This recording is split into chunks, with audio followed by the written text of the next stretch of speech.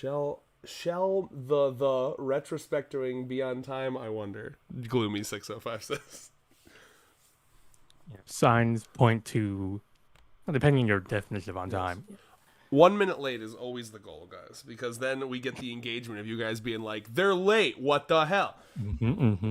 Let me double check. Make sure we're sounding good. Go ahead and yap, my friend. Yes, in this modern day, every single reaction and like action you do is just engagement baiting from someone else. Yeah, there are no natural behaviors in this culture anymore.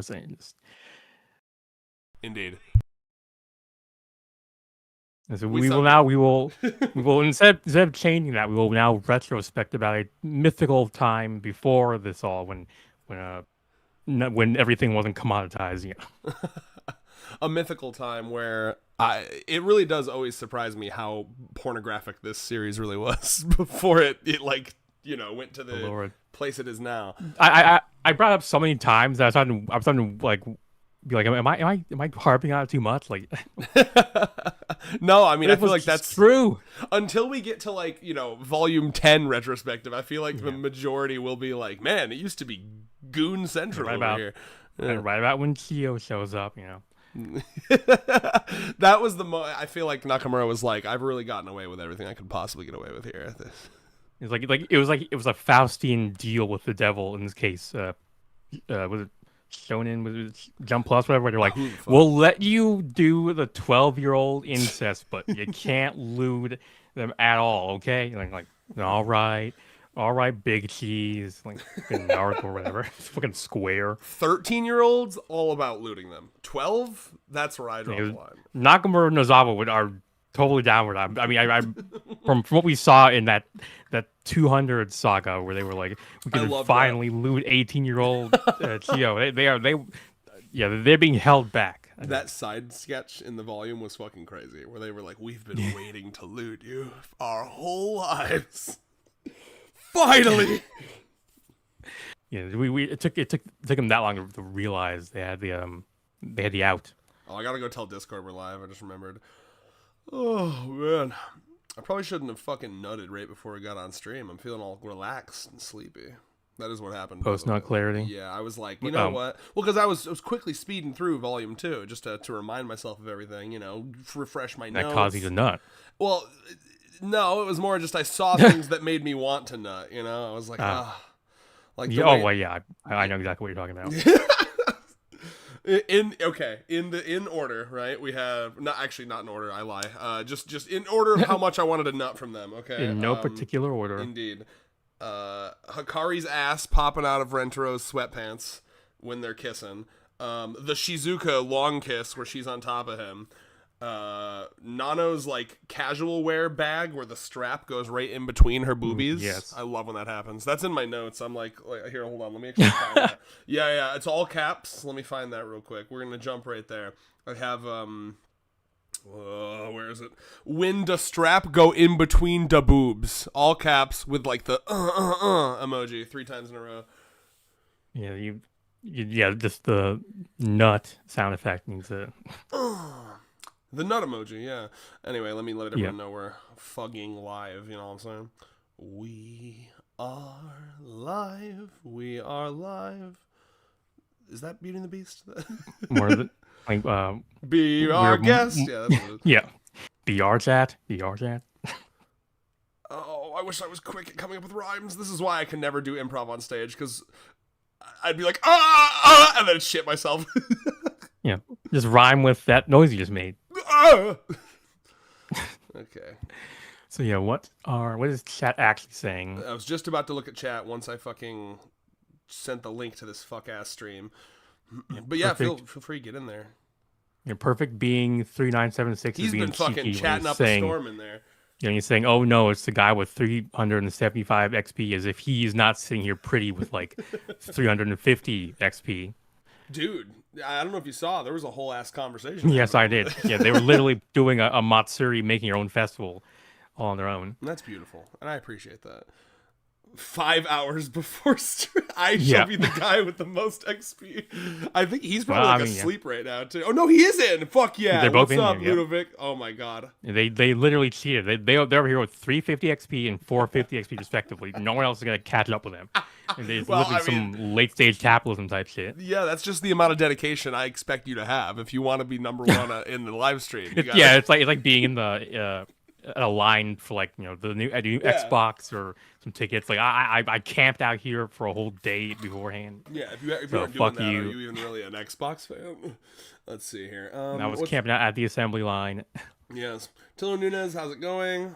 He's back. He's to Glaze. It was really nice that I know if no one else got me, Tiller Nunez got me. Yep. That GIF. Oh god. If we got 10 fans, one of them is Tiller Nunez. We got one fan. When it's Tiller Nunez, we got 0 fans. Well, no, the Tiller Nunez is dead. If we got 10 fans, it's Tiller Nunez and his 9 alt accounts. Yeah. His Matsuri-esque alt accounts. Oh, thank you, Tiller Nunez. That's not the Red I know and love. You always know what to say. I'm sorry, Rich. I shouldn't have nutted. Damn. The nut took my brain out. Post-nut anti-clarity. It's funny. So when you were messaging me, it was like 8:55, and you were like, "Should we get in a little early and test the quality?" That was like as I was fucking ejaculating. I was like, "Ah!" Damn. And so I was like, "Try," and like it's been test a while. This. It's been a while since I've like normally you nut and you just kind of lay there and you just like recover from it, right? It's been a while since I've like fully experienced the like mental drain from nutting, because like I tried to nut and then instantly respond to you, and I was like, I literally like just stared at my phone for like 30 seconds as the nut like as the euphoria fucking drained out of my body, and I was like, okay, now I can make words.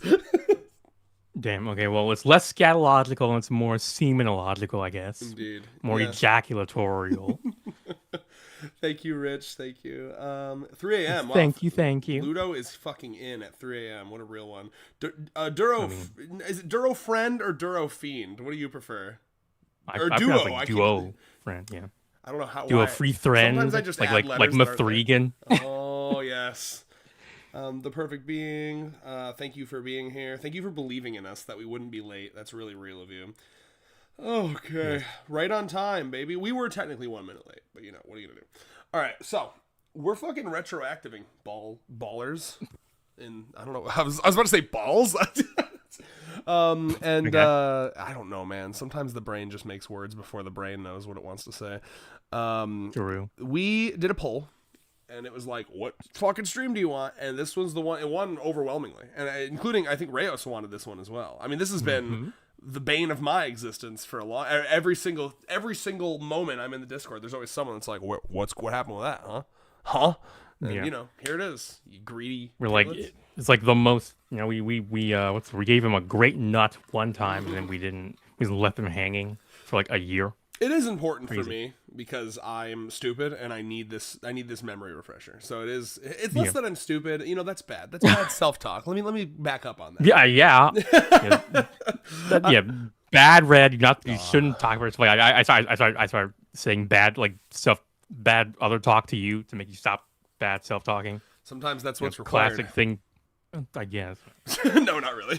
But it's a classic trope where someone's like, "Yeah, I have depression." Like, man, what the fuck is wrong? Just get out there, meet people, and it's like, if it were that easy, I wouldn't be depressed.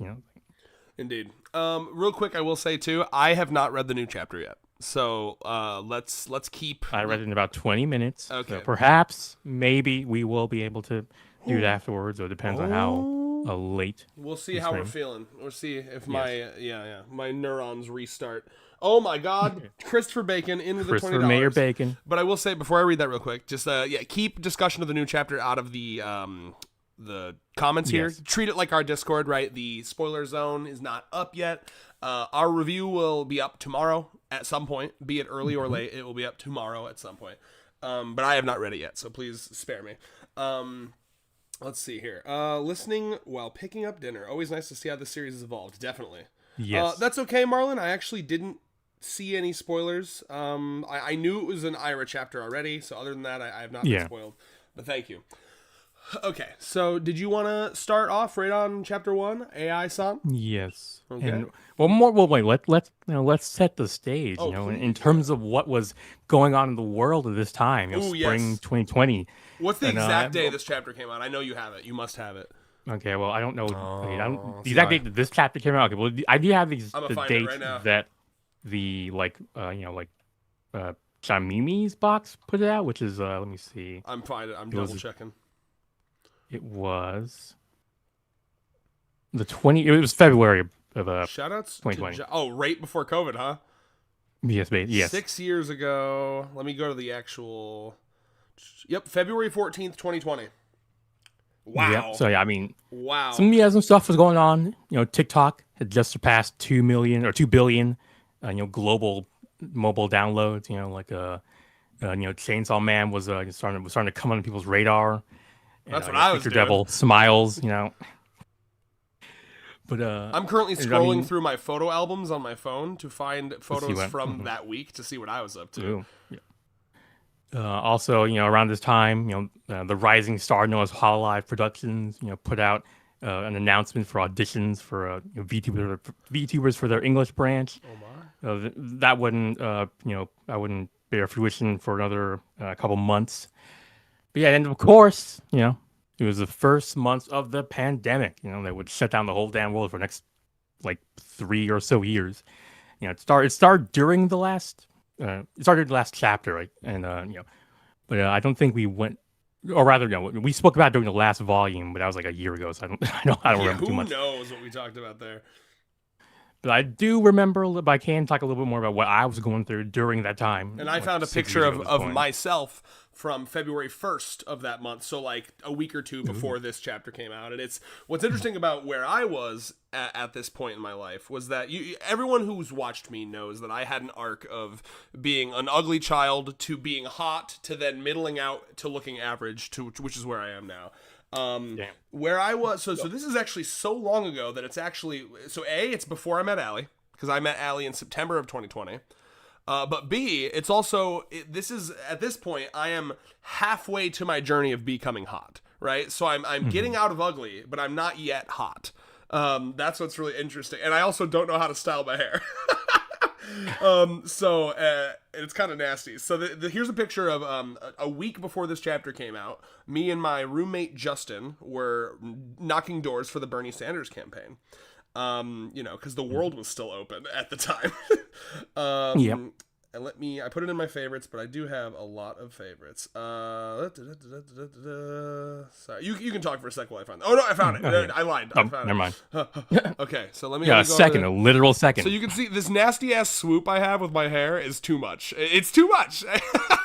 Here. Let's see. All right. Ew. Damn. I mean, it's got that lesbian energy, lesbian haircut energy. Oh my god, bro! You showing it on stream or not? Yeah, I'm showing it. Yep. Okay, just taking a second. And then that's Justin over there, who he looks way better now. He looks like like a lumberjack beard. Oh my god, he's lost 100 pounds from that picture.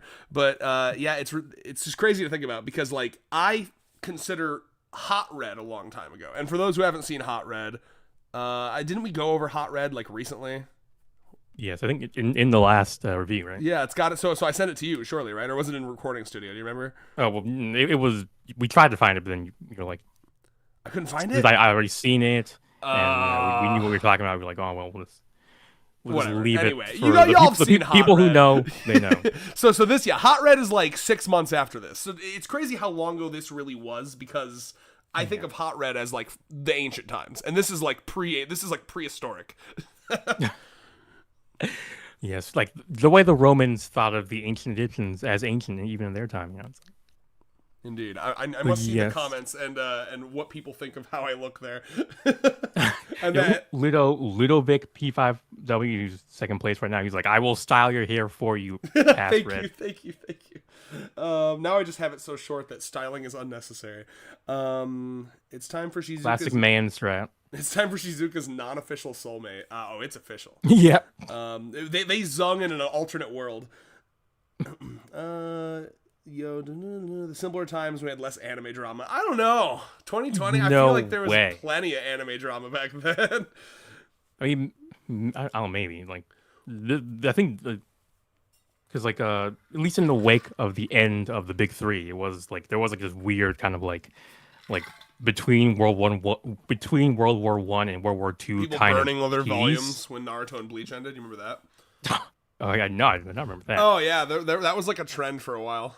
Like if they were disappointed with the fucking ending, they would like performatively throw their volume in like a fire. People are still doing that. They did that with the Oshinoko manga, which I mean, I can understand having read the series, but come on, that's a very that's not the most useful way to dispose of of the books. It's like, Desmond Malone, Funimation was still with us. Now that's memories for me, because like I watched, I got a Funimation account and I watched so many good anime with that.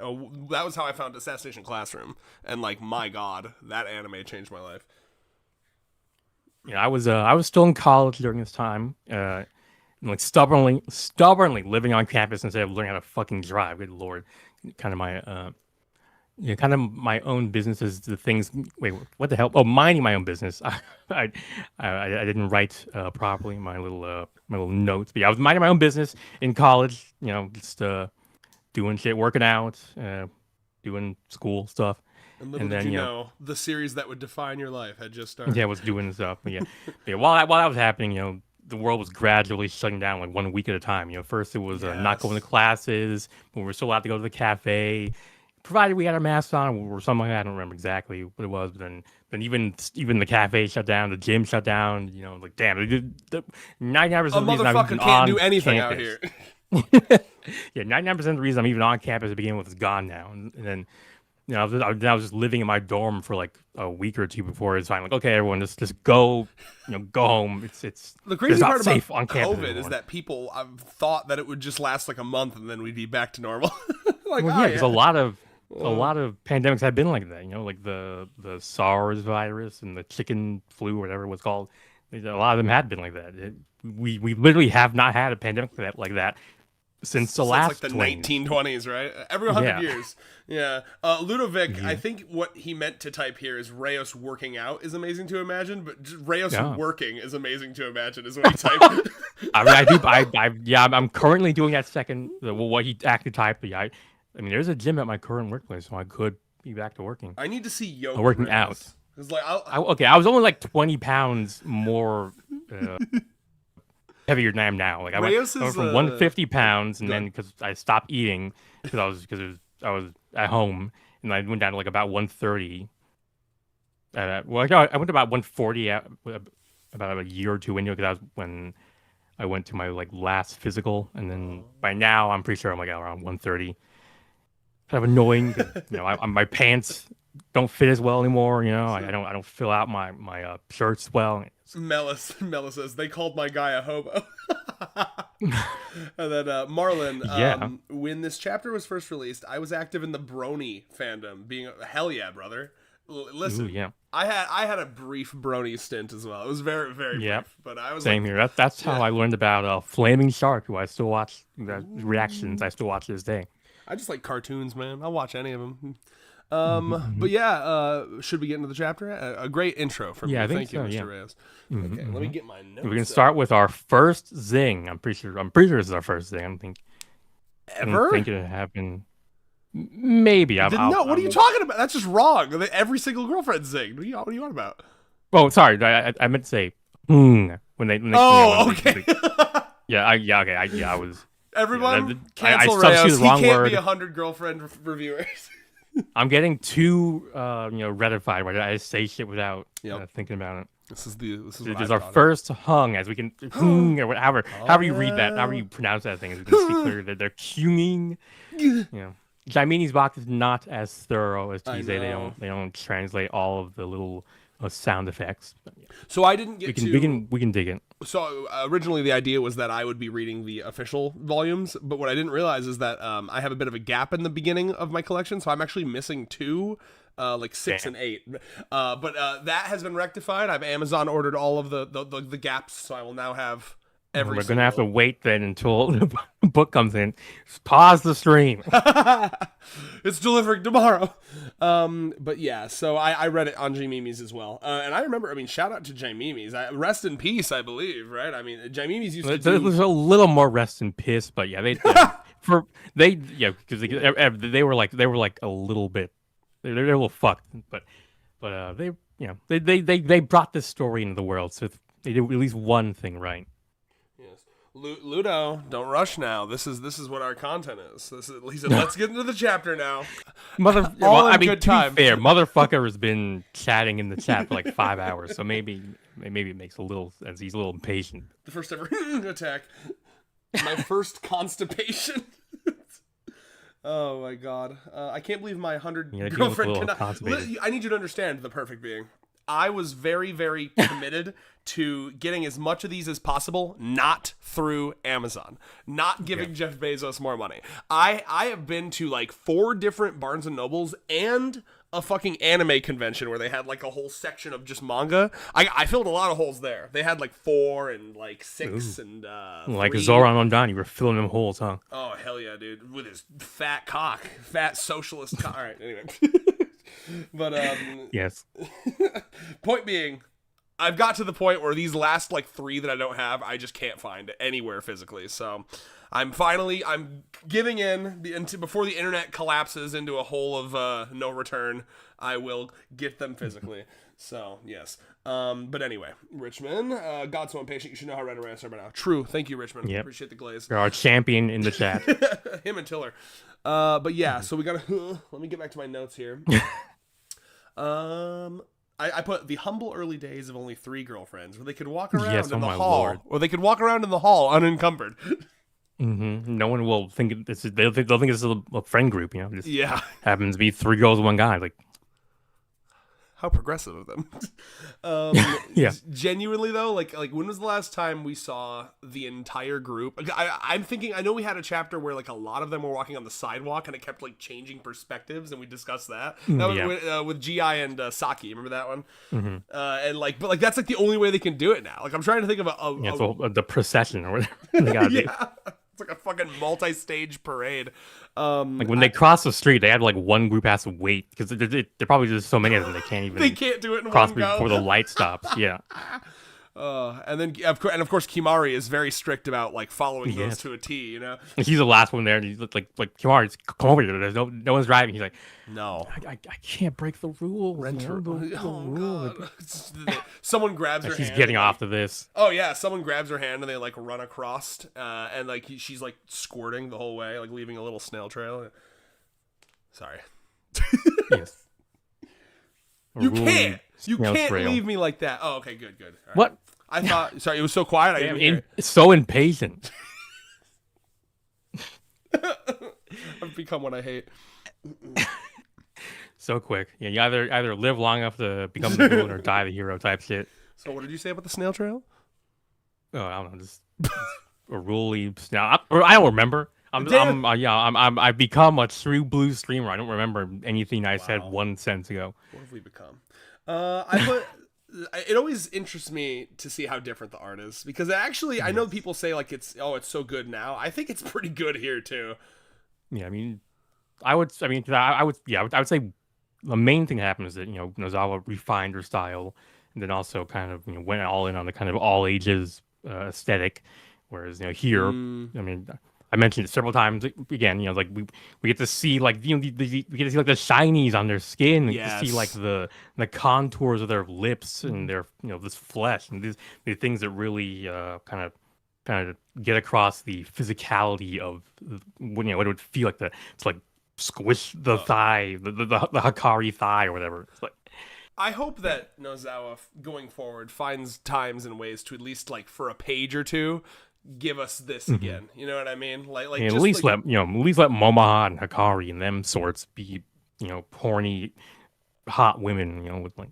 I think we got a little bit of that when we got that nice close up of like Rentaro's hand in Natty's like fucking pussy thigh.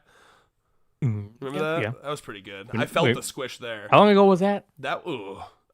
Within 10 to 20 chapters for sure. It was a daily life, I think. So like more than half a year ago. But yeah, no, I also noted I put she used to draw them lips fat. Yes, every chance she had, it's like she did not know how. She did not know how, nor did she want to know how to draw them like thin. The world of 100 Girlfriends used to be a world where estrogen was really the effects of estrogen was very pronounced. If you were a woman, you were thick thighed, squishy everywhere. Yes. you sternum, no, that's squishy too. I mean literally everything, and then like all your lips are fucking DSLs for everyone. That's dick sucking lips, by the way, for anyone not in the know. Yes. Yes, and yeah, I mean, speaking of dick-sucking lips, there's fucking white-haired Comey Blanco making her appearance. She is. Like, I mean, it's a momentous appearance, really. It's like, I mean, I mentioned it when I was first reading the series. It's like, oh my god, he's a beauty. I can see why Mimi fell for her.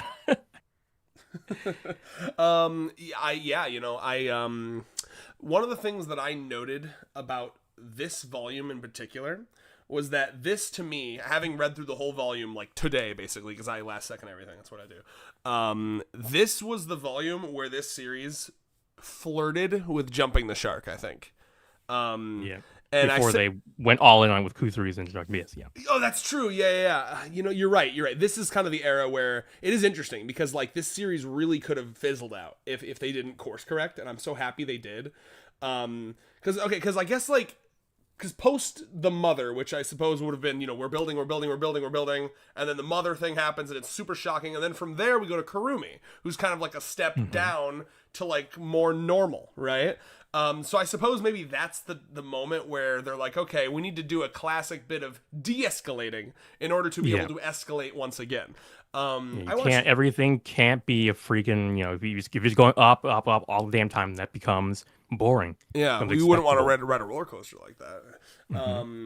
You would die. You'd simply be able to stop. You go into space. Yeah. Yeah, exactly. I committed to that. I don't know if you heard that. I went like, and it fucking made me cough. Damn. But yeah, so this volume in particular, I'm like, wow, in one volume you get the Nano and the Kusari. And like insane. If I'm sitting here and I'm reading this manga weekly at this point, yeah, I would be like, okay, this is clearly like a shitpost manga, right? It's fun, but it's a shitpost manga. Yeah, that was the kind of audience treatment of the series. They're like, yeah, it's a fun, goofy hair manga, but then of course the Shizuka thing comes like, wait, why is my silly, goofy manga making me cry for my eyes instead of my dick? I was like, I literally just saw in the chat, I don't know if it got deleted or if he deleted it, but I couldn't even see who it was, but I saw something, but Red will never know because he never reads my chats, and then it fucking disappeared in front of my eyes. Cocoa Beans. I was trying to! I retracted their own message. Richmond, yay, procrastination buddies? Same, brother. You and me together. If we ever, in the alternate universe where you and I got married and you were my little concubine, we would just get nothing done. We would just be lying in each other's arms, and you might be... perpetual motion machine of gay bliss. Yep, fucking, sucking, building your little Warhammer figures, back to fucking and sucking, and then until we just atrophy because I forgot to pay the bills or something. It was a happy life. Yes. Cocoa Beans is writing their fantasies in the chat. I want Nano to look down on me with those sharp, narrow crimson eyes and call me a pathetic rat. Well, now I know. The art was more detailed. It's interesting. It's more detailed, but like it's not worse because the new art's also very good. And of course, this is something. Streamlining. Versus less streamlined. You can see this very well. I'm actually going to show the evolution of Bleach's artwork. I think that's one of the best examples. Have you ever seen this, Rayos? Bleach's like art. Definitely, but not enough to like kind of remember it. His like early stuff was hella angular. Like the faces had like, oh my god, need this glow up. They were so cute back then. I know. Like look at how Rukia's face was drawn, and then he kind of rounds it out a bit. I saw another good. Yeah, here we go. This is like final arc versus first part arc. Part of it can be headcanons. They just grew up. Their faces filled out and stuff. But Yeah, well, Definitely interesting. From a meta perspective, at least, this happens with like pretty much every manga. You know, Yeah. you start off in these early chapters. This is probably stuff that they've had like built up for a couple weeks while they're like submitting their ideas for this series, I would guess. And then like by the time you get into the flow of like we got to pump one of these out every week, you got to start. There's of course the famous example where instead of 100 girlfriends, there's 100 friends. In the case of Komi-san, which had so much discourse about people being like, it's become a fucking. You know, actually, they went the opposite route, the opposite evolution how the girlfriends went through. They're like, oh, Komi is now like a Gooner or Dojin art now.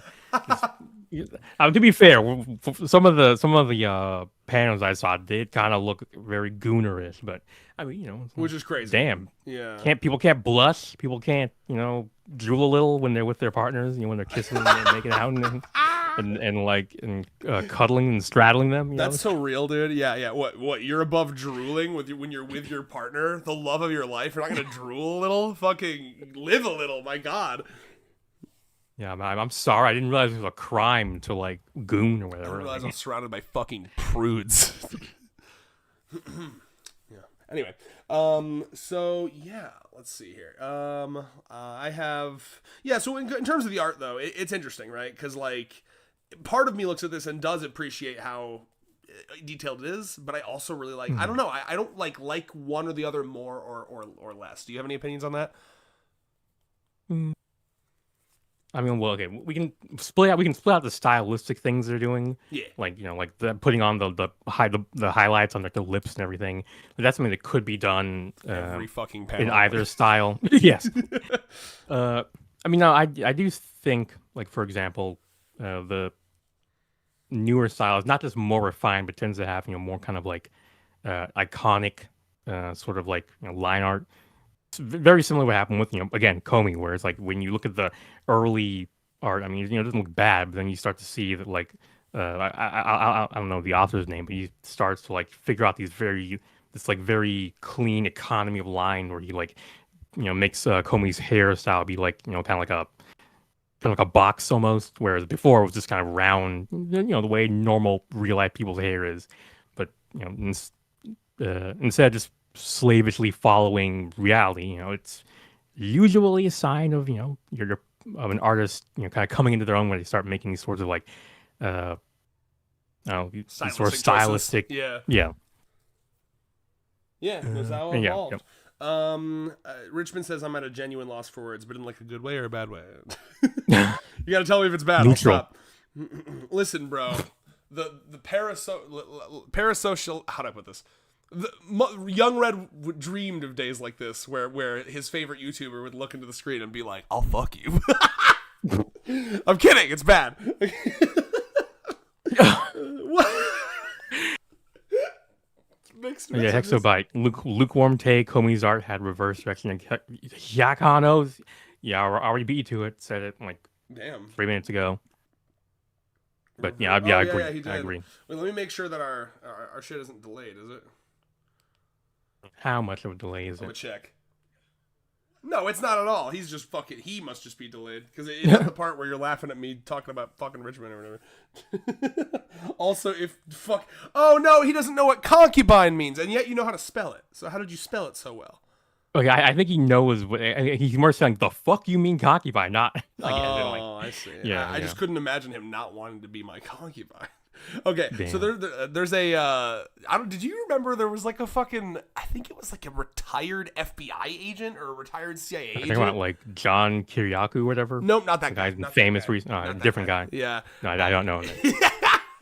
No, because that guy seems kind of cool. This guy that I'm thinking of is kind of crazy.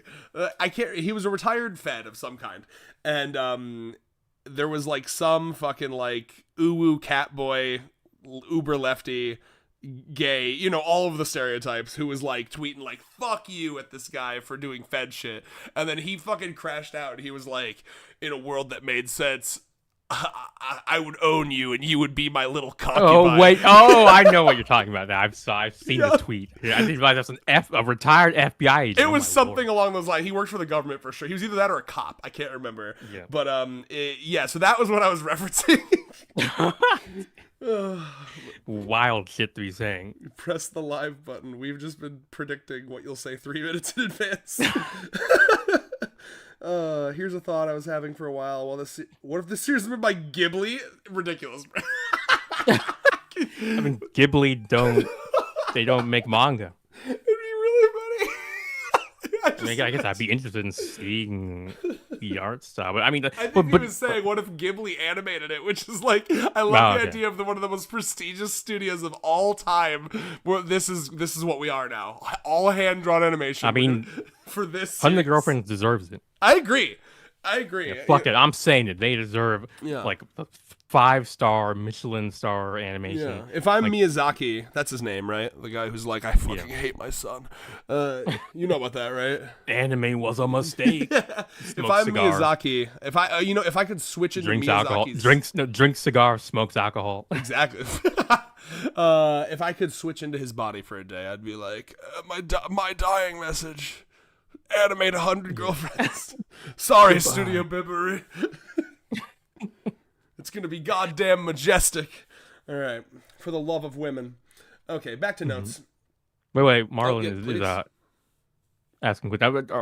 I have a question before. Like, are you Marlon Calpe? Because I want to make sure that I'm not assuming it's a totally new person. But anyway, Frentaro's now more intimate with his girlfriends. He secretly touches himself when he's alone in his bedroom after school, right? Correct me if I'm wrong, man. Wait, what? You're gonna have to bring that up with Nakamura himself, because there's no textual evidence to support or deny that claim, so I'm just gonna leave it. If you can find Nakamura and ask him, I think that'd be the best way to get an answer to your question. This guy, dude, always fucking has the most banger comments ever. Holy shit.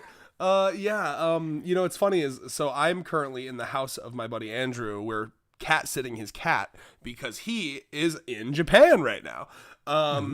So I told him to find Nakamura for me. Find him for what he did to Iku. Nakamura, when my friend Andrew finds you. Yes, my name Nakamura. My name is Andrew. You Flanderize Iku, prepare to die. Yeah, exactly. And I told him to look for a fucking like sassy little man with black gloves feeding fish with like little plushies. You know. Mm-hmm. Do you remember that? His Twitter, how he'll do that? I think so, yeah. Oh, yeah. He's always got like black gloves on.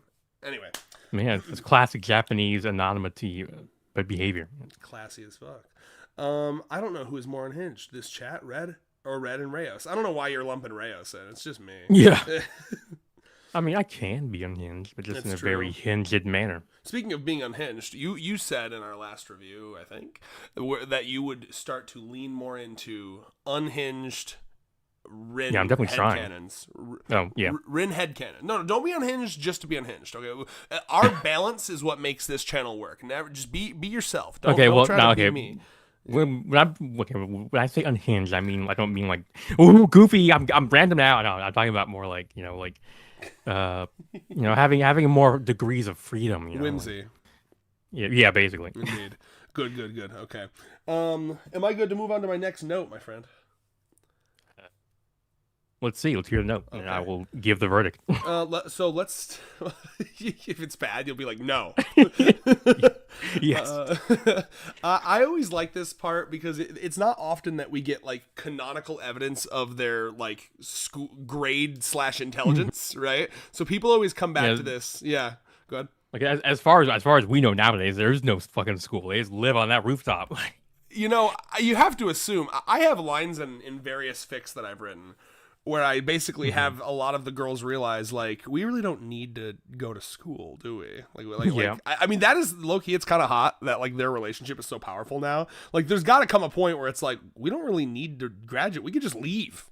Like life becomes so different when you have a group this powerful. You know what I mean? It's like, okay, we could literally all work at McDonald's and be rich. Like, okay. Is someone deleting the messages, or are you guys just like? It's not me. Are you guys just doing limited time messages for the fun of it? Like you're like I'm gonna have this message for 10 seconds, and whoever reads it, and then it's gone. Is that what's going on? They must be fucking around. All right, yeah. I hope so. If it's a mod, stop that. and I'm gonna unmod you. Don't do that. And if it, just tell us because it's weird. What's going on here? But anyway, fuck that kind of. Anyway, yeah. So it's cute. You know me. Of these three, I'm a Karane guy. I love all of them, but Karane's my motherfucking girl. And look at her, by the way. Look how proud she is. Yeah, to be an average like second last B- student over here. Yeah. I think it's really cute. Yeah, that's pretty good. Yeah, well, because it's out of what, 400? Yeah, what is it? 240. Oh, okay. 240, right? I'm checking. Hold on. Oh, yep. Wait, yep, aren't you looking 240. Oh, Sorry, okay. don't be mad. I'm looking. I was focused on the 700 points. So I was like, "There's no way it's 700, right?" Yeah. Okay. So 87th out of 240. Is there some math we could do to approximate like what kind of like letter grade? Yeah, well, 120 would be. Exactly half. Wait, okay, no, but yeah, that'd be half. I don't know how it would translate to grades. Let's say grades are usually like half is usually an F in most places. So. True. Oh well, but obviously this is based on people, so you have to assume maybe only the bottom like 20 are failing. This is a Japanese school. The stereotype is that they're better than us, right? If Karane, well, yes, I guess so. If Karane is a B at 87, which is about like the third way mark or whatever, then I mean, that's pretty decent spread, I guess. Yeah, I mean, she's basically just like normal. That's kind of what I like about Karane here is that like Shizuka, book nerd, 44th. That's pretty high. Fucking Hikari, and this was like a good like foreshadowing of like Hikari being more than she seems, right? Like a rich doty kid who probably got like fucking like private tutoring, you know what I mean? 25, that's very high. Because keep in mind, at this point, there's like no indication at all that Hikari is anything other than the horny one, right? Well, I guess, have we gotten schemes? I mean, I guess not really. No, I mean, not really. Yeah, I mean, the closest thing we could have seen was when she was basically like needling Karane to get her to basically what's the word, push Shizuka to like express her desire, but that could be as written off as just social acumen. Doesn't have to be grade school smarts. Fucking hold on, Mela. It ain't like I'm proud of having medium intelligence. So cute. I literally have in my notes. I don't know why it's hot to me that Karane is like average or like. I think I put. She's more approachable. Yeah, more relatable. I like it. You know, I think that really is what it is, right? Because like. I always perceived girls as smarter than me growing up. I don't know why. I mean, I think statistically that's true, but like... I mean, you know what they say? Boys go to Jupiter to get more stupider, so girls what do girls do? Venus to get more... Penis! I don't know. Thank you. Yeah, I'm not aware of any synonym for smartness that kind of rhymes with Venus or penis. So, hold on, I'm Googling. Do we not know what girls do? What do girls do in that saying? Girls go to Venus to what? Google, tell me. To what? Girls go to Venus. In the playground Is it really his penis? Oh my god! What? Wow. Okay. You were so creative back then. The naughty classic. Kids. Wow. that really was what the setup was. Okay, girls go to college to get more knowledge was one that people said. Because college and Jupiter are, you know, they're equivalent beings or objects or around. Crazy. But yeah, you know, like all the girls that I had a crush on were like A students, you know what I mean? So like I love the idea of like a girl who's just like, yeah, whatever, B+ is fine, it's good enough. It's not like I'm upset about it or anything. It's very cute. Baka. Yeah. You're talking to the teacher who's handing out the scores. All right, Karane, just a little more study and you could have gotten that A. It's like, it's not like I wanted to get an A or anything. Shut up! This is why I don't talk to the Indas. Okay, so Hexabyte is giving us some important Japanese lore, Japanese schooling lore, where like the average grade in Japan is like a 60 or 70 due to their grading system. So apparently that means Karane and Rentaro are both a little bit above average. Thank you for educating me. Yeah, apparently the failing grade is a 30%. I guess. Oh, yeah, I don't know shit about shit. Is that a no child left behind kind of situation, or do they have a more effective way of dealing with failing students? A B+ in Japan is essentially an A. Wow. Yeah, I mean, I have no idea. Like, so when you put the nature of their grading, no question mark, as if like I'm gonna know. I can't speak for Rayos. I don't fucking know. No, I don't know either. I'm not a weeb. I just like anime. Okay, I don't study their fucking history like some of these fucking some of these anime fans out here. Like, I will know everything. It truly is a wonderland. Give me an ethno state, please. Yeah, grades in America. Ugh. Grades in Japan. Woo! Yeah, thing Japan. Absolutely. Oh my god, dude! The number one version of this is either PewDiePie moving there or JonTron being using Japan as the ultimate society in his debate with fucking Destiny. What? You don't remember this? No, I was that. No, God. First of all, I did not know that Markiplier debated Not Destiny. Markiplier, JonTron. Let's not fucking. Oh. Did I say? Okay. There's That no makes way more I said sense. Markiplier. Did I say Markiplier? Well, I want to not. What's where Run the tape back. I want to believe that I did not make that mistake because that I'm would going be kind back. of stupid on my part. But I. Hold on, I'm listening right now. Wait. Ooh. PewDiePie moving there or JonTron being using Japan. I said JonTron. Yeah, it was me. God damn it. What? Okay. How'd that happen? That's such slander for Markiplier. He's like the only uncanceled OG YouTuber. You don't. Yeah, I was like, there's not really. I was like, I know that guy. I haven't watched his videos in years, but I know that guy. He wouldn't do something like that. So anyway, John, I used to watch him a lot. His videos were very funny, and I fucked with Game Grumps. But yeah, he had like a crash out and debated Destiny when he was like drunk. Do you remember this? Is that where he said the people like me? I always have to sit here and listen to people like you tell you. That where he said the no things about black people. Oh and yeah. Whatnot. Okay, that's what. Okay. But in that, he was talking about, he kept using Japan. It was like the weebiest shit ever because he kept using Japan as an example of like, well, how come Japan can like choose to keep their, I don't remember the wording he used, but his whole idea was like, maybe it's okay to not want immigration to keep your like culture and shit. Or I don't know. He was classic, yeah, like classic conundrum when you meet a Japanese fan. Are they a racist or do they just like anime? Yeah, exactly. I always talk about this too. I had lunch with I've mentioned her before, my OG crush from high school that ended up being lesbian. I saw her for the first time this week since 2020. 2022 actually. She was just in Michigan visiting family, and we went and got hot pot. And I was explaining to her this thing that we do, where we review 100 Girlfriends. And one of the things I said was like, the thing about anime fans is it's a total coin flip whether or not they're like an incel neo-Nazi or like a progressive furry. And no in between. Genuinely, and it's our job to make sure to shunt everyone over to progressive furry. That's what we do, and I'm very proud of it. Yeah, I don't know what the stats are and how good of a job we're doing. But I think we're doing great. I've gotten so many messages from people like, "Thank you, Red. I'm a progressive furry now." Oh, damn. I mean, not literally, but like kind of. Yeah, they're an egg progressive furry. Yes, they're on the path to becoming that. I mean, I've literally cracked eggs in the server. Not to drop them on the stove, on a pan, a hot pan. Yeah, not to brag or anything. Okay, moving on. But yeah, so we get some intelligence here, and this is like a famous foreshadowing, right, moment that people always kind of come back to with Hikari. And we get one at the very end of this volume too, where we see that like picture of her with her mother, and she's like, "I've always dreamed of wearing that thing," and that's a little foreshadowing to her family's obsessive nature with love and marriage and blah blah blah. Like we're over here thinking she's just being a normal girl who has dreams about getting married, but she's actually going, "I want to get railed in my wedding dress. Yeah! I want to become pregnant on my wedding night." Like, yeah, little did we know there's like a weird hypersexuality trauma. She really is female Denji over here. Yes. Let's see. We still don't know why Tofu hates Markiplier. I don't know what the fuck you're talking about, Gloomy.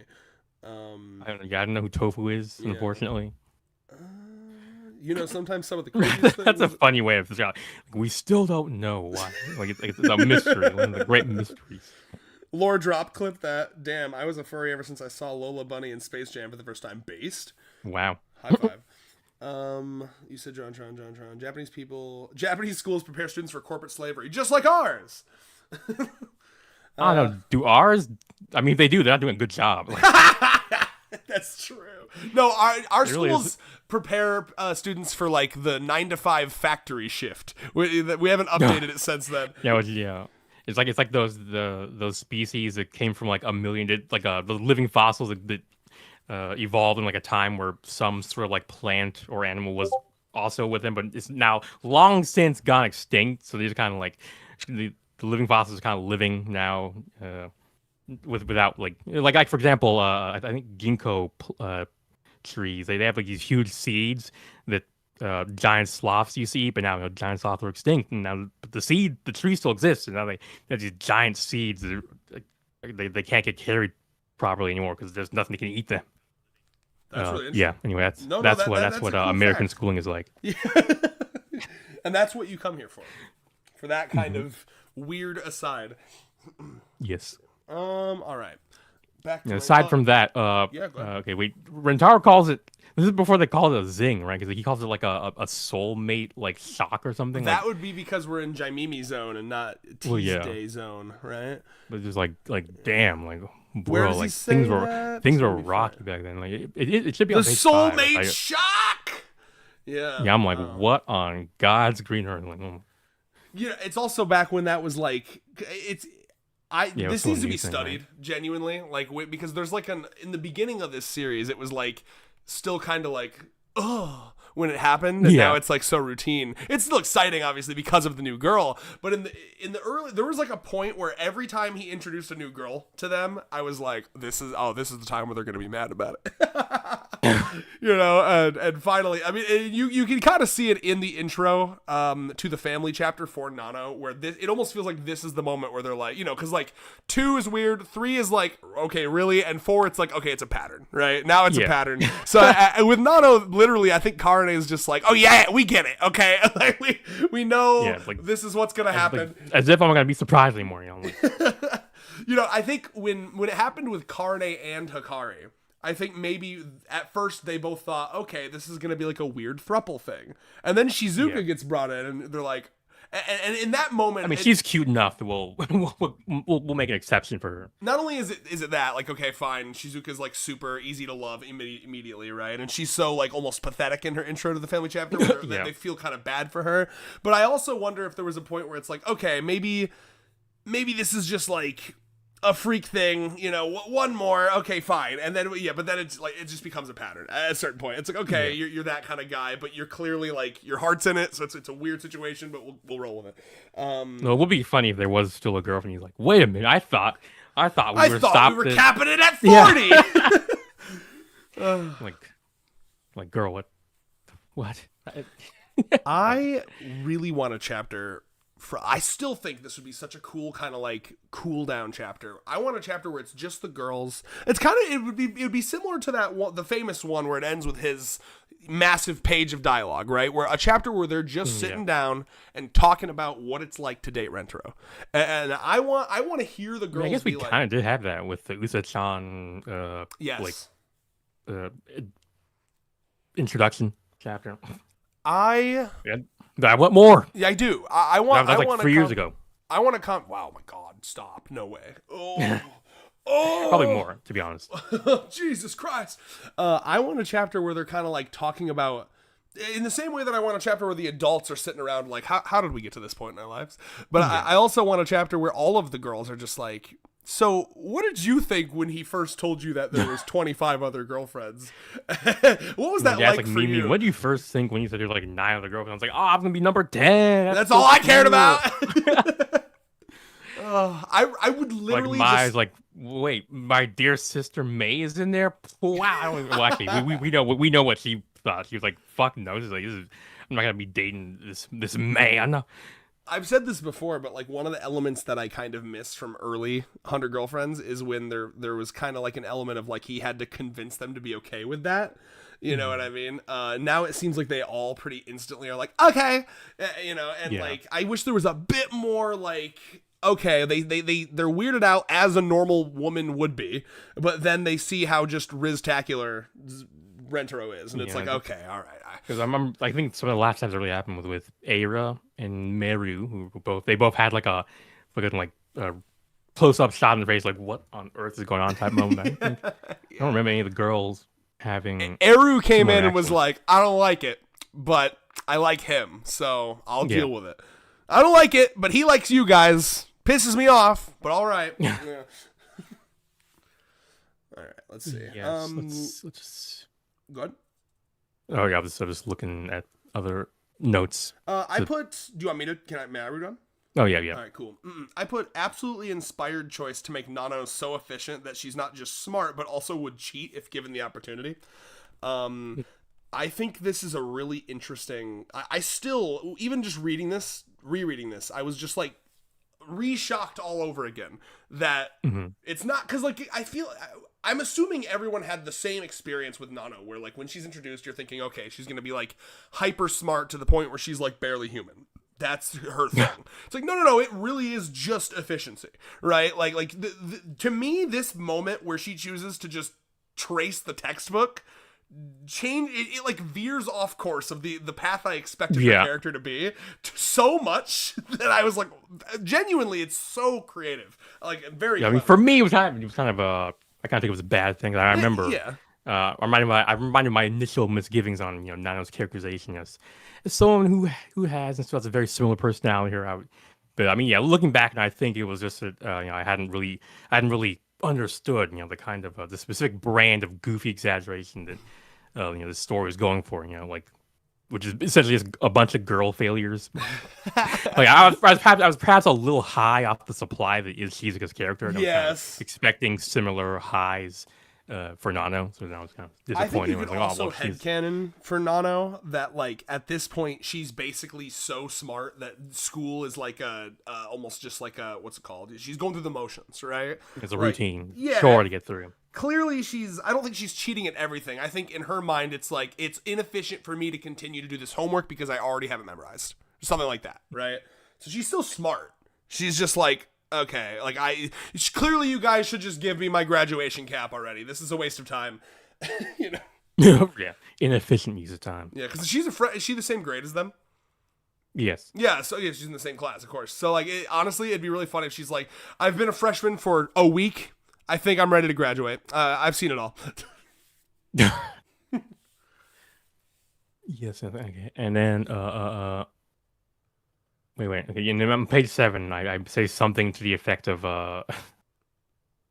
if I remember right, this taxonomy will one day resurface in the form of buttes versus cutes or something like that, where like he's calling like he's basically thinking of her as that very came back beautiful. With Nemu. Is that what you're gonna say? Yeah. Or I didn't remember where it was from. I was like, I remember this. Well, like I said, it's this taxonomy. Where is it? Page... Okay. For some reason, I had it on page 7. It could not be. It's probably page. Is that a different chapter? 6. I think that's not. Is that this chapter? Yes, no, it's on page 6 where Rentaro was thinking to himself, like, oh, why he's so beautiful. It's like he's very different, like very different from Parane or Shizuka, where they're cute. 4, 5. Yeah, page 6 where we got the biology in the top right corner of the thing, and then in the middle of the panel or middle of the page, we have the panel where Rentaro is carrying the box. He's carrying the quadrilateral. He's just thinking to himself, like, unlike Hikari, Karin, and Shizuka, where their cuteness is beyond imagination, AI-san gives off these vibes that just scream beauty. Where does it say the buttes and the cutes? Oh no, I was saying like this is if I remember, like this taxonomy will one day resurface. There was another chapter where it does say that. Actually, I think it's the pool chapter. Or hold on. I swear to God, there was another chapter where there was a more like visual, because I remember writing something about it. Hold on, I'm finding it. Maybe when he's talking about Hikari or Karane and how he's very down on herself for being kind of stick-like. I'm gonna find it because because you're talking about it now, and I think I swear to yep, found it. Okay. Sexy cutie beauty honey. It's chapter 8. Yeah, okay. I think I also bring it up. In chapter 8. Let me see if actually. So this is something that he's all about, because like I remember being like kind of confused in Nemu's intro chapter where she has like the sign. She's like beauties, cuties. You remember that? And we were trying to discern the difference. Yeah. But wait, sexy, cutie, and beauty. Something doesn't seem right here. Something's missing. Where's Rentaro? Oh my god. Fucking A, man. God, these swimsuits are insane. Yeah, wow. Bowa chicka wow wow. But yeah, let's see. I suppose I should go back. Yeah, chat. Well, chat's got some interesting chats. Oh yeah, And please read some. There's Wilkins Coffee 7166. Who's talking about how one thing he does miss is the eye designs. Yeah. They are. I mean, they're very big and weirdly satisfying to look at. He says, so you're looking at a deep, dark pit of joy. What? Yeah. Let's see. Yeah. No notes. Tease Day. Yep, Tuesday's here. Yeah. I was on it Tuesday. I remember that chapter because the Nemu shit was like the smartest Red is. It was all downhill from there for Red. Like I Nostradamus there. Let's see. Oh, how far have we gotten? Not much. Yeah, I think we'll probably one just jump chapter around because otherwise. Well, yeah, probably got it. Lord. Well, I mean, yeah, I do have it split into like page by page notes, observations, and then overall impressions. Yeah, I was telling you, I knew it was going to be at least 3 hours. So, I was like, how on earth are we going to be doing a review for the thing? You're right. You haven't even read the damn chapter. Well, because you said we didn't, so I focused on rereading Volume 2. Get that fresh in my mind. Hey, Baba Booey. Fair. All right. Yeah, but I just put it's so against the grain of what other characters of her type would be. So it's more of Nakamura, especially in the beginning of this series. His whole thing was like, I'm gonna take a trope, and you're gonna see this and think it's the trope, and then he always would switch it on its head in like a really satisfying way. From the beginning, I remember watching this anime season 1. It always caught me off guard. It was never predictable. And this is me continuing to talk about her like cheating by tracing through the book there. It's just like, didn't expect that, and it's something that's very cool to see this early on, that he's still got that with these new girlfriend introductions. They're always a fucking event, because they're always very. Okay, wait a minute. I didn't realize that commenter that I brought up. He's Wilkins Coffee. He's the guy. Do you know Wilkins? Do you drink Wilkins Coffee, Red? I mean, if you don't, we're gonna have to. Well, okay, we could probably do what a quick. What the fuck is happening? A quick look. Is this a bit? What's happening? It's more than a bit. Type into the YouTube search bar Wilkins Coffee ad. I'm scared. What does this mean? Should I do this on my phone or on stream? On stream. Okay, I'm scared. What is happening? Don't worry, it's very fun. Okay. How do I spell it so I don't make a fool of myself? No, the chatter. He's the guy with the little okay. He gave us $2. He gave us $2. Yeah. Let's see. Yeah, because he wants us to drink Wilkins Coffee. Wilkins. Is this guy like a famous fucking stream? I don't know. No, not a streamer. No. But no, I said look it up on YouTube. There's a whole compilation of the ads. We can watch 1 or 2 of them. Jim Hence, he's a Muppet. Yeah. What? What is this? Is this just a guy that goes around? I'm so confused. Do you want me to look some on YouTube? Yeah, because there's a compilation of the ads. Why do I need to see this? What does this have to do with anything? Just one because Wilkins Coffee showed up in chat and asked us if we drink Wilkins Coffee. Oh my god! Hell yeah, dude. Okay, fuck yeah. Okay, buddy, what do you think of Wilkins Coffee? I never tasted it. Show the youngins. The youngins, these old treasures, Wilkins Coffee? Bro, this is epic. I don't like coffee. Oh my god! Man, we used to be a real country. We're here to persuade people to drink more Wilkins Coffee. What's the club for? You know what? It's just more and more increasingly absurd skits. There's one where like I'm a sucker for it. Disappears and gets fucking like God poofed out of existence. Well, there's one where he NTRs him and fucks his wife while he's watching in the closet. I mean, yeah, I think if it had been allowed to go on, that would have happened eventually. They'd be like, that guy, he's not this. Like, I drank Wilkins Coffee. That's why I'm getting Mr. Wilkins bang his Coffee. wife. Do you have like a channel? Who is this guy? Why are you here? No, this is just a random commenter who is named himself after Wilkins Coffee. I don't understand where that came from. Okay, well, that was because they were the one who talked about her them liking the earlier chapter's design of the eyes, and I just read that comment, didn't even realize that I was talking to the Wilkins Coffee. He had to throw a little coin our way to as to recognize one of the OGs. Why did you know that? I've never heard that. Because I've seen people react to the videos. So. Oh my god! Well, thank God you do. And Fucking insane. insane. If it was just me, I would have been like, "What does that mean?" Okay. Wow. Anyway, yeah. Other comments. Yeah, they said. Ludovic was like, "Please, no." Hey, my If parents are gonna do the you don't drink laundry, Wilkins coffee, if you don't drink it, we can't really vouch for your continued safety. Dude, Tiller Nunes has such strange comment leaving etiquette. Can you read his comment about getting pizza? Yeah. Hey, new line. My parents are going to do the laundry, and we have a family tradition of getting pizza every Friday. Different pizza place every time too. Looking forward to the pizza tonight. Yeah, I'm really happy for you, Tiller. Okay, fuck. Good on you. Let's talk about the chapter, shall we? Yeah. Anyway, what were we? Now that I really wish I had a cup of Wilkins coffee. Yeah. Yes. We'll need that to get through this saga. Indeed. Yeah. Speaking of unrelated things, page 9 shows the first appearance of little something like they call Nano the throat goat. Oh yeah. Nano the throat goat. Vine. Did you hear that? Did that come through? What I heard Nano the throat go, but did you make a noise? Oh yeah, I was trying to do I played like a Vine boom, Oh, do it again. All right, let's a little louder this time. Nope, Discord nukes it. Damn. We need like a soundboard. Discord's not cool. Yeah, it looks for voices, not for sounds. Yeah, shaking my damn hand. We need to bring back the Nano oral fixation. Right? Yes, that was another thing that I mentioned. I was like, please bring it back. I would not mind at all. Fuck back.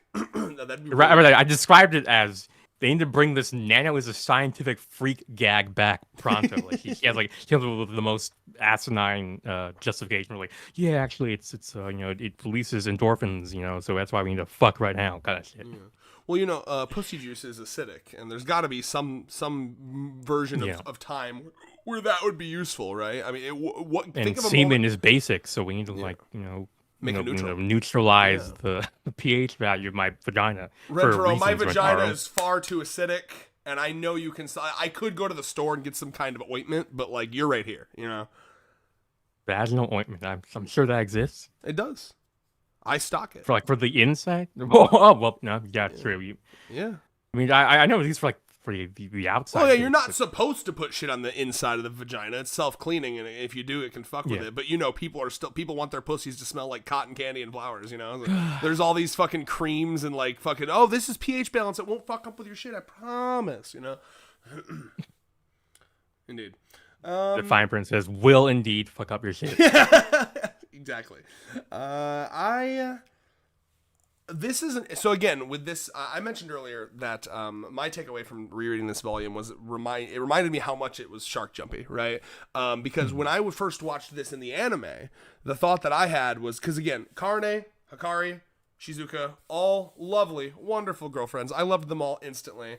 Both Nano and both Nano and Kusuri took me a little bit, right? I remember specifically, I was like, I don't know, you know what I mean? And don't you kind of get the vibe that this entire volume, or at least these first two chapters here, Rentaro is more than he's actually in love with her. He's acting from a place of I can't let her die. There's no reason to be in love with her until she's good. With both her and Kusuri, or just Nano? I think Kusuri too, low-key. Kusuri made him really uncomfortable until he kind of saw. So, okay, with both Nano and Kusuri, the zing happens, but there's a disconnect because there's for both of them. With Nano, he was trying to make her fall for him, essentially. Yes, but didn't it? How do I put this? It didn't feel like actual love. It felt like oh, the zing has happened. Now I must figure out how or why I love. There's even a part where he says, "Is she really my soulmate?" Yeah, but I think that's just him being unfamiliar with the whole setting. Like he's only at this point he's only done it 2 times with once with Hikari and Karane, and then another time with Shizuka, who were both very different personalities. Like the way I describe it was like like it seems Nano was the first girlfriend that really threw Rentaro for a loop. Like, Yes. like you said, to literally ask himself if this girl was actually his girlfriend really shows just how much he threw this man off his game. Like. True. Someone who was so sentimental and affiliative, the focus on business only, pragmatism that someone like Nano has would be just almost incomprehensible. It's like, but the fact that he so quickly was able to kind of bring over to his side is kind of just another testament to his W Riz. I guess like I'm trying to figure out. No, I mean, I can. It's fine what you're saying. I'm just trying to figure out how to word what I'm saying better. It feels so. First of all, already. Out the gate, I don't believe in love at first sight. It's not a real thing. Oh yeah. That's stupid. You don't fall in love with someone based on appearance. You fall in love with someone based on. It's like lust, or it might be attraction, more of a neutral kind of thing. But yeah, most mature people consider love to be more like a choice that you make, not a reaction that you have. So. Sorry, the reaction. Okay, Mr. Iron Deficiency over here. But yeah, the reaction is something we can have at first glance, but not the choice, not a healthy person anyway. Well, for me, I fall in love when a lot of it is how our conversations with the person, because I'm sure you've had enough conversations at this point to know this as well. Like a conversation with someone can be so pleasant, so effortless that it's like not even using energy. Like you can just like sit there and you don't even feel like you need to like be on all the time. You can it just flows, and then you can also talk to someone. But the last time that happened to me before I met you was when I was in like middle school as a 14-year-old. So it's I do. Yeah, I can understand what you're saying, but I relating to it is going to be. I mean, I'm agreeing with you because you're making sense, but I'm just saying that. I'm just advertising. What's my situation over here? Well, I'm going to try to cook from my perspective here, and then you can cook from your perspective. For me, I've had 2 experiences with dating, right? I had one ex, dated her for a year, should have dated her for 3 months, and then I had Allie, right? And the major difference that I noted was this ex, it was like talking to her was a chore. It was like molasses, like getting a conversation to flow with her. It felt like you were kind of talking to a brick wall. She would absorb what you said and not give you anything. You're tossing the tennis ball at the wall and nothing, not getting anything back. Yeah, it really is a skill. When you find someone who can hold a conversation, I mean, it's incredible. And someone who you don't feel like you're annoying them when you talk to them. And it's such a fine balance, because I have friends like Dylan, my roommate, and you know the lore, you know who Dylan is. Who is a good friend of mine, but we have different energy levels. He's always at an 11. He's got a lot of ADHD. He's friendly. He's easy to talk to, but he annoys the fuck out of me. More than like 5 minutes of talking to him, I'm like, okay, I need a break. I need to recover mentally, So there's so many factors that go into love, and for me, it's like, can you mesh with this person? Can you imagine living with this person for the rest of your life? Do you feel safe with this person? So for me, I think that with Nano, the other 3, he could see it. He could envision a life with them because usually first impressions are like the first couple sentences that you share with someone, right? To be honest with you, can we be real? Really go back and read how this interaction went. Fucking real. Can we it was for fucking real for a second? Sorry, were you making like a specific joke? No, I was just. I mean, that's the thing people have said before. I've heard people say, so I was just repeating it. Maybe. Oh, thank you. Really transformative commentary. Yes. But I mean, this interaction that he has with her initially is so off-putting. Yeah, she says insignificant, just basically unprovoked. No, that's not. Whatever. Yeah, like can you imagine talking to someone and one of the first thing they say is like, yeah, that thing you're so so concerned about that you're actually your girlfriend's or something. I don't know that, but I'm saying like that's insignificant. Like Like, damn. She's essentially okay, saying, buddy. talking to you is a fucking waste of time. Get out of my fucking face. You know what I mean? Like, I'm sorry. Like, I understand that Rentaro, one of his charms is that he sees, he's The good in everyone. He knows that there's something Or the good in his deeper there. girlfriends, yeah. Yeah, well, usually what happens in modern 100 Girlfriends, when he meets a character who is initially a little bit, like, prickly, there's usually, like, a little hint that there's something more there. He's like, no, I'm gonna explore this.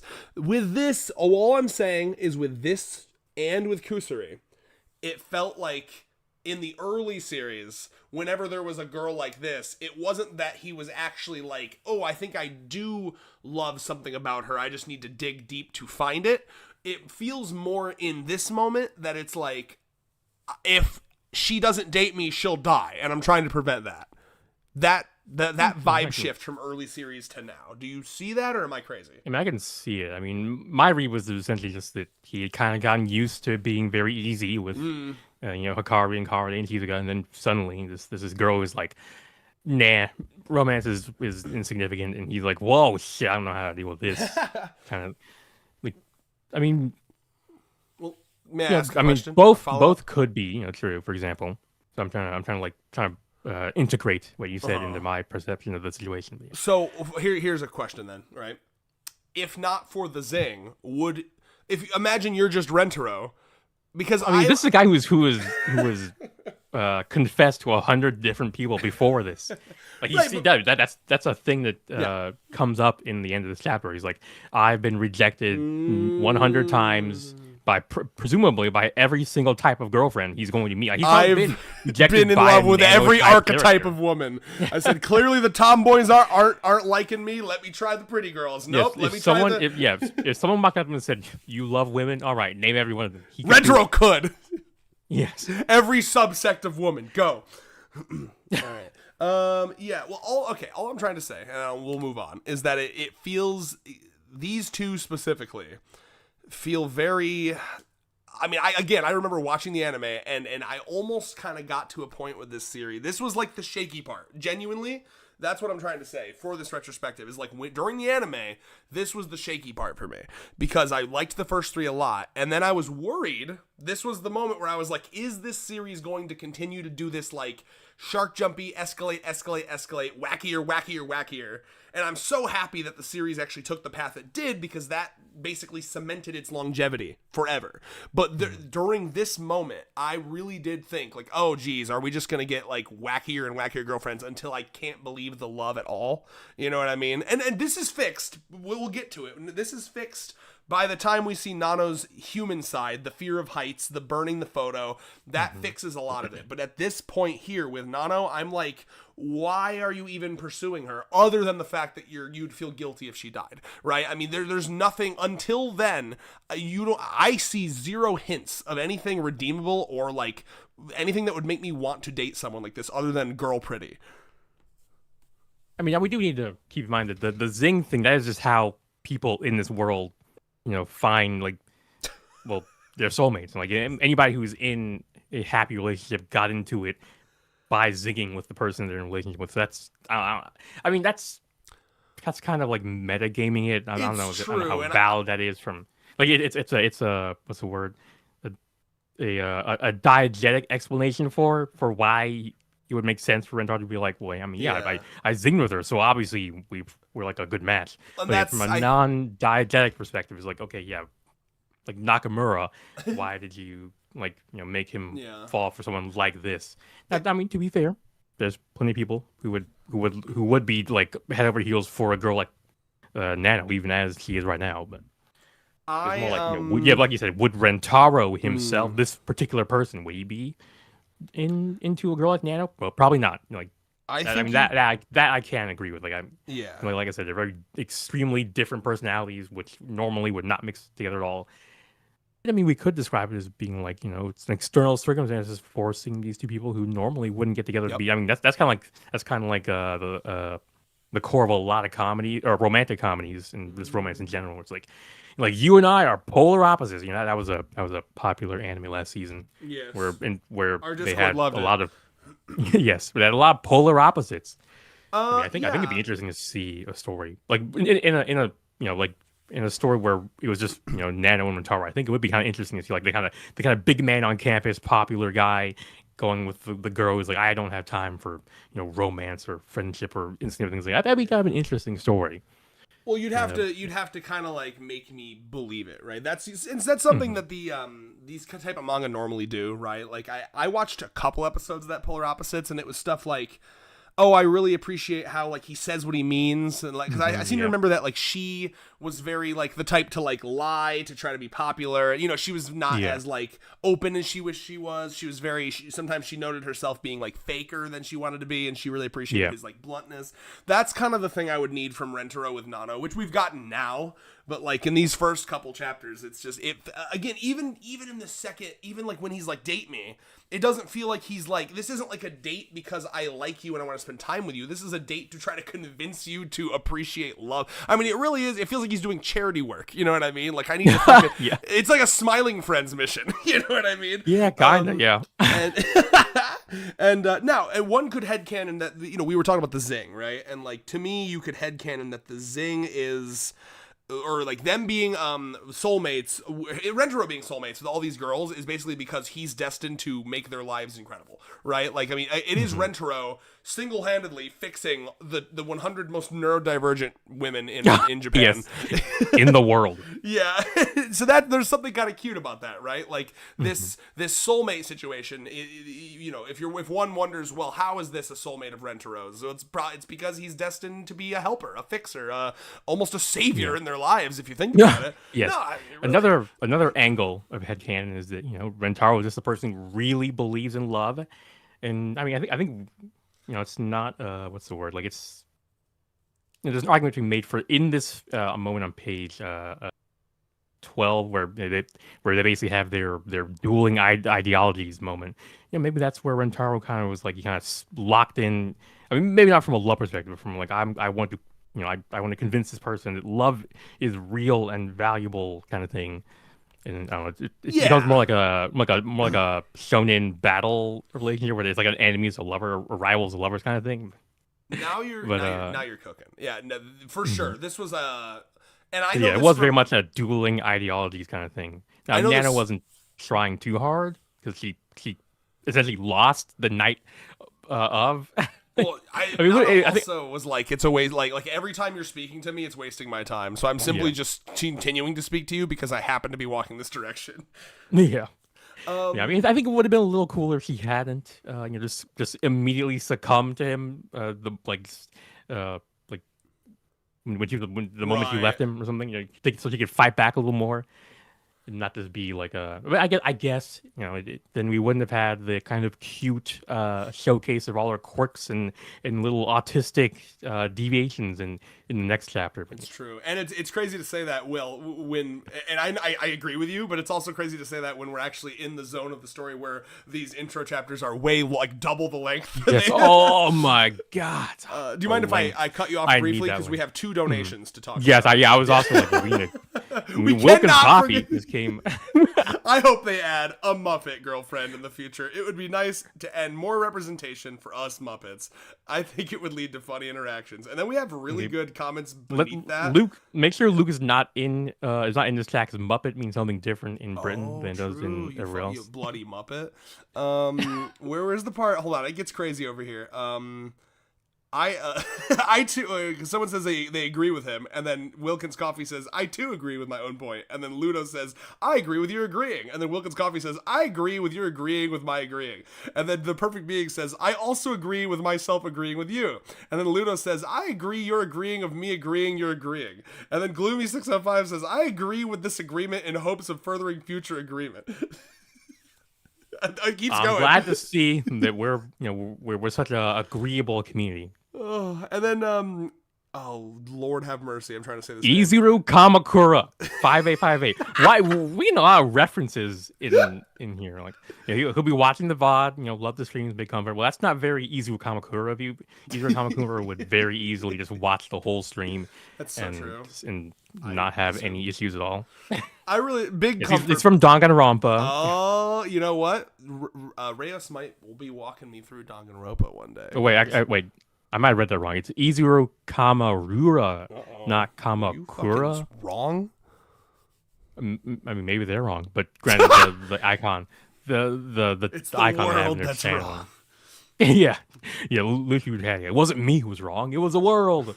Either Yeah, way, maybe big that comfort makes me profile happy. pic. I'm very happy to be Yeah. able to provide big comfort, my friend. I love that. And I love you. Thank you for being here. Don't forget to drink some Wilkins coffee. Well, not if you're going to sleep. Drink the the Decaf sleep version brand. of Wilkins Yes, coffee. the melatonin brand Wilkins coffee. They got something for everyone. Wilkins. They even have Kev- a decoffeed version. It's just water, but they what's the word they homeopathied the coffee. They took a cup of coffee and removed all the cocoa powder and sugar, and so it's just water. So it's It's like a homeopathic LaCroix, but for coffee. Yeah. Oh my god, that's awesome. I really do miss that era of advertisements where it would just be like a mascot that would beat the fuck out of you if you didn't eat the thing. It's I remember Consume Prilosec. You remember Sugar Bear for like ain't good enough of that sugar crisp. It keeps me going strong. Do you remember those old ads? I might have seen it. Let me, Guys, if I you're about to see a recognize- Sugar Bear ad right now. I Game think I've Grumps definitely got me seen on this. this shit. They had like a fucking arc where they kept quoting Sugar Bear, Danny and Aaron. He's like, I'm motherfucker. This, Danny by the Gnarled. way, this Sugar Bear fucks. Sugar Bear. Oh, dude, Sugar Bear is like fucking your wife for sure, and stealing your cereal. Yeah, a sugar bear, more like Exactly. sugar Hold on, I'm baby. playing the 1960s. Hello there. I'm Granny Goodwitch, the only human in the forest. Ready not, Granny, here I come. I heard that. It's Sugar Bear, and he's after my sugar crisp again. I can't get enough of that sugar crisp, sugar crisp, sugar crisp. Oh, he's coming. It's so Where'd chill. I hide my post-sugar crisp? It's a honey of a snack, you know. I like how you probably aren't seeing this. Yeah. But you should. It's vintage 1960s post Sugar Crisp. It's actually so funny because like the delivery is like he's like, ready or not, Granny, here I go. It's like one take, and they definitely didn't do any more. He's like, can't get enough of that Sugar Crisp. He's like, I got 1 hour. We can get through this. I guess my next gig. He's like, Granny, I'm gonna fucking kill you. Better slow him up with my magic. What the Get fuck? enough of that sugar crisp, it keeps me going strong. She's a magic granny that lives in the forest. I had no idea. Anyway, I'm sorry. I'm enthralled. He's the strongest bear I've... Oh my god. He's like This is bending the the bars. ad chapter. He's breaking into her Or the house. ad route string. Okay. Anyway, yeah, he would break into people's houses and steal their sugar crisp. Oh my lord. Yeah. It's kind of horrific. Anyway, I love how as soon as that lady turns her house into an impenetrable fortress, he just grabs the fucking fence and turns into a ladder, like without missing a beat. Like he's been through this before. Did you hear any of the delivery of the guy though? That's like part No, of I the. did not Oh hear. my god, he's For like. some reason, my YouTube is not playing sound. I guess. Let me make. I mean- Stream's okay though, right? Oh yeah, Yeah. it is, okay. Oh dude, he's literally. I just I like- can hear you, but like it's like no other audio other than Discord. It's like weird audio shit once again. I just forgot how much he's like. He's like, oh, I'm coming, Granny. There's like no voice acting at all. It's just a guy going like, I'm coming for your fucking sugar Some crisp." real what was that song that was basically just like a stalker's anthem? I It was don't like, know. Wherever you go, I'll find you type shit. And it's like just that, but for the '60s. The chat is insane right now. Yeah, they're all agreeing with each We're other. having a great time, guys. Yeah, wouldn't you agree, Red? It's good to agree. I would. I mean, better not agree to disagree. I agree That's the with only you thing we about how can't do. agreeable that we are. Wow, guys, I agree. Oh my god! Wow. I agree to agree. Let's agree to agree, guys. Okay. Fuck, my brain is so frazzled, but in a good way, I guess. What were we talking about in the about- chapter? Oh, right. What about that moment Please. where Rentaro was basically cucking the other girlfriends with Nano in the? He didn't mean to, He's man. basically sucking on his. Okay, she's cucking Yeah. them. He's an unwilling cucky. I do. This is something we've discussed a lot in this series, where it's like, because there has to be a line that would be considered cheating in this relationship. right? Despite the fact that polyamory still you can cheat in Yes. polyamorous relationships. because it's all about. That's why Rentaro comes in and he says, "With your permission, I'm adding this girl to the polycule." So this is it's every anything that they do pre that conversation is kind of cheating. That's why when like Eru, because didn't Eru Taro, kiss him? you're on thin ice. Oh yeah. Well, I mean, granted, lots of girlfriends kiss him before in their intro chapters. So I guess what that means is Rentaro was a bit of a fuckboy, but he's a bit of a pushover. If a girl fucking, we saw it with Nano, right? If a girl steals the kiss, he's like, I don't know, what do you want me to do, guys? And they're like, you should have Karne would be like, resist harder. You're the man. Yeah. Reverse the kiss. They cannot. You don't get this man's lips until I and every other girl agree to your existence. Individually too. Yeah, we never see that, but they all have because eventually there was too many girlfriends, so Nakamura was like, we'll just leave that as for the audience to imagine. But like all of them have to individually give their consent, and if one of them doesn't, then it's like it's like a fucking. I'm doing that thing where we were like moving your hand across your throat, like we're cutting it off. It's like a game show where they go like one by one. And it's like and it's like Shizuka, yes. Karne, yes, and then like it gets to like one of them. I don't know, it gets to Eru, and they're like, she's like, and they're like, and she's like, yeah, fine. They zoom in, like the audience reactor, and like, will this be the one finally?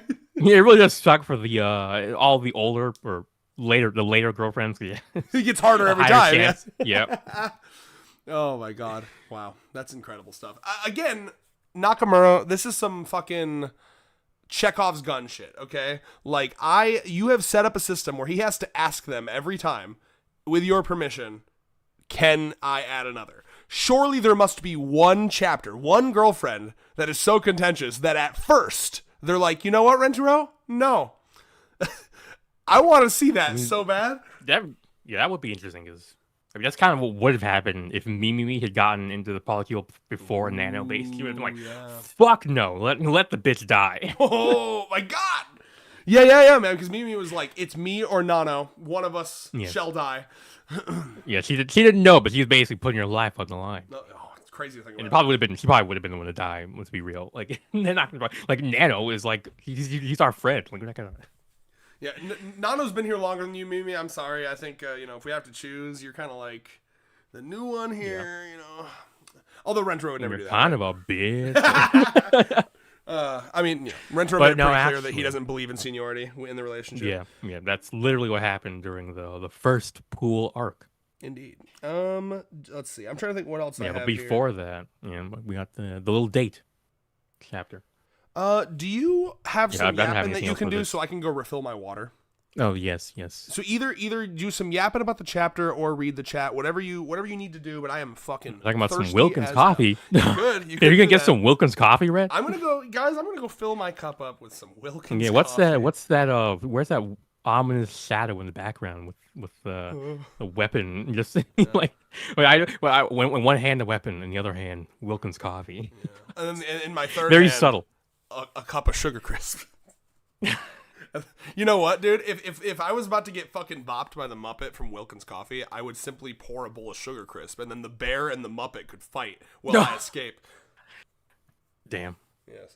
Okay, I will be right back. I'm so fucking thirsty. Rayos, cook. I'm also thirsty, so I'm gonna sip first before. Okay. I'll let you sip. I'll stay here while you're sipping. Okay. Well, no. The sip is a way of killing time.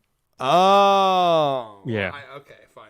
Guys in the chat, maybe ask Rayos some questions too. Oh yes. All right. I'll be back. About coffee. 3 minutes. 3 minutes. God damn. Okay. I'm about to be the fucking the on-air guy who's like struggling to fill airtime. Anyway, let me do the sip. That's what I was gonna do. Gotta make sure you guys can trust my word. Don't want to be a unfaithful streamer or whatever. We could fight or we could unexpectedly zing. Well, fighting seems very disagreeable, but zinging sounds very agreeable. So I think I know which one I'm going with. Zing. It's like it's an attack. But yeah, I mean, I got some.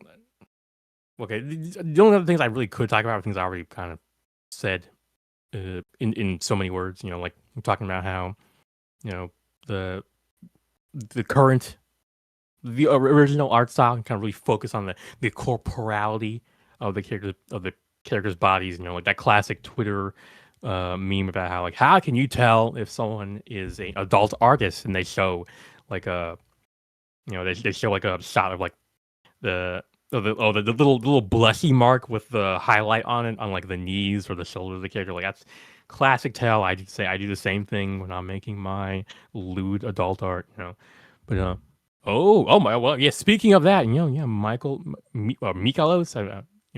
55. Yes, you could commission me for NSFW art. I have a Patreon. I also have like what do they call it? Like a artistry.io or something like that. But anyway, yeah, I have a Patreon. You can stop by there. It's got a lot of just patreon.com/Rayos. But yeah. So Ray, if that is your name, no, it's Rayos Wilkins Coffee. Let's agree on that. What are some headcanons for the series? Well, I mean, one kind of a tongue-in-cheek one is that during that little moment where you got to see all the girlfriends' test scores, Rentaro was conspicuously, just exactly one rank below Karine. I'm like, Rentaro, did you purposely fail just enough, or you miss just enough questions on your test so that you would be, so none of your girlfriends would be below you? It seems like something our boy would do, but maybe. I remember I brought Society up to Red. He was like, "No way, it's crazy, Rayos. You're being crazy." And normally you speak in sense, but now you're speaking nothing but nonsense. That kind of thing. But am I secretly Nakamura? Don't tell Red, okay? But, oh. I'm back. Carissa Mella 4th 2436 is workshopping a jingle for the Sugar Bear.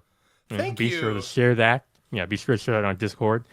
Okay, am I secretly a GF? No, unfortunately, I am not secretly my GF. Oh, I'm a BF. BFF. Water, dude, tastes so good when you're thirsty. Holy fuck. All right. Even when you're not thirsty. Less good when you're not thirsty. It's kind of just like... you're not a true blue water enjoyer. Unlike me. I'm talking like when you get up in the middle of the night and you're like, and then you get some fucking water. That's kind of where I was at, bro. Dry tongue. Indeed. Like a fucking mud after it dries up. Me drying out my tongue to a husk and then fucking jamming it in a pussy to rehydrate it. I think that would hurt the woman, but probably, yeah. But unless you find like Shane Dawson of women that want to get licked by a cat. Nope. Yes. What's your opinion on this channel I found called Chaos Squared? Yeah, what is your opinion on the channel? Kind of cool. Sometimes they yap a little too much, but that's kind of great for when I'm at work and I need something to like. I mean, actually, I was actually looking. He was a fan of it before he was a part of it. Oh yeah, that too. But yeah, like last night, I spent like 20 minutes looking through some of our recent streams. I guess just probably because I had these chapters to read, so I'd use that. Every once in a while when you're doing homework, you gotta do a little pressure release valve and just do some random shit that's tangentially related to what you're doing. So that's why I ended up doing that. Banger ass streams in the fucking repertoire, bro. I'll tell you what.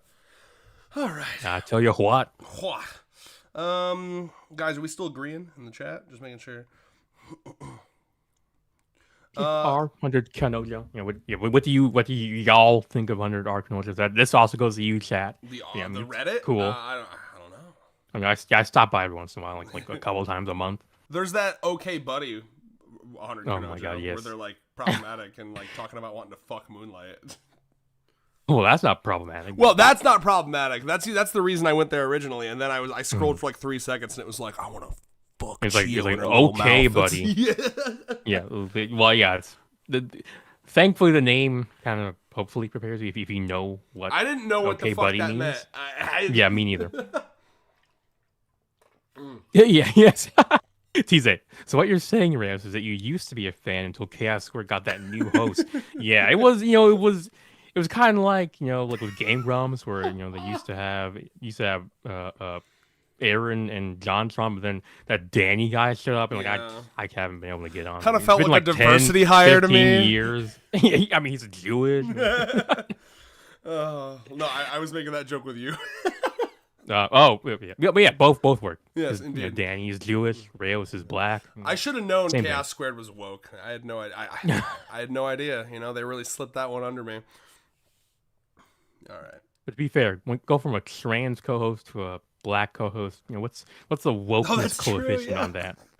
Just to clarify, Ludo, that was me making fun of a post that I had seen on that weird subreddit. That's not me saying that. I know there's like Yes. all right, let's get back into it. Yes. Okay. So I think we're ready to move on to the date. The only thing I'm just scrolling through my I have a bunch of notes here. All I'll say here is like Nano's character is super interesting to me because it does remind me of an issue that I see in the world getting more and more prevalent as I grow up, which is that with the evolution of technology, it is as though the world itself is trying to squash everything human out of us to make us more and more efficient until we're not human anymore, just to be a little dramatic about it.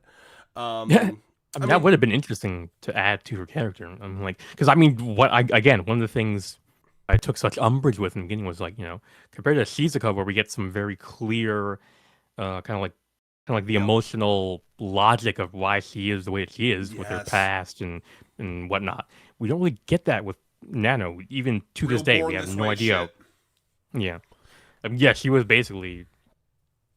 I was gonna say she was the first casualty of that, but I mean, technically, Karane and Hakaru, like they're the examples of that. But the first obvious casualty. It would have been. It's the exact same thing I wish that we got from Tama, right? Like when I saw Lazy Tama, I was hoping it was like, oh, she's been crushed by the horrible work culture of Japan, right?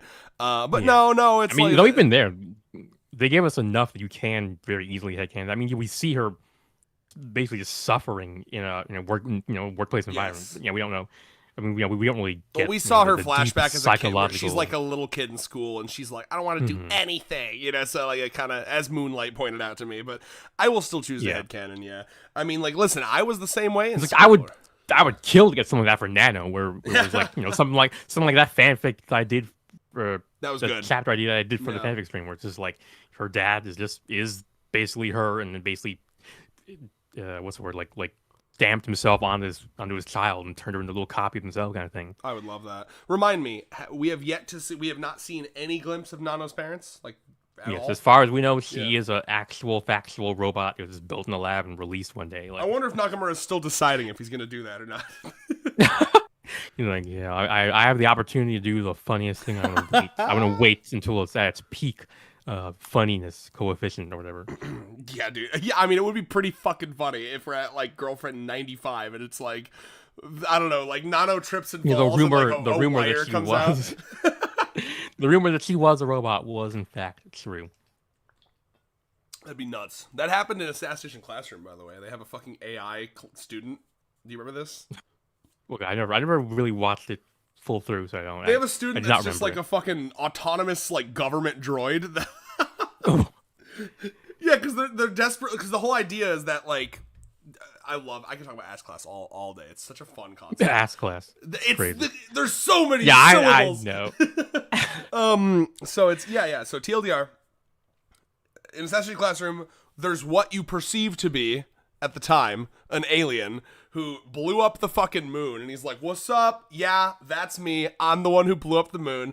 I'm gonna do that to Earth like now, or your other option, hear me out, let me teach a class for a year and then I'll do it then.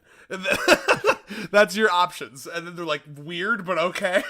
So they, because it's like, some real like was it Netero being like, yeah, bring me your strongest chess players.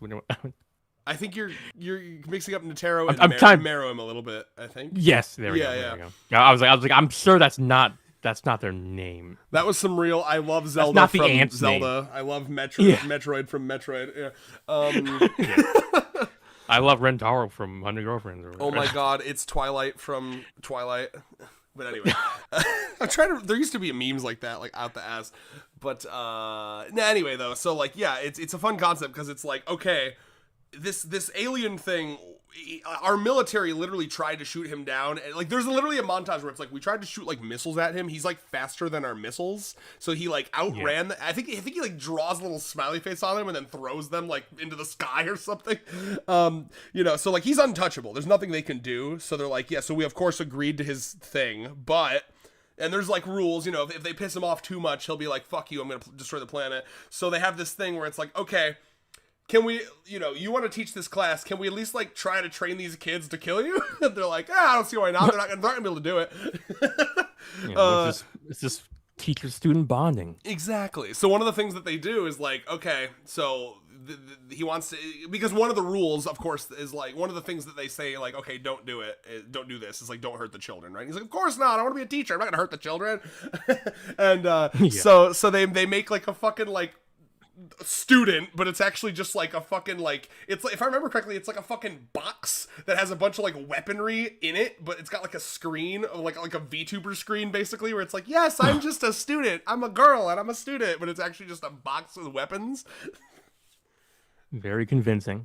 Yeah, exactly. But she ends up like actually like gaining a personality and becoming like part of the class in like a really wholesome way. Yeah. Like Neurosama from famous famous streamer Neurosama, yeah. Everybody knows. Yeah. But I've showed you Neurosama. Oh, that granted, one? It was about a year ago. Yeah. Oh, a year ago. I was thinking of the stinky one you showed me recently. No, wait. No. The stinky one is Krelly. Krelly managed. Crusty Krelly. That's what Crusty Krelly is what we call her. Yes. She did manage to collab with Neurosama and basically filled like the mom role for Neurosama, which is a special thing because like Neurosama is usually very like just a brat to everyone. Apparently Krelly was like in her filthy Nurgle ass self. She was able to make Neurosama be like, mom.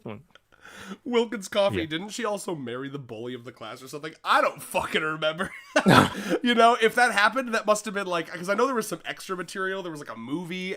I don't remember that, but maybe. I just remember my boy Nagisa got with that green haired girl, but everyone wanted him to get with that red hair boy, Karma. Damn. It was like, everyone knew he was gay. What's up? They want that. Wait, I think Yuri. They want that yaoi. Of course, yeah. Some real Naruto and Sasuke getting cucked by Sakura. There was some real. There's no heterosexual explanation for this with the way they were like arguing and fighting. And plus, Nagisa was like, Nagisa was born a male, had a penis, but like I think his mother literally like dunked him in a fucking estrogen bath like the second he came out. That literally would be in line with his mother. His mother's whole thing was like, I wish you were a girl. Unfortunate. Mm-hmm. Okay, we love gender dysmorphia aside. Yeah. Moving on. The gays want what they want. That's true, Ludo. But anyway, all I was saying, what was I saying? I was cooking on something. Help me out here. We're talking about, assassination classroom, the teacher in assassination classroom. Something about Nano in this chapter. I'm trying to get back on track here. Yes.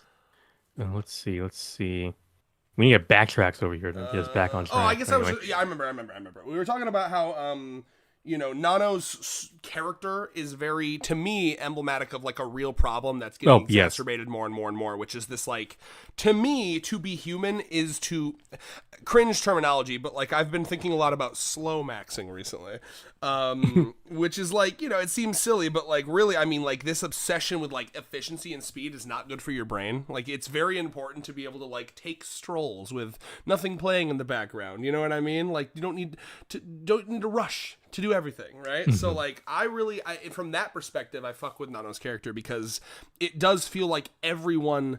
I saw a video recently. It's a Dreg video. I remember I've shown you Dreg before. Fun guy, fun YouTuber.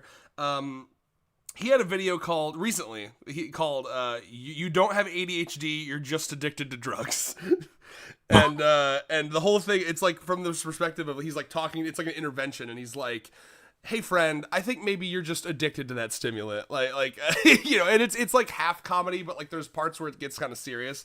And one of the things he says is like, we all, if you think about it, we all kind of have ADHD. We've all been afflicted by cyber ADHD from these like machines that they've thrusted upon us, right? And it's really true, you know what I mean? Like who doesn't have ADHD these days with the way that we've been inundated with, like, because it's not just that we have short form content, everything has to be 3 seconds, bing bing bing bing bing, but it's also the way that we work, right? Every year there's some new invention or app that your work fucking puts in your hand to make your work go quicker. It has to be quicker.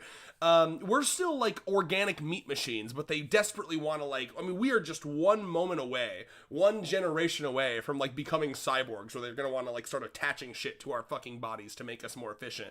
It does kind like of glasses, or well, like of course. clothing. That's the classic example, right? And funny, haha, I'm 14 and this is deep. But like, all that aside, what I mean is like, we really do live in a world, in a society where it feels like they want to kind of like stamp out all that is human to make us more efficient machines of capital, Yes. So that I can kind of fuck with Nano's character, because she is like the logical conclusion of that. Someone who kind of fully drinks that Kool-Aid. She literally says like, what's the point of fun? And what's interesting about this too, moving on to the next chapter, she admits it. She's like, yeah, I did have fun. I like that, because she is capable of having fun, right? Yeah. It's not that she doesn't get fun. She's like, yeah, I had fun, but it's pointless. What did that gain me?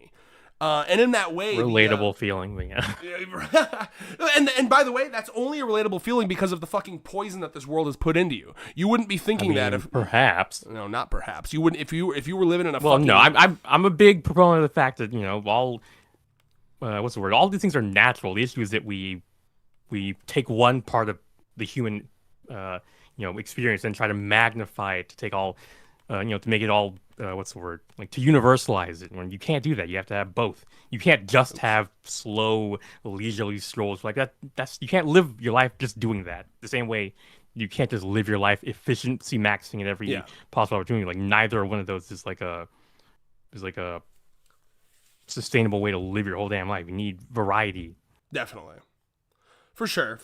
I would say though, like specifically, it's the truth. We live in a world where the main issue is that we have like I said, we've tried to universalize the efficiency aspect of humanity for the purpose of capitalism. But there have been other times where we were maxing other parts, and like I don't know, in the Middle Ages it was like piety maxing, where everything was about being the most pious human.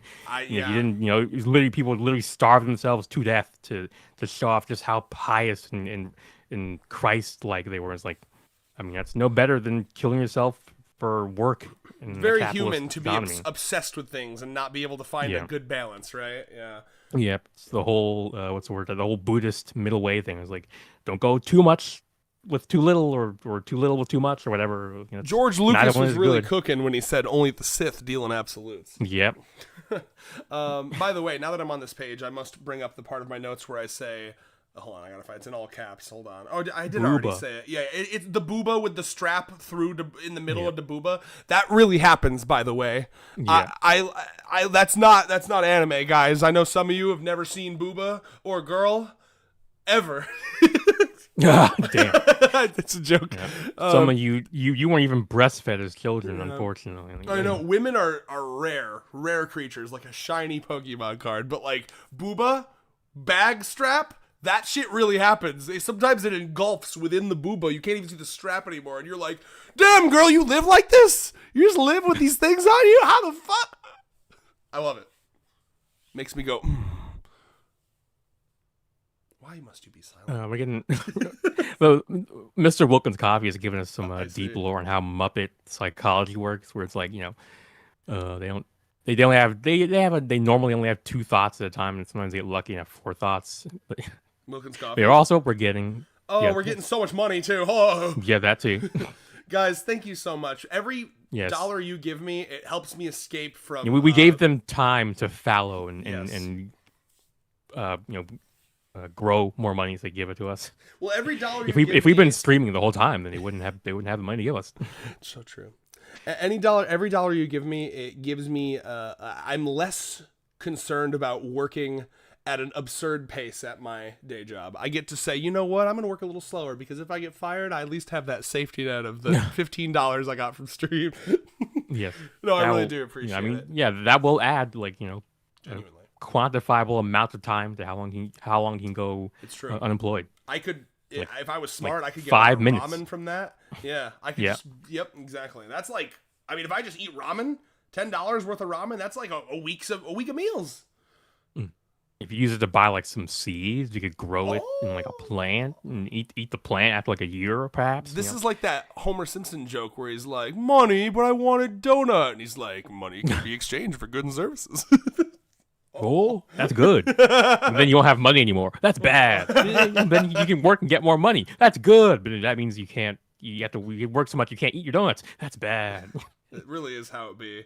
But yeah, Mikolos, though, is agreeing with me. Pre-tread, I 100% feel like I've been made to work quicker and quicker recently. Yeah, I mean, like, again, it is a bad thing, I think, that, okay, one of the things I've noticed about even, like, video games, right? Like, video games used to be very, like, obviously, early video games were very pick up, play for 2 seconds and go, because it was, like, arcade, stuff like that. But then there was, like, an era...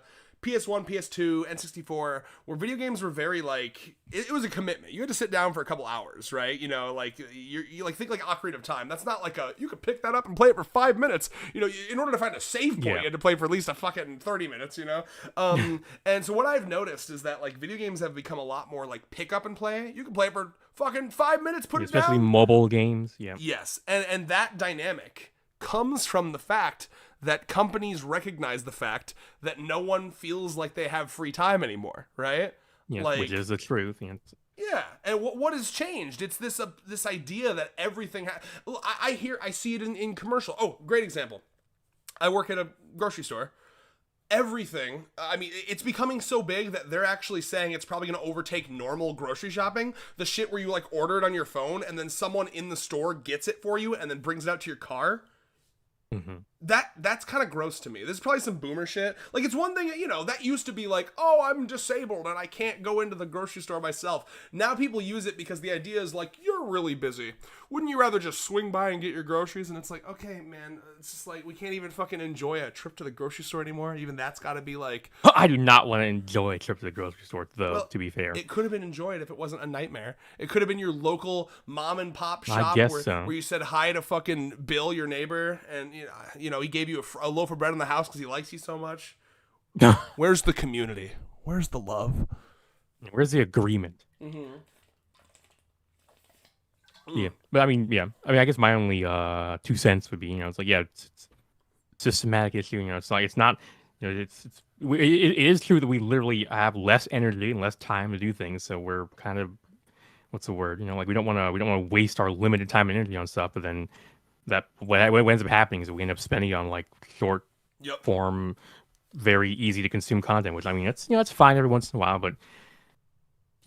Actually, what happens is we either end up spending on very short-term content, or we end up spending like 8-hour video essays that we put on in the background. That's better. No, not in the background. Fully commit. Pay attention.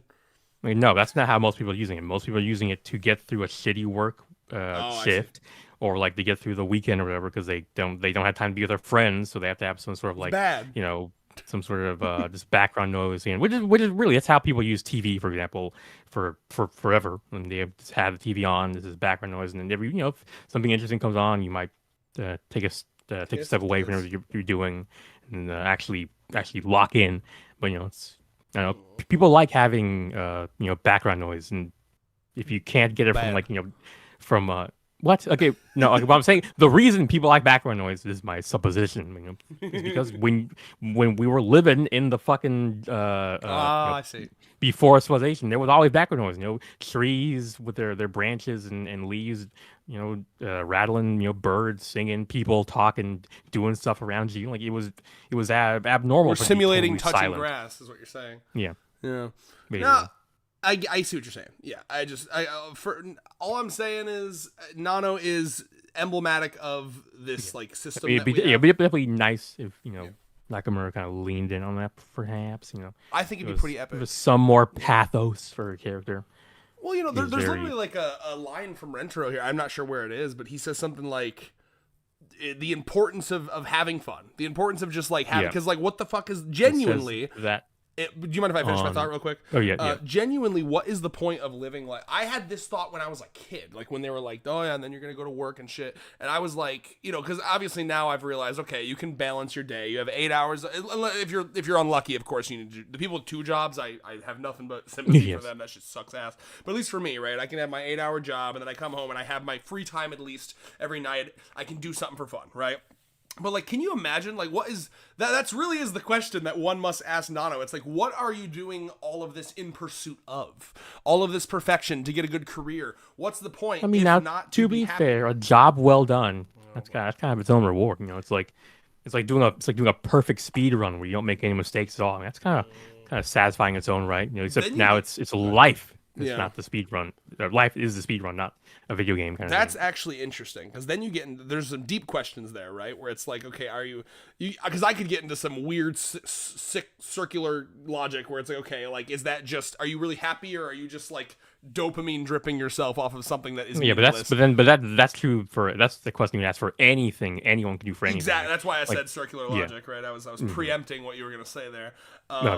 You know, not to say that you saying it was invaluable. I just didn't want you to think I was stupid. I was just making sure for any of the people for any actual stupid people who knew what you were getting at. Stupid people aren't allowed to watch our content. We're too highfalutin. High IQ, yeah. Is falutin? Did I use that right? Yeah, yep. Hell yeah! All right, but we're still having XP battles. I did see the Perfect Being donated £5 to get some more XP. That really does. YouTube really cracked the code on the. You know, when that first like became a thing, the leaderboard thing, I was like, that's interesting. And now I realize it really does, like, there's like a cookie clicker subsect. Yeah, it's efficiency game. You know. Game stuff, you know, gamifying making chats in chats. Unbelievable, dude. Like, hey, you know, if it works, everything's it works. A casino. Everything's a game. I'm happy that it's fun for you guys. Computer. Everything's transgender. You know, everything's computer.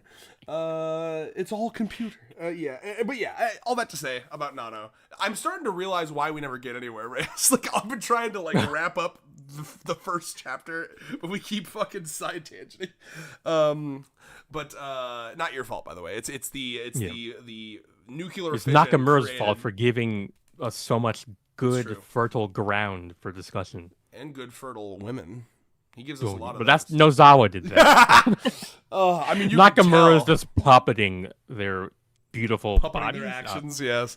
Yeah. You can tell how fertile she is. I mean, look at the shine on her lip. It's very efficient. Yeah. My body is very efficient. Well, it reminds me of the that femcel manga that I like. The it's not my fault I'm not popular. Chainsaw Man Part 2. Well, that too, yeah.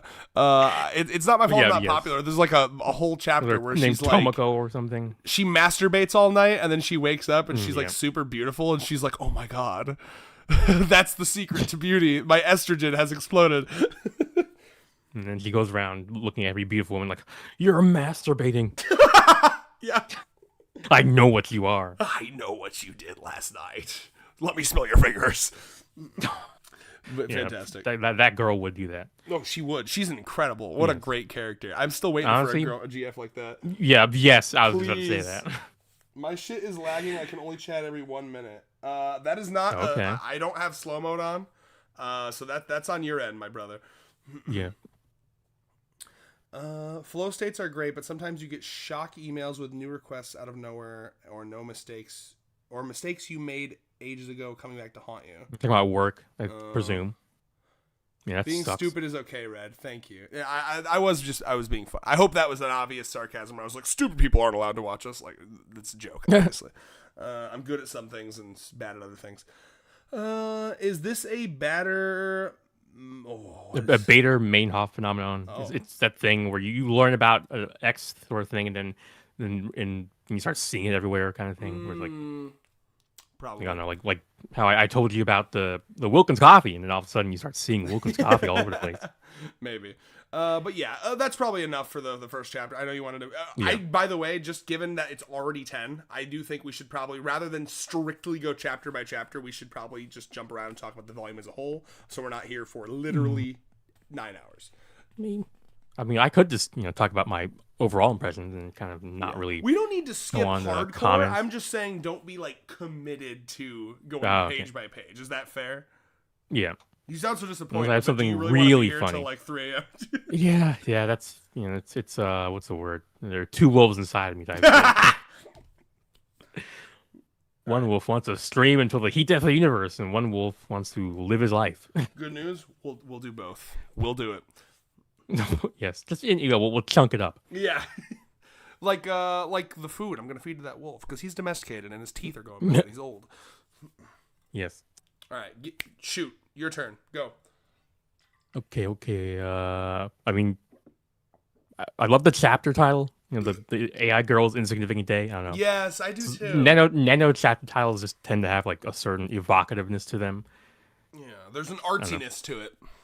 Ooh, Nakamura's fucking twirling his little mustache when he writes. It's efficient. Yeah. Ooh, yes. What was her serious arc titled? It was like the world of my memories. I was like, oh, yep. Ooh, you know it what? was either 2 parts. Let me see what the other part was called. While you do that, I'm scrolling up to the top because I just saw what my first note was, and I think it's really important. Oh my god, guys! Oh yeah, and then the second part was even if the world forgets you. Like I'm like, damn. That's beautiful. Do you guys know what I'm about to talk about right now, Rayos? Ooh, yeah. Can you go to page 3? So it's 1, and then the Jaimimi's box thing, and then 2, and then 3, where she's standing there. Oh yes. Brother, have mercy upon my fucking soul. I can fit my whole head in that thigh gap. Yes, as I said in the anime sub, it's the goat fit, which is I have never heard that term before. Then, but it's like I gotta wonder where how did Nano decide on her fashion sense? Like, because I have thought not the same thing. not to That's throw not very shade efficient. or anything. Yeah, there's no way this girl is like picking out 90% of the outfits we see her wearing. Like, or sorry, the goat fits we see her wearing across the stories. Like. Who's picking out her clothes for her? Couple headcanons, right? Headcanon number 1. Until this moment where she fell in love with Rentaro, she was wearing like sweatpants and shit at home. And then she was like, what's the most efficient way to because like we see in this, it was something that's kind of cute that we see throughout these chapters is that she is in love with him, right? I mean, like there's a cute part at the beginning of this chapter where he says I like you, and she's like, oh my god, Rentaro likes me, and like in her mind palace she's like doing the fucking pie, right? We need to see more of this mind palace. I agree. But all that to say, right? It would be kind of cute to imagine like this is the first fit she's ever bought in her life. Yeah, like when we saw her at home, she was just in her school uniform. Exactly, because if it's inefficient, why would I change out of it? I sleep in this thing. I have not watched this thing in several months. It's also inefficient to emit. Yeah, it's inefficient to emit body odor. I've burned off all my pores. Yes, I've been surgically removed. But replaced with a fan. Yes, I look at the size of her fist and look at the size of her thigh gap. She could literally like boom, boom, boom, boom, boom through. Yeah. Her thigh gap is so wide that she could literally like no resistance. Like puppet, do you know what I'm saying? She could literally like go behind her butt and go like with her hand. So, yeah. It's actually insane. And then on top of that too, there's like damn near a camel toe happening. Like this is early Nozawa at her finest. Are you seeing this? Yeah, she's like, look, this girl. None of these girlfriends are wearing underwear. guys, for those uninitiated, this is her pussy. This is literally her. That's basically what you're seeing right now. Like that's insanity. I mean. And then we get to see like the crease where her thigh meets her hip. It's just like, I mean, that's not the pants, man. That's the thigh. Yeah, and you see Rentaro's reaction. See, he's like got the pray, fall on his knees and pray. Yeah. Again, like something I've always loved about Rentaro's portrayal from the beginning, and he's a touch pervier in these early depictions, but like still, and this is something that I noted, and we really should start jumping a little bit just so we get all our points in. In the pool chapter, he has a nosebleed, probably one of the only nosebleeds he ever has in the whole series, because that's like a very anime trope that he doesn't. I think this is one of the only nosebleeds in the whole series ever. Ever Had nosebleeds since. Hikari has one when they have the really sensitive drug Iwagi. You remember that? Yeah, of course she would have a nosebleed. A comical anime nosebleed. That shit is like hella funny in the fucking dubbed. She's literally like seizuring out on the ground. It's really funny. But even in that chapter where he has the nose, like there's so many little moments. Something that I didn't mention. I think it was in my notes from the first one. Let me make sure. Maybe it's a different one. There's one of these chapters where he notices that he's like staring, and I think it's when they're doing the science experiment, and he's like looking at her, and he's like, oh, I'm staring too long. You know yeah, I mean? like a weirdo. Yeah, he says like I'm staring like a total weirdo or something like that. Yeah, and like even it's cool that like even in the beginning of this series, when it was still very edgy, there was like attention paid to the fact that it's like he's like a much more three-dimensional, polite written boy than like most MCs of this type of genre. You know what I'm saying? Hello? Yep. Oh, okay. But I did. Mm-hmm. Oh, gotcha. God damn it. Yeah.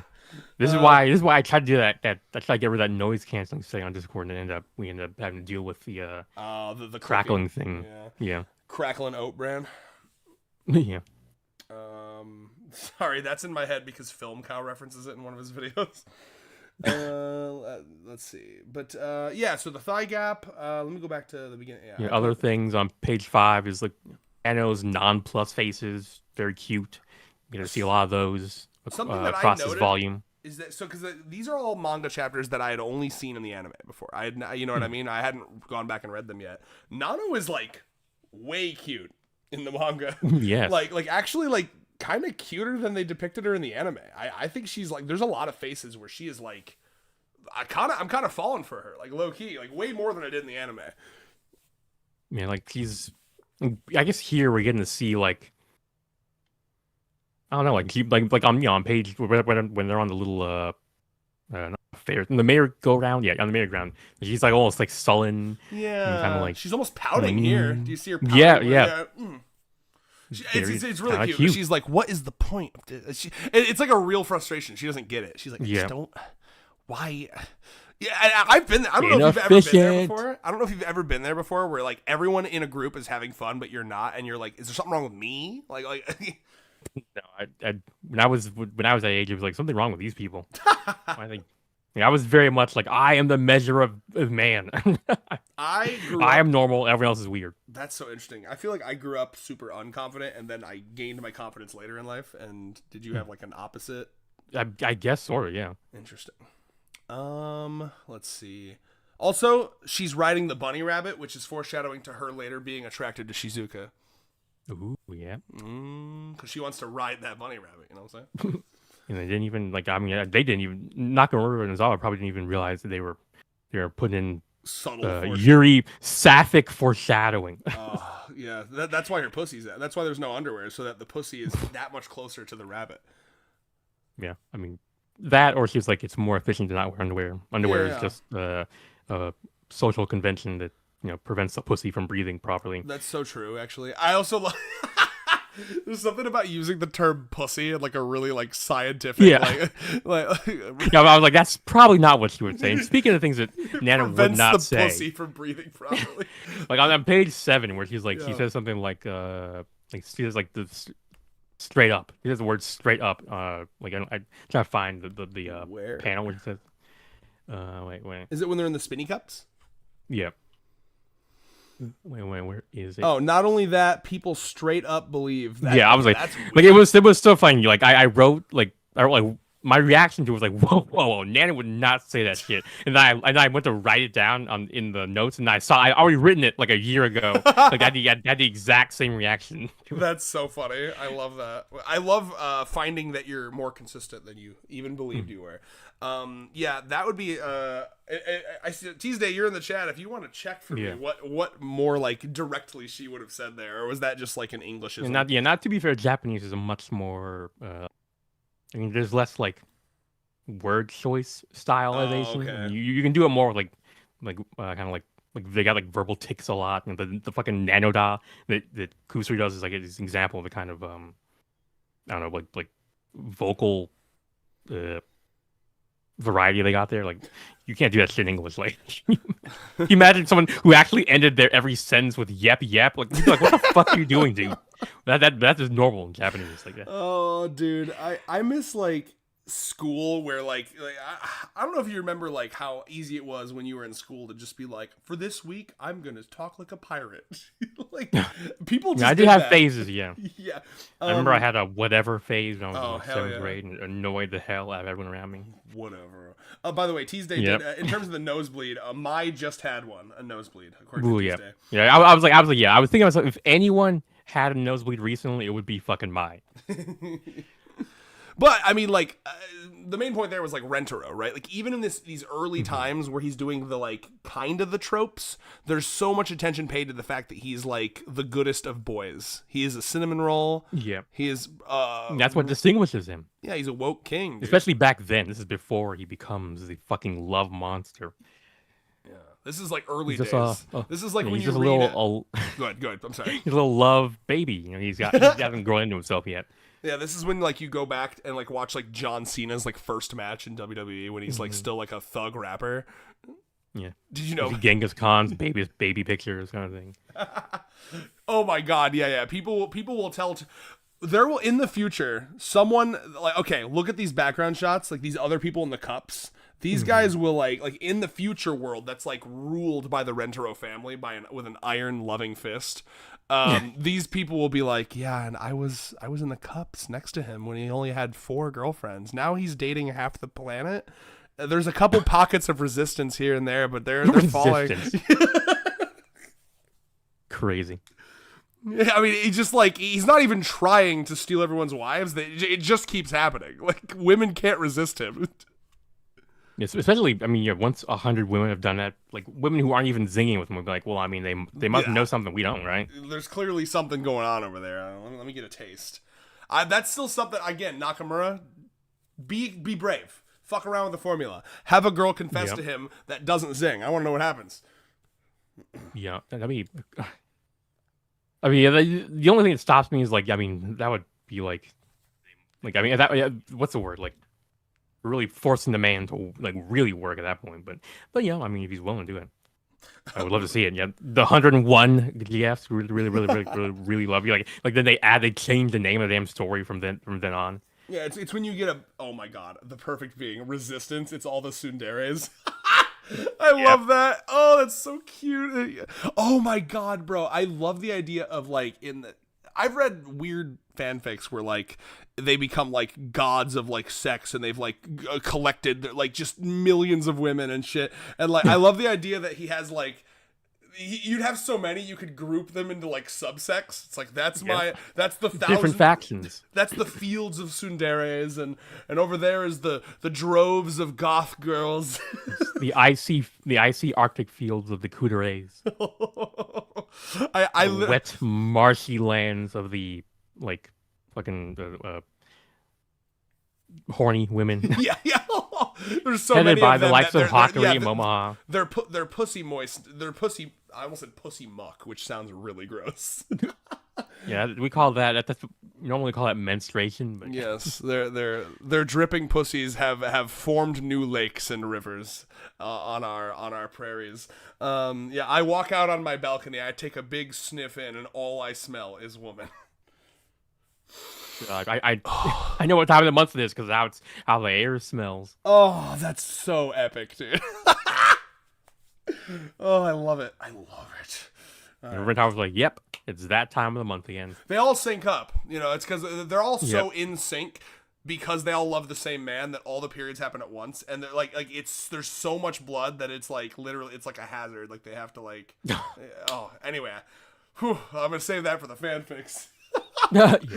This is a future world where I do like the idea. I've said this before. Like, what if like you think it's gonna end at 100, right? And the series effectively will end at 100. But what if it has one of those endings where it's like.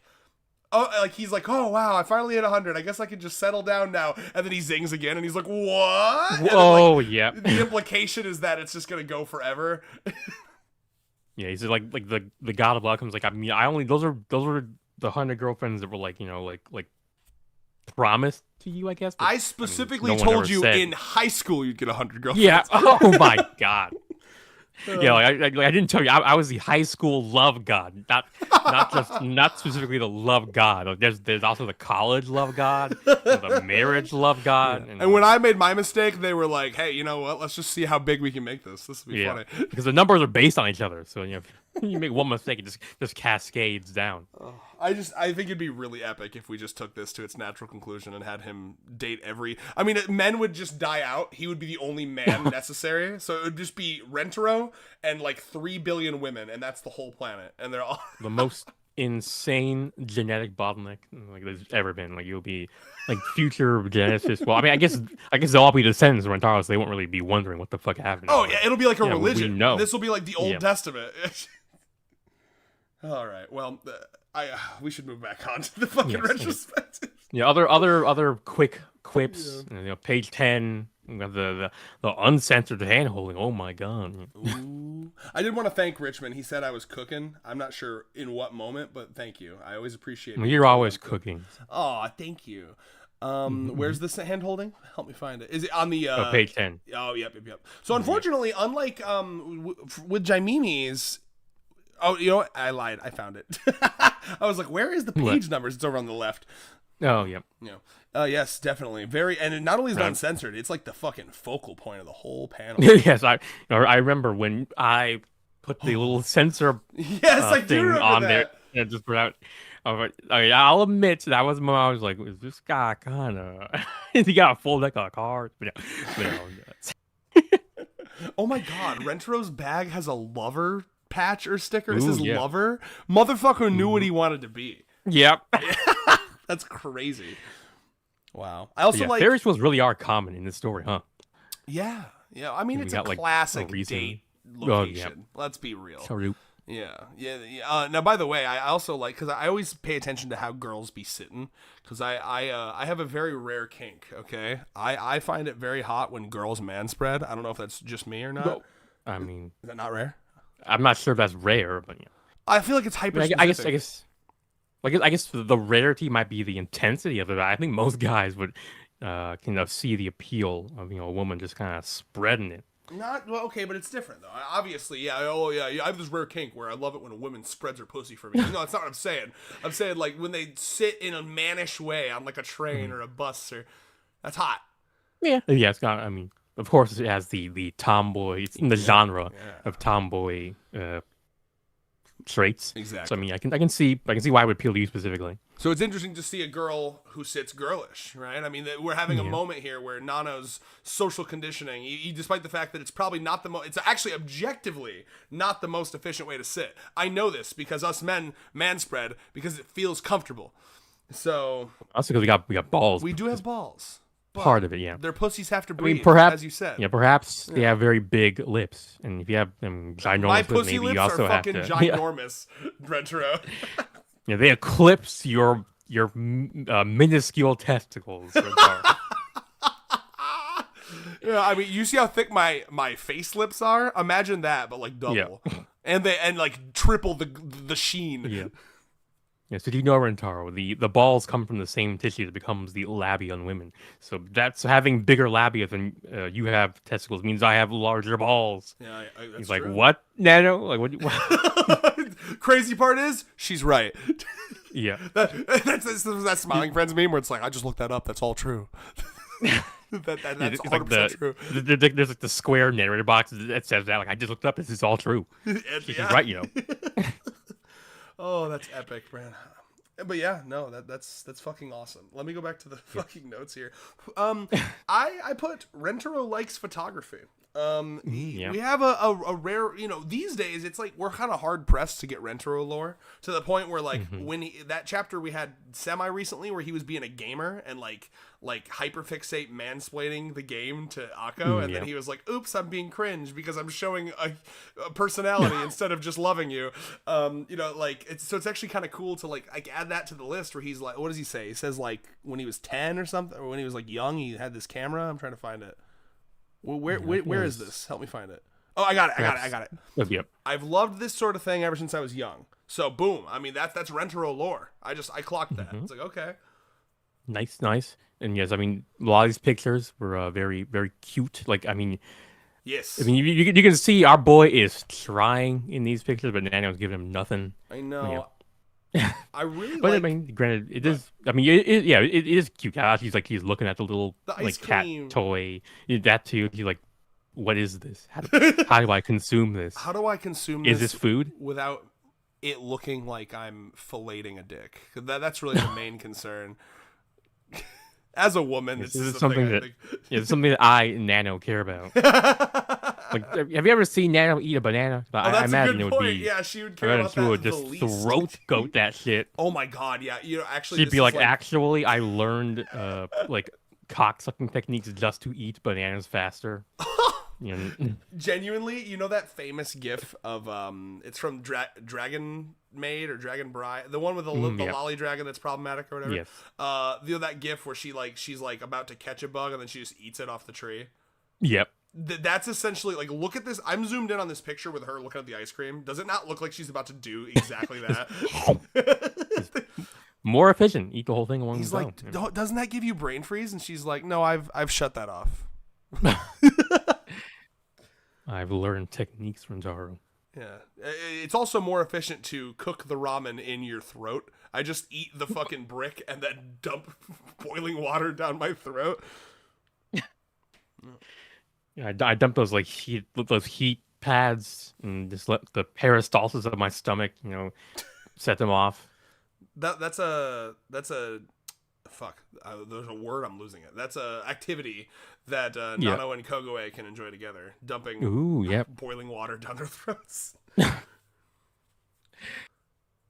Yes. It was also it was very impressive that apparently Rentaro was able to see when she was having fun. Yes, I wanted to mention that. Yep. That is... people often tell me I don't seem to have any emotions.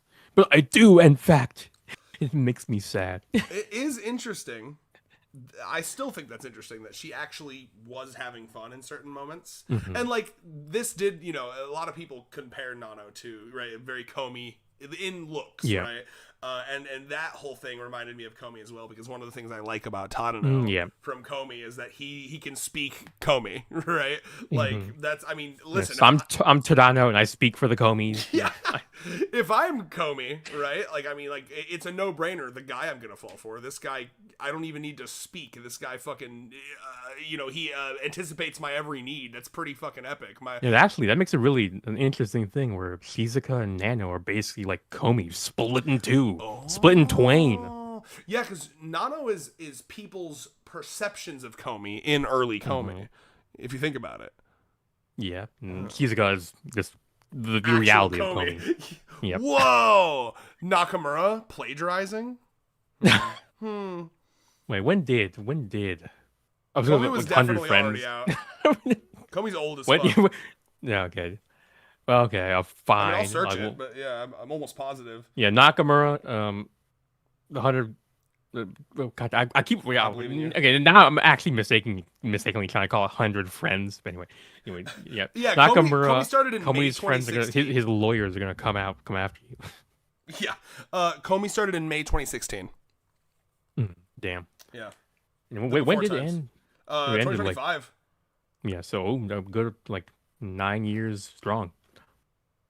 And, praying that 100 Girlfriends has that same story. I mean, they were like 500 chapters, right? Like, yeah. Komi was 500 something. Let me check.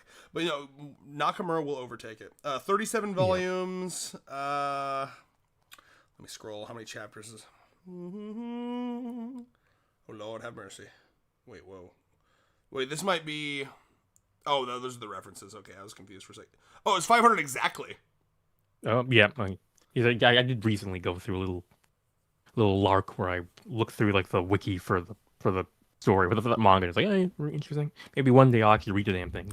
But 500 chapters is a little much. It's also it just loses the fucking plot. Like unlike this one, with the exception of like the spin-off and shit. Like every From what I saw, it would be like if 100 girlfriends, like about 30 girlfriends in, they just kind of stopped having new girlfriends.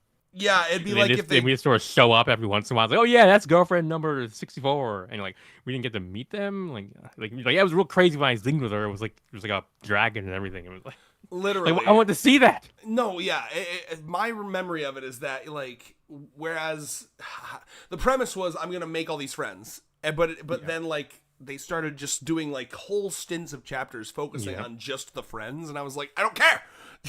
Oh.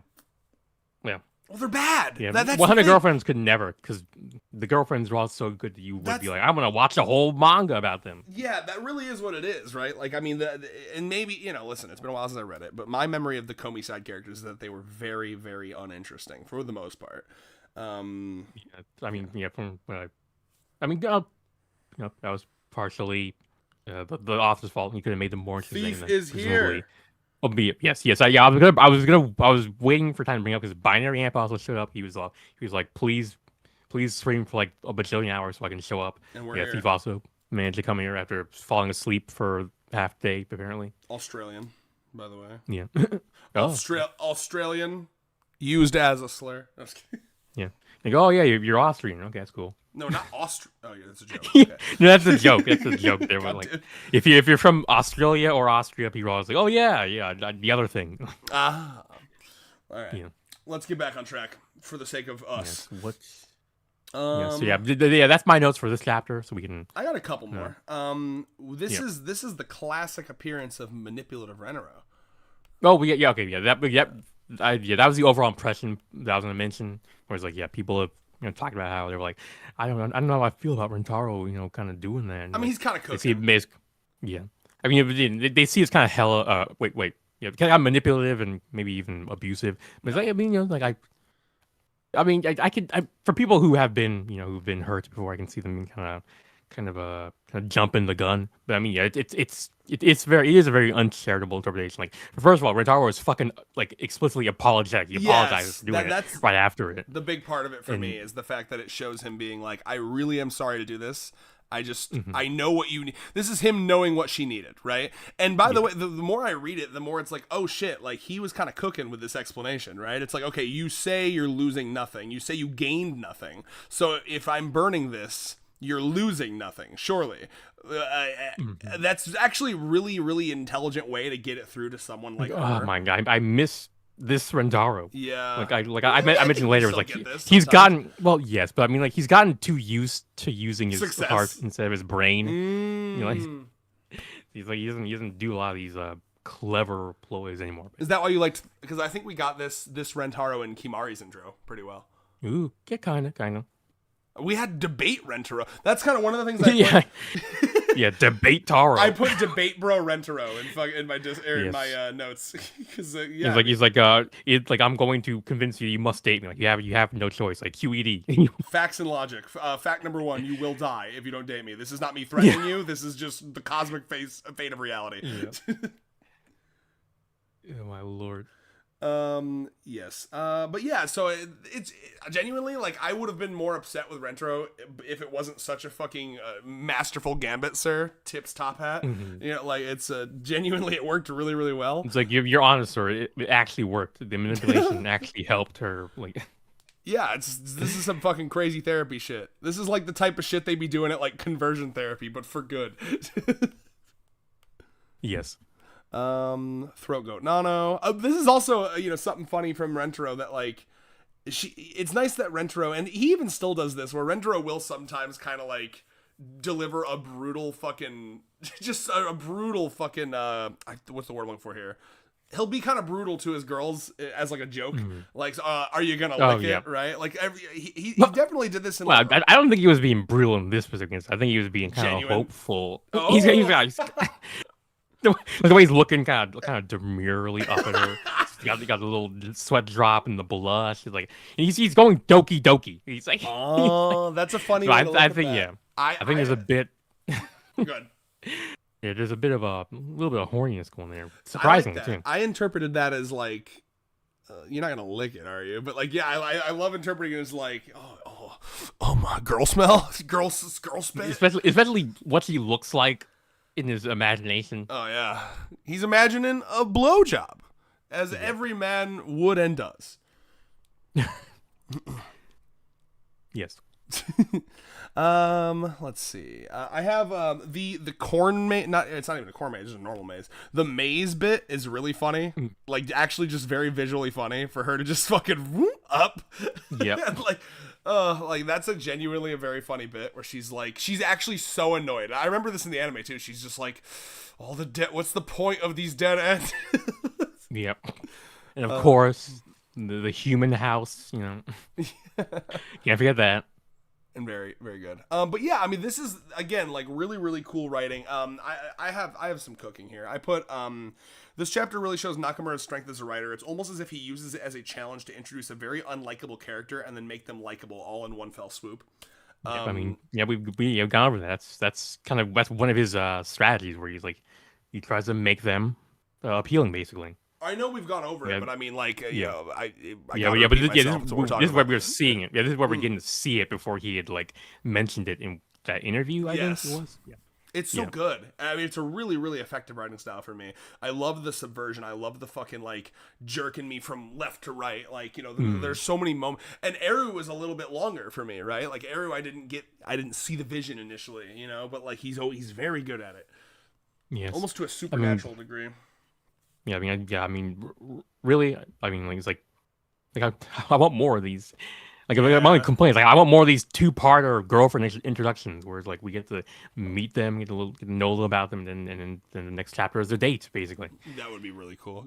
Good night, Richmond. Thank you for being here. I love you. Night, Richmond. And a kiss good night, kind of thing. Bro, Richmond, you just got a kiss from Rayos. You've collected them all. Oh yeah. Well, actually, I don't know. Have you gotten a kiss from Moon or Backtracks? Then you'll collect them all. Yeah, I was like, who is the all here? Me and you. Oh, okay. The only one who matters. The Chaos Squared Super Duo. Mm-hmm. You know what I'm about to do? The triumvirate. I'm about to do something real dangerous and get comfy. No. All right. What else we got, Mr. Rayos? That's it for chapter 7. Fantastic. So we can move on to the pool chapter. The there's also in the chat, we got Perfect Being being like, I miss the homophobic Eru jokes, though. I do, too. You know what? I'm so happy But we need to see more Eru. We need to see more homophobia. Yeah. I want more conflict in my Tell her polyamory. to be, I agree. I listen, we got that line with Eru being like, oh, you're a girl. Take care. When you see Eru going on her cottage horse aesthetic, talking about the clean body aesthetic, where you start saying tattoos or ruining the temple that is your body, and you're like, Eru, where the hell were you getting these? I've been listening to a podcast recently. It's about women in today's society and how to become a real woman. Eru as a fucking 12-year-old is doing intense vaginal douching because she's terrified that her pussy smells bad, and they're like, she's basically a female version of the Andrew Tate middle schoolers. Oh my god! I mean, I'd fuck with it. I mean, that'd be it probably shouldn't be the 12-year-old, but I definitely love a character. I love the idea of a character who's internalized. They are middle schoolers. Middle schoolers were getting Andrew Tate pilled. You know what? The teachers you're are so talking right. about it. Oh, I dropped my mic. I shouldn't be laying like this. Also, Moonlight has appeared. Moonlight, right when we're talking about Eru. It was the first. He appeared in the night. He waited for the moon to come out. We need more homophobia. Damn it, Moonlight really did show up right when I was talking about her douching her vagina. Which is funny because I read that line from Perfect Being. Not read, but whatever. I'll take. I did say that we need more homophobia. Oh, never mind. Yeah, I mean, you may have said it as well. Yeah, true. I said it with heart and conviction. Yeah, I was just quoting someone. Like I'm shaking my head the whole time while quoting them to make sure you know without I'm not condoning this. I'm not endorsing. Like I'm at the train station reading my cop, just shaking my head. I'm at the train station reading the Eru intro chapter, shaking my head the whole time, so you know I don't like it. Oh Lord. And Tze is also giving us some commentary, I guess, on the merry-go-round bit where it's the cheese. What's the word? The text is apparently a little more whimsical than Shamimi's box. Music and rotation-based brainwashing device. That's very funny. Yep. I like that. Yeah, that is what she says in the anime, the sub at least. Wow.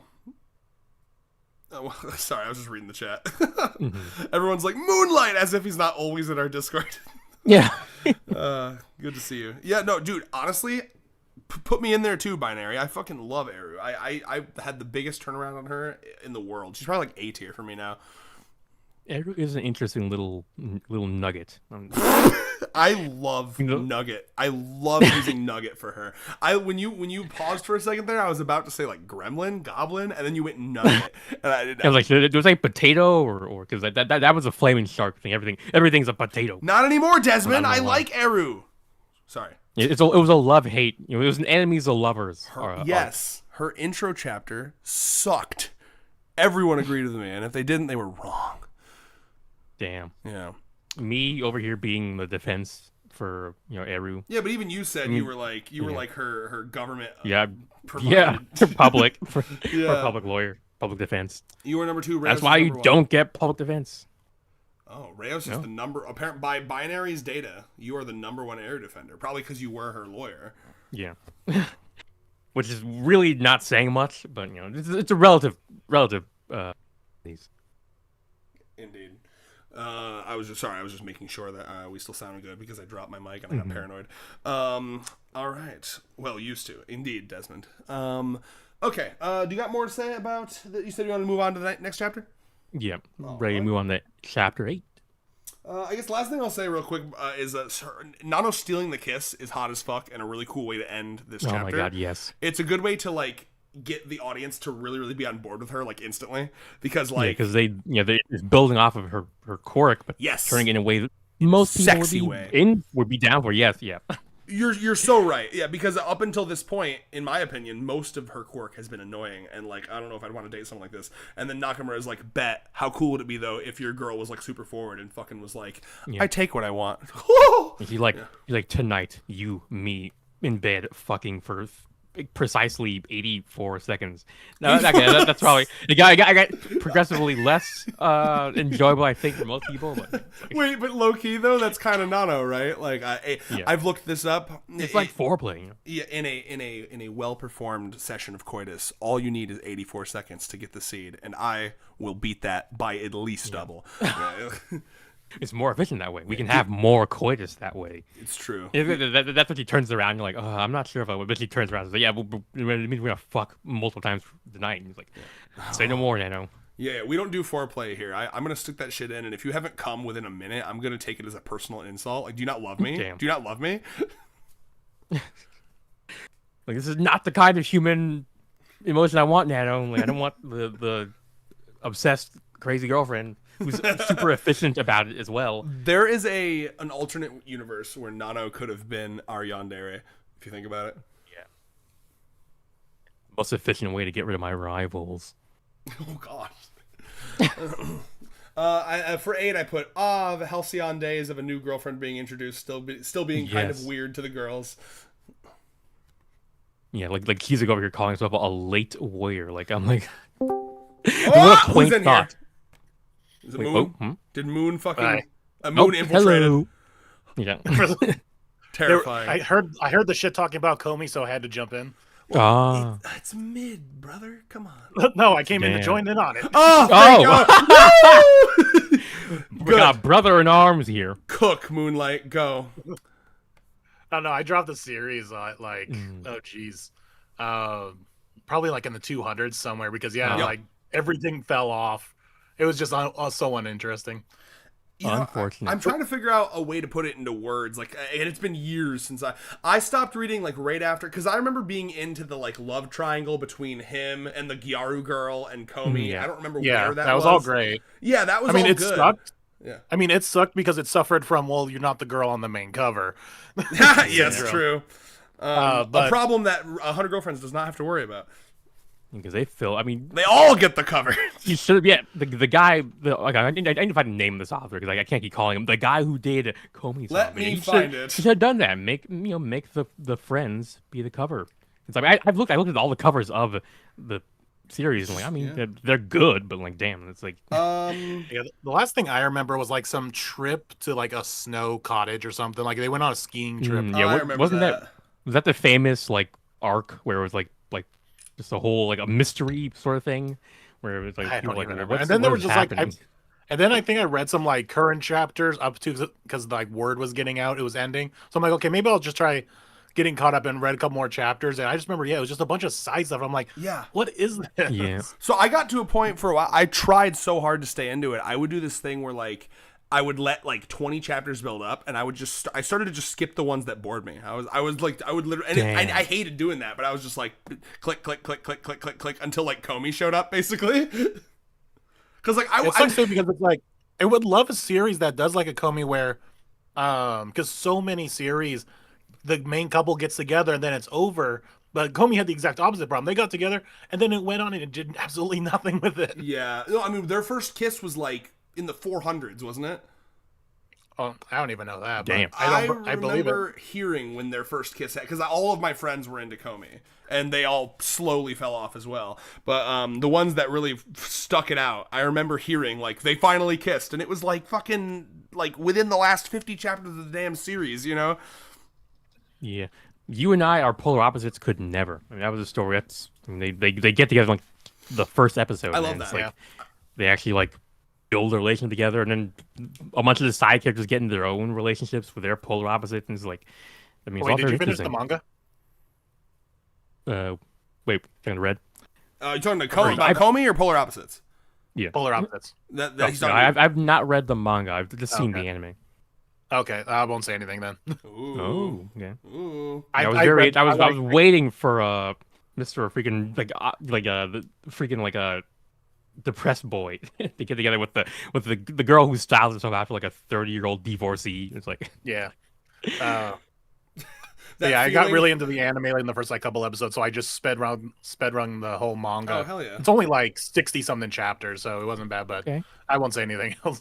Clover sessions. Right. Anyway, I've derailed this. Let's get back to swimsuit chapter. Indeed, you're just part of it now. Fantastic. Clover Clover sessions. Moonlight's probably going to help us stay on track, and I appreciate that. Probably. Clover sessions in the chat says that feeling with the time investment to the series is the same as a real marriage. Damn. Basically. I mean, I think that's supposed to be a dig on marriage, right? Am I reading that right? I don't think so. Oh, damn. I think it's a dig on the length of Komi. Marriage is epic as long as it's real love and not like for land acquisition or something. Yeah, but I mean, you know that there's like a very what's the word? A very long-standing tradition of marriage bad jokes that people love to riff off of. That's true. Oh, that's what you're doing. I'm sorry, you were too high concept for me.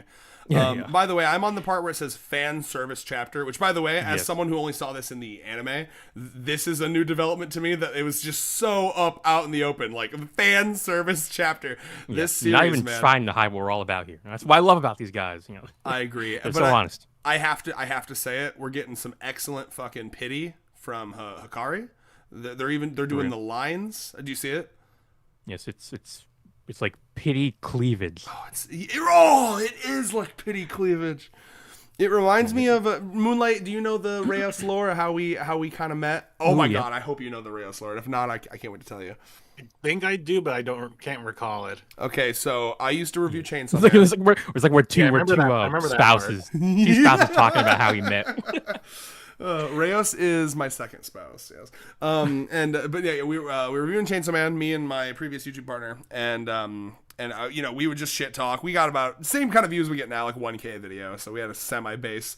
And I was like, someone draw me and Vex, my previous YouTube partner, fucking Makima, and then we were arguing over And it. it happened to be Labor Day, so I was like, you know what? Why don't I just make some art? And I threw it out there, not really thinking much of it. And it changed his fucking life.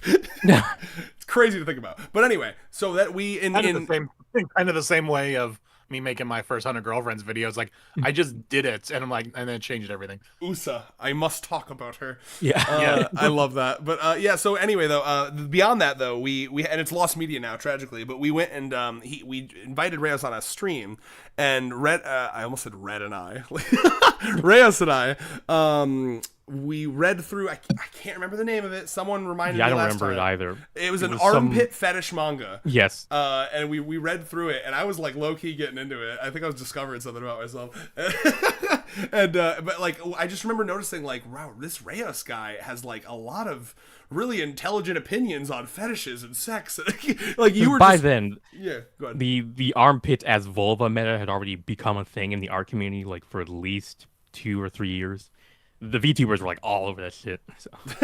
Yeah, so I was just like, because it was interesting, because Vex, my YouTube partner, was so uninterested in the armpit fetish manga, so he just like leaned back and was like hitting his vein or whatever, and me, and that just stream just became He was me and third Rhea. Wheeling. Oh, genuinely, like that was just me and you, fucking like we got to like chapter 19 of that fucking armpit manga. We're like, oh. It's a good time, and that's when I knew I was like, this is the guy. I'm gonna do something with this guy one day. Damn. And here we are. But yeah, these armpits remind me of that. They're drawn in the same level of detail, and that's how we know Nozawa's a real one. A real freak. Indeed. Affectionately. So what do you want to say? Do you want to start off, Mr. Reyes? And of course, Moonlight, hop in whenever you have something to say. Let us see. Let us see. I'll just join in this peanut gallery whenever. Of course, yeah. You guys take over. All right, Reyes, what you got? Okay. I mean, on page 4, I've got a goofy ass fucking all according to Keikaku joke, and Keikaku, like TL note, Keikaku means playing, by the way, but it's but that's only for the real anime heads. Oh, I They'll see. get Over that, in the so. corner there, yes. Yeah. Well, you know that's from the days back when you'd watch, you know, an anime in like 144p and 5-minute chunks on YouTube. Yeah. Yep. Yeah, that was from Death Note, where for some fucking reason one of the fan subs the light speech one of the yes, all according to Keikaku, and then they had the TL note at the top of the screen saying, yeah, TL note means plan, by the way, and it's like, buddy, what are you doing? But anyway, Well, that's weeb shit. There's a ProZD sketch. I don't know if you know who ProZD is, right? yeah. ProZD had like a fan subs versus official subs, and it was like a Luffy speech, and it was like, you guys are my friends, and then it was like, you guys, and then it was like, you guys are my fucking nakama, and then it was like, because they would also just add swears. I don't know if you remember that. Like old subs would just add cuss words everywhere, and then they would have like the asterisk up in the top, like nakama is a word that means comrade and friend, and it's irreplaceable in English. So yeah, that's weeb shit. It's OG weeb shit. Yep. But yeah, so this is a cute. One of the things I mentioned in this chapter is we get a lot of there was so much more time for focusing on the girlfriends doing their own thing in a single chapter, right? Can you imagine a chapter where we cut a chapter that isn't focused on Karne and like 1 or 2 other girls, but it's focused on the whole squad, and then we get to like really just show, oh, this is her journey to the story. It's like, no, It would have to be like a multi-arc, like it'd probably be like the better part of a volume to like fit all the amount of stuff that happened in this bit. Yeah, and not even a complaint. I mean, it's literally impossible. Sorry, go ahead. Yeah. I was just gonna say, if you go back to that Hikari thing, the all master plan thing that was actually one of the things. It's only in the dub. I might have to watch the sub again, but in the dub, it's what made me realize the whole Hikari might be putting on some kind of front. Yeah, because the English dub, she uses a very high pitched voice, but when she has that one line about the pool, it almost sounds like a normal voice, and I don't know why she changed her voice so much. I'm almost like, is that her natural voice? Is it the part that she says, "May I suggest this place"? She says use her normal voice, or the all according to plan? I'll be all according to plan. Like whatever they say in the dub, in her head. Oh, that's interesting. She does the light Yagami thing where she's just talking all normal. Yeah, it goes into her head. She's like, I want to kill you, motherfucker. Yeah, no, I was thinking the fucking like laugh he does, where he's like, you idiot. Yes, yep. God. Well, I'm surprised we haven't got. I know that we've gotten the Light Yagami face from May, right? Oh my god, yes. I Wow. kind of want that vibe from Hikari doing one of her schemes. She would be what's the word, like the poster child for that sort of thing. I'll take my tit and put it into Rentaro's mouth. Someone give this girl a love note. Oh shit. That would be her arc. Would be like, if I have the power to make. And then Karne has to try to figure out who the hell is doing all these like. Like he becomes L, basically is what I'm saying. He becomes K. Oh yeah, K. I am. It's not like I'm K or anything.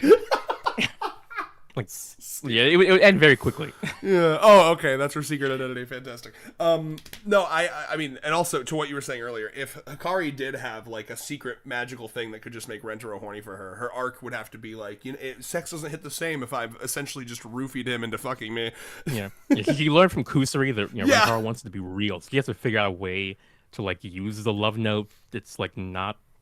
It doesn't invalidate their feelings for each other. It's like, girl, you're laboring under delusion. It's not possible. But let's see. I have, this is of course a little. Wait, hold on. I wrote Hikari's. Oh, here we go. Yeah. I wrote Hikari's self-confidence issues, and this is something I believe Moonlight's brought up in the past, right? Because this is the chapter where Hikari's like, as long as you don't break up with me, you can do whatever you want. I'm honored to even be here, right? So there's a lot. Yeah, this happening. is like one of the last instances where she actually said that. But like I said, I think the only reason she stopped doing that was because Nakamura didn't want to do that for every new girlfriend. Yeah. Right, yeah. There's a lot of Hikari foreshadowing in this chapter as well, right? Because, I mean, you get that, but like he said, there's also the beginning of the schemes a little bit here. And then at the end of the volume, as I already mentioned, you see her holding her hands with her mother and her, like, weird, obsessive, like, I want a picture with a wedding dress on, Let's see. I wrote down... Oh, go ahead. I'm sorry. Well, yeah, I was just say like for Karne, if only Akko or Nemu were here to help her pick out, to convince her to buy a swimsuit, it'd probably go a lot better for her. This makes me think of one of my favorite chapters ever, that movie theater chapter, right? That begins with, I think, Sleep Nemu basically just like, doesn't she like hold up like some kind of ribbon and she's like, you'd look cute in this, right? And then she's like walking, doesn't she buys her something? Do you remember what I'm talking about at the beginning of that chapter? I'm going through it right now. It's like it's like Karne was shopping and then Nemu just kind of appears out of thin air and is like, hey, that looks good on you. It was that really cute beginning to that, and I like that moment. Basically, it's almost verbatim this, but if Nemu was there, and that's a good like. It's interesting. We can look at these previous all these previous events as foreshadowing for things that are going to happen later. Well, it's like a look how improved her life is with friends and family and comrades. Yeah, we get to see the before and after. Yeah, Nakama. The only word that we can use. Let's see. We have Rentaro saying it'd kill me if people saw you naked about. Well, yes, Karne. I was definitely gonna bring that up as well. Yeah. So this is another early Rentaro interesting thing, right? Where there's like I wrote down that this is like a touch of ownership a little bit from Rentaro. Yeah, it's exclusivity, something we don't really. Something we do actually see later on with like in the Akko Rentaro screaming chapter, as well as the Mimimi stage play chapter, where we get to see every once in a while he gets that exclusivity. Like he's doing that one penis policy type shit, which is interesting, right? As we've mentioned many times, there is almost like an inherent unfairness to this arrangement, and so far it's working. But it's in a superposition, because if there is someone outside of the. Yeah, there's like it doesn't even have to be like a boyfriend. It could be just another woman who is not Rentaro's soulmate. Just something like that showing up would kind of show the story's hand. Let us know which way did it actually swing. I don't know. Genuinely, the question here is if any of these women ever wanted to bring another guy into this group, how does Rentaro feel about that, right? Yeah. I don't think we'll ever answer that question, but it's an interesting question. And the closest that we got was the Mimi stage play, where he was like, to put it bluntly, he threw a tantrum, but then he was like, you know what? Yes, it would not be fair of me to, even though I hate it, I will let you, date someone else. Then, they sidestepped it by me being like, as if I would ever date a man other than you, Rentaro. Like, fuck that. I guess the official answer truly is just like Rentaro, like he knows internally it's unfair, but he's like, but I will just overpower that by being so him. I will make up for it. I will be to make up for it. So much him that they won't even consider. They won't even like think for a moment that they could be dating other men, because why would they? Because I'm him. Yeah. I'm Timothy. They must have amnesia. They forgot that I'm him. Yeah. It's kind of almost like it's like showing Rentro's like super insecure about it. It's like, what do you mean I'm not good enough? Yeah. Oh, that'd be a really interesting arc. I'm still waiting for someone. We were talking about this a bit earlier, Moonlight, in the stream, but I'm waiting for like a girlfriend to kind of break the series logic a bit and like challenge the characters. One of the things we talked about was like, what happens if a girl shows up that doesn't zing with him but confesses? What happens if you have a girlfriend? Because, you know, he every single time he adds a new girlfriend, he's always like, with your permission, I'd like to add her to our group. What happens if for one of the girls, simply one of his girlfriends is like, actually, no, I don't like this one, right? I mean, that like, kind of happened with Himika's introduction because she gave us such a bad Yeah. vibe. Everyone's like, I don't want you to date Rentaro. It's like, I don't think I will let you. how do they get around that again?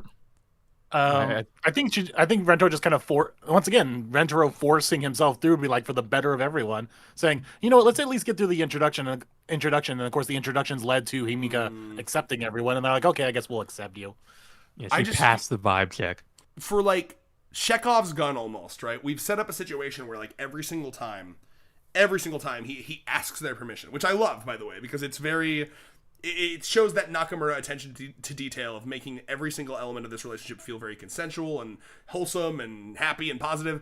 I just would love a situation where that gets seriously challenged in like an arc that lasts more than a couple like a chapter or two at least, right?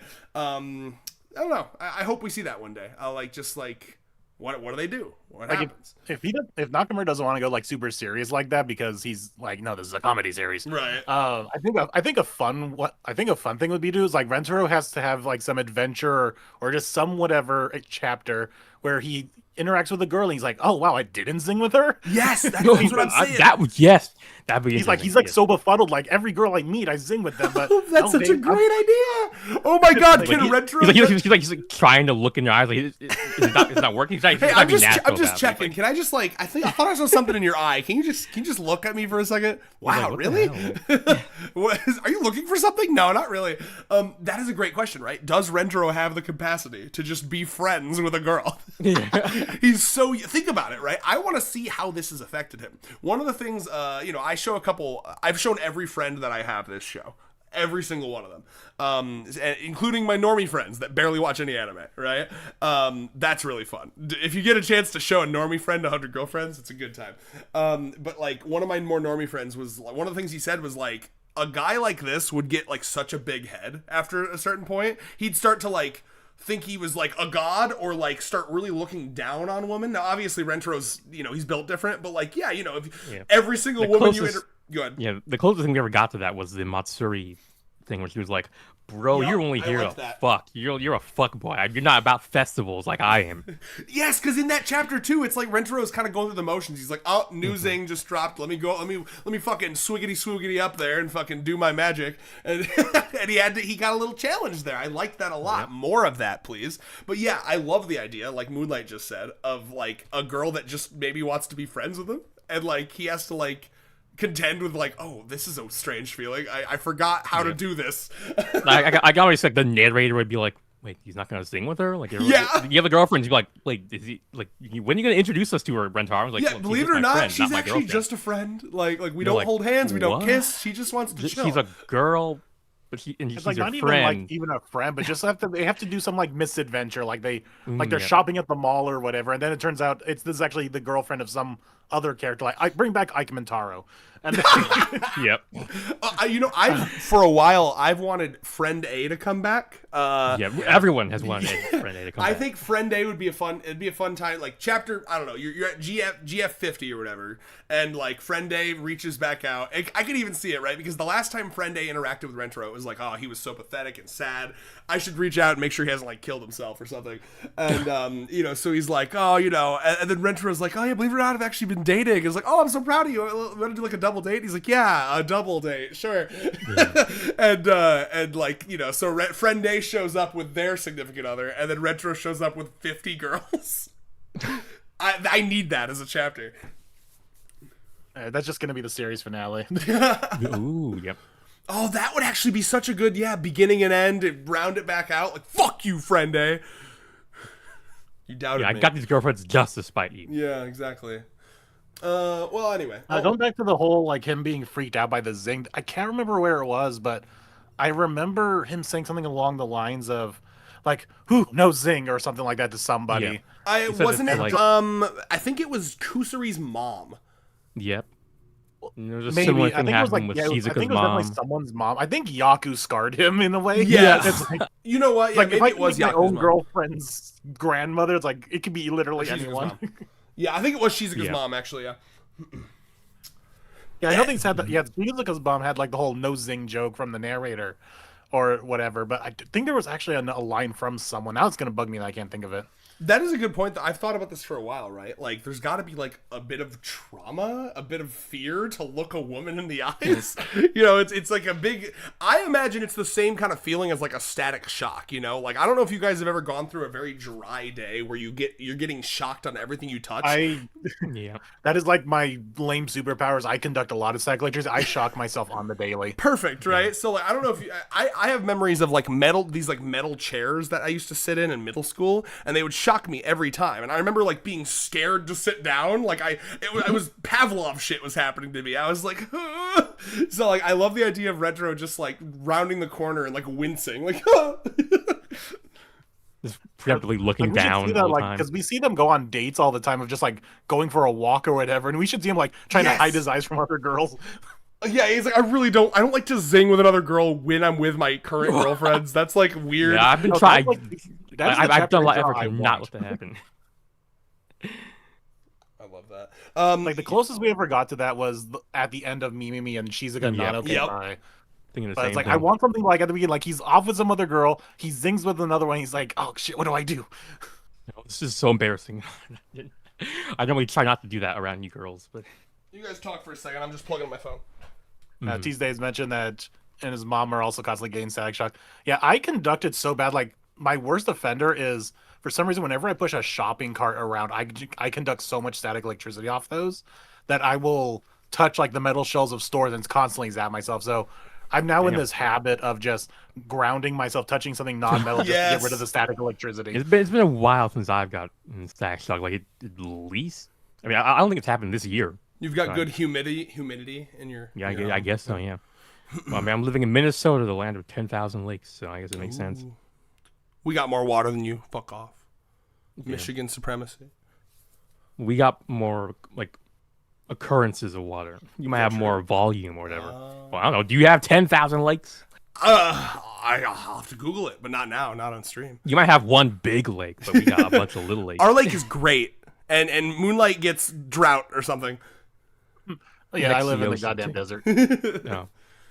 Unfortunate. Fantastic. But I think it would be remiss to not mention that Hikari's boobs are just unfucking believable. Just perfection. Uncontrollable. They're like, Genuinely, just like this thing she's wearing is fucking like hanging off of her areolas, like just barely fucking. she must be using some sort of like pasty Most sticker setup likely. to keep them on. Oh yeah, and she was in and out of the water with that shit, bro. Fuck, crazy. He likes to live It dangerously. was even crazier in the anime. Yes. Oh my god. Yeah. One of the things I mentioned here too was we get the rare Rentaro nosebleed, right? Because like early days, like for Rentaro to do a nosebleed, that's so like OG anime. We don't really get that from Rentaro anymore. Yeah. OG shit. They He did yeah, it in the aquarium though. Did he nosebleed in the aquarium? Yeah.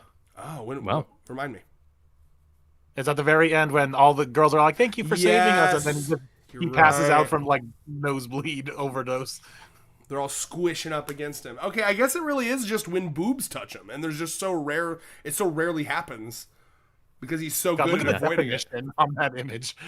It's like the shadowing on the boobs. Oh, they're beautiful.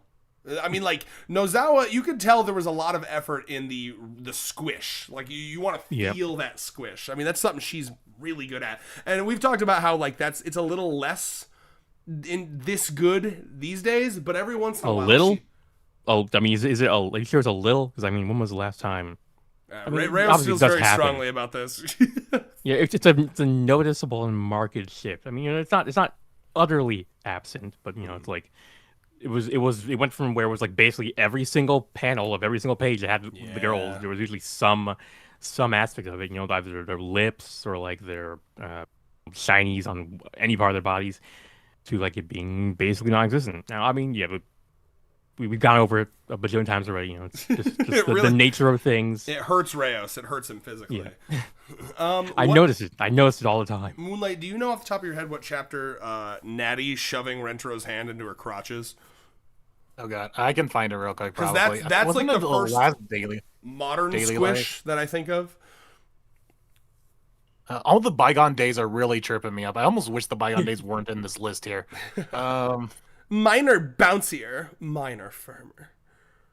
Daily Something life. I mentioned while Moonlight's looking for that is I really like how Nano in the beginning of this chapter says, given that they were just there yesterday, well, obviously because they're talking originally about the amusement park or whatever. Where is it? She says, "I want to go. We should go." Oh, yeah. I really like in my mind, the delivery of that is very funny. Yeah, I also saw that. I was like, well, she's being very efficient. Well, this thing that I feel, I don't know if you've ever gotten into like the, with OCD, I've many times I've gotten into the like, I feel this emotion. Did you need the chapter number? Yeah, sure. 242. Okay, let's take a look at Natty Squish and compare it to this Squish. There's not much original. There's like some gloss there though. Oh, she broke out the gloss. She broke out the OG gloss. Okay, one more time. It was 240 what? 242. The newest daily life with his girlfriends. Okay, that shit was pretty peak. We get to see lots of depictions of the girlfriends' bodies, and we get to see that they are in fact sticky, like stickish. Sticky? I thought you were a sticky. like as in STICCY. We also get Iku. You know what? I'm gonna say it. Damn near Iku Camel Toe. I know it's just the line of her spats, but I want to believe.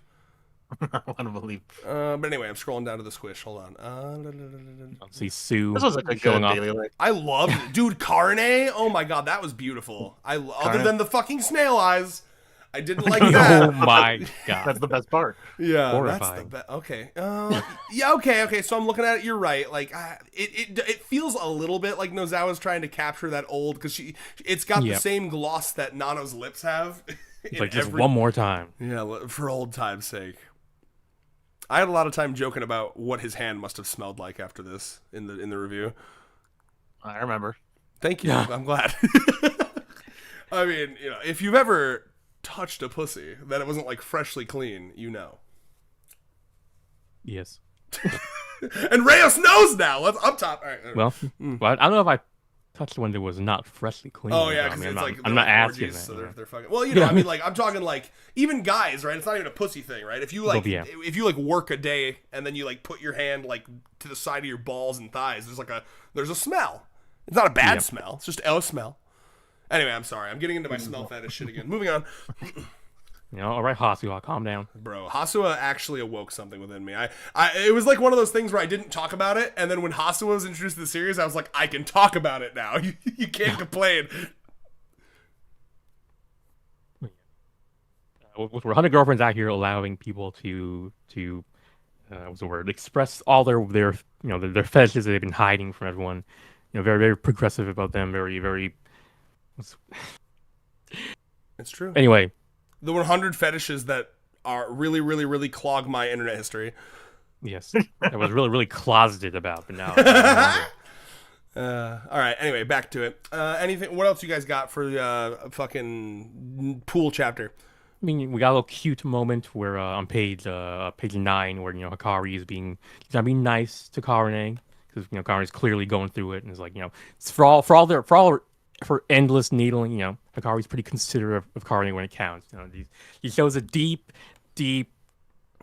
down, she does really care for Karine. It's just like Zoro and Sanji. Yeah. Strangely enough. Damn, Nano just being like Nano just like when she tried to she very considerately tries to help Karine find a place to warm up. And then Karine's like, thank whatever, and she's like don't be we're not even close enough for me to like, okay, what was that, Nano? She a little real for that though. It's like, listen, like we haven't established whatever the fuck this is yet. Like now what it is, like now we know this is like. I guess Nano was he was just displaying a sort of universal positive regard for a common human. He wasn't really it's not indicative of any like special affection. At this point, Nano is still convinced that like Rentaro dating all these other girls is merely a phase, and eventually he'll wise up to his real soulmate, which is her. Yeah, I guess so. Yeah. He's like, the most efficient thing is the wait. Yeah, play the long game. That was me with my first crush. I was like, I'll be here when the mountains rot away to dust and the sun expands. I'll be there. Yes, and then right after that, Nano shows that he's like probably the only person who could deal with the Inda family tsundere-ism. Just dodging them. When Rentaro just tanks it, but Nano he dodges. He perfect dodges. Nano's the dodger, and that's foreshadowing the epic fucking maid water gun fight where she's like Neo in this bitch. Yeah, really only rivaled by the actual maid. But yeah. Yeah, I mean, also, I love this moment in the anime because they added like the freaking I don't know like JoJo style like noises that cars make when I hit Nano. Oh yes, speaking of changes that the anime made, this is the legendary Bahoobs guy. Oh my god, yes, that man. So they added a lot to the anime of this guy. I didn't realize that the fucking scene with him in the car feeling the fucking air. That was a bonus chapter thing. Okay. So it was. Thank God. Good for the anime for adding that, because like his little sister just like looking at him like, you fucking idiot. It's so good. Yeah, I mean his whole fucking spiel in the anime was like, I remember like I was jaw on the floor. I was just enamored. I was like, what the fuck? Yeah. It's like, I live for all things Bahoobs. Yeah, we also have to. There's a very interesting little line on page 11 where Nano says something like, "Is this lazy river designed to deal with river-related incidents?" And I couldn't help but know. It's like, he said river-related incidents. Like sleep-related incidents. Yes. Oh my god! Did you fucking? So here's the question: is that a coincidence, or did that just seep into your subconscious? I mean, but yeah, yes, it seeped into my subconscious. Like, I think now, whenever I see the word X-related incident, I'm like, damn, that was my darkest moment, where I did not believe red, That's so funny. Moonlight, are you still there? Yeah, I'm sorry, but I don't know if you guys are hearing it, but you guys are like cutting out a lot. I am also hearing it. Yeah. Yeah. Okay. I am also hearing it for you. I was hoping it was it was a phase or whatever. It would go away on its own. It's just a phase, Mom. Seems like it isn't. Is this like a fully Discord problem? Because would it be on everyone's end like that? Yeah, it's kind of weird. Well, I mean, probably, yeah. If all three of us are hearing it, then it probably is Discord effing up. Well, is that our cue to fucking wrap this up and we can talk about it more later, or how do you want to go about it? Well, chat. How bad is it? It's kind of bad. Because I can still hear you. I can still understand what you guys are saying. You just sound like a spooky little robot. You're like, blah, blah, blah. Yeah. Yeah, it's a Halloween. Reconnecting. Here, you know what? Do that too. Yeah, I'm gonna hang up and come back. How we sounded, boys? Bing, bing, bong. Testing. Uh-oh. Might be Jover, boys. Oh, wait. Oh. Okay, yeah, I can see the connection. Oh, wait. Now it's the connection and stats looks good. But anyway, how do I sound? I sound all right. I think. Did we fix it? I think we fixed it, Moon. I think we fucking smacked Discord and its spoiled little booty cheeks. Good old turn it off, turn it back on again. Yep, I was about to say the exact same thing. It's literally the most OP strat of them all. I can't believe that fucking worked. Yeah, I mean, we literally do it when we we start people's hearts. Like, we just turn it off and turn it back on again. It just works. I took a look at that is crazy that it just works. I just took a look at chat here. Kalu Halu, great name. Nozawa draws. Are they Irish? I don't know. Kalu Halu.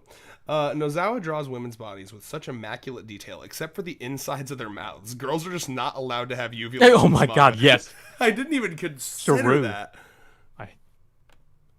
Me neither. I missed it. Wow. Dude, I mean, I guess the closest we ever. Wait. Because he said girls don't get have you. Do the guys? Or is that just anyone? Rentaro clearly isn't. I've seen several images of his mouth, and we don't see. I mean, what she does is she just basically has their tongue kind of go up into their mouth until it kind of disappears. Well, it's because they're all going to be the throat goat.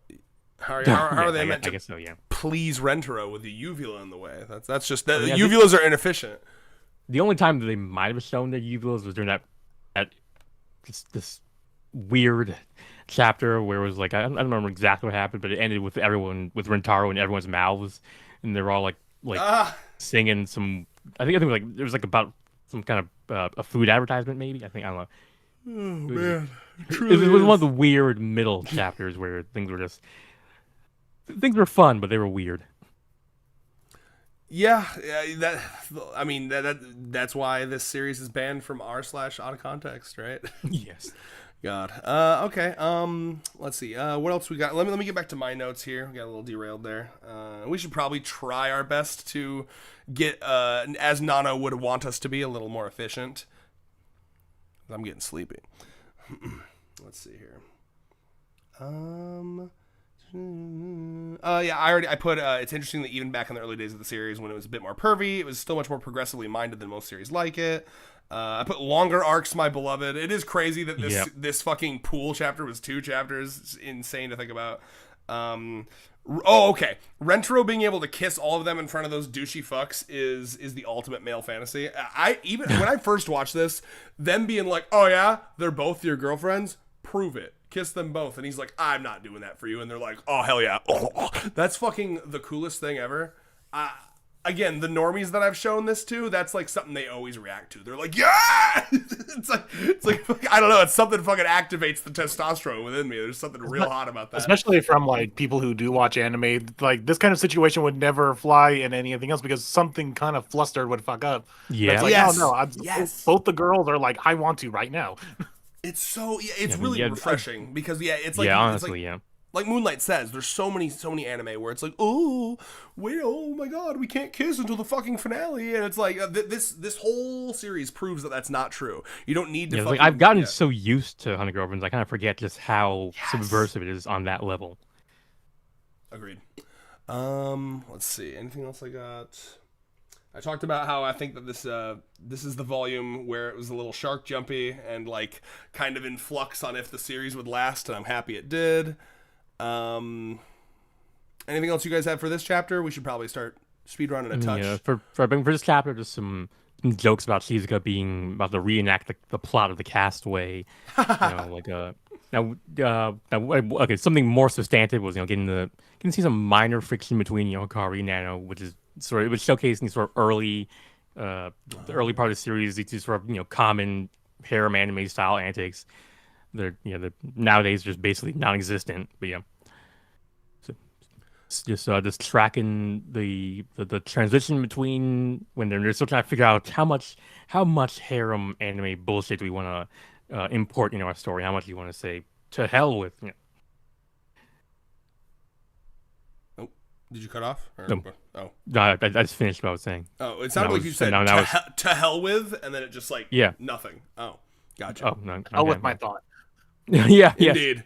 I still can't believe that these guys are just like so brazenly like, "Oh yeah, you don't want to hang out with us?" I was like, this is a fucking wild conflict here. Like, it's you don't want these guys just openly admitting their intent to basically sexually assault them. It is kind of insane, yeah.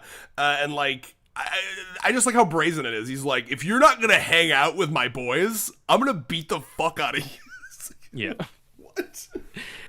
And then Nano ends up saying some don't worry, I'll hang out with all you three. I'm like, this sounds like the intro dialogue to a Dojin play. It really is interesting because Nano's whole efficiency thing, right? It's like I think she'd be the type where it's like, despite how tough Nano is, it's like, okay, well, this is like 3 men versus me. So in Nano's mind, as nasty as it is, I do think she'd be like, well, it would simply be more efficient to fuck them.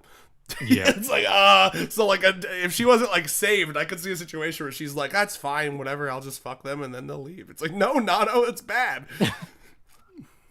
So there's your next fanfic you get to write. Low key. You know, I will say there is like almost an unspoken rule to not write cucking in 100 Girlfriends. It's just it feels wrong, you know? Is it the harem where no it one goes knows against the whole series. yeah. I mean, that's what's so good about it. It's true. Because if you ask the NTR enjoyers, which I am not, but I actually am not. I mean, I'm used to reading, Japanese NTR, but since I don't, I mean, I can read Japanese, but not well enough that it's like automatic. So it's kind of like I am saved from having to deal with all that shit. Like the dialogue is so. I mean, this is so repetitive. Even as someone who's like still kind of middling in my Japanese, I can still tell what the hell's going on just from like seeing it a bajillion times before. But anyway, the best kind of hentai is one that, or fic or anything, is one that like perfectly melds wholesome and degenerate, right? The best kind of relationship is one that melds those two things. So you truly love each other, you're best friends, you want to spend the rest of your life with each other, and you're like fucking up to your elbows fisting their holes. It's like the perfect combination, in my opinion. yeah, I can agree. Help me. I was gonna say, help me. There's too much. Moonlight's here. I'm a little embarrassed, but I'm pushing through, okay? Because I can't change myself for him. Yeah. Okay, what else? What else do I have? Oh, yeah. On page 7? Are we on the next chapter now? Yeah, it should be, page chapter 9, yes. I will say real quick, very Hikari's little like scared face in the beginning is very cute. Her little like the way she's leaning back. See, yeah.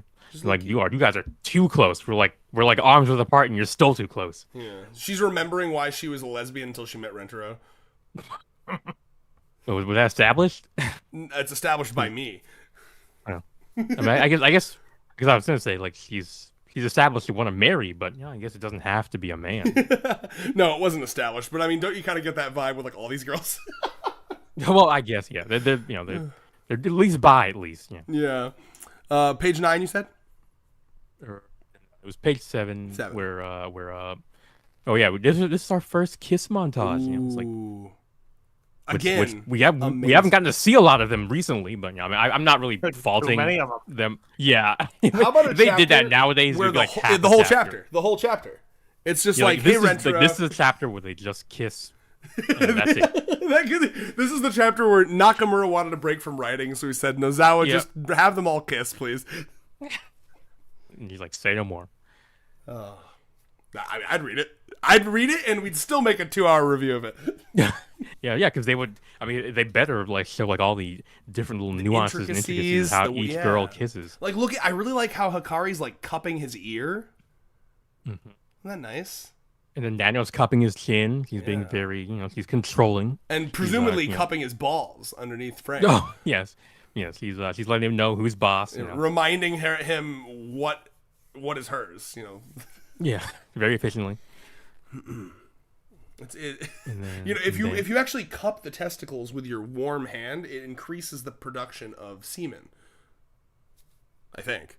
It feels like that's true. I mean, it's probably true. Yeah. That's efficient. It gets more blood flow to the area. That would help. She's doing a little massage down there. Yeah.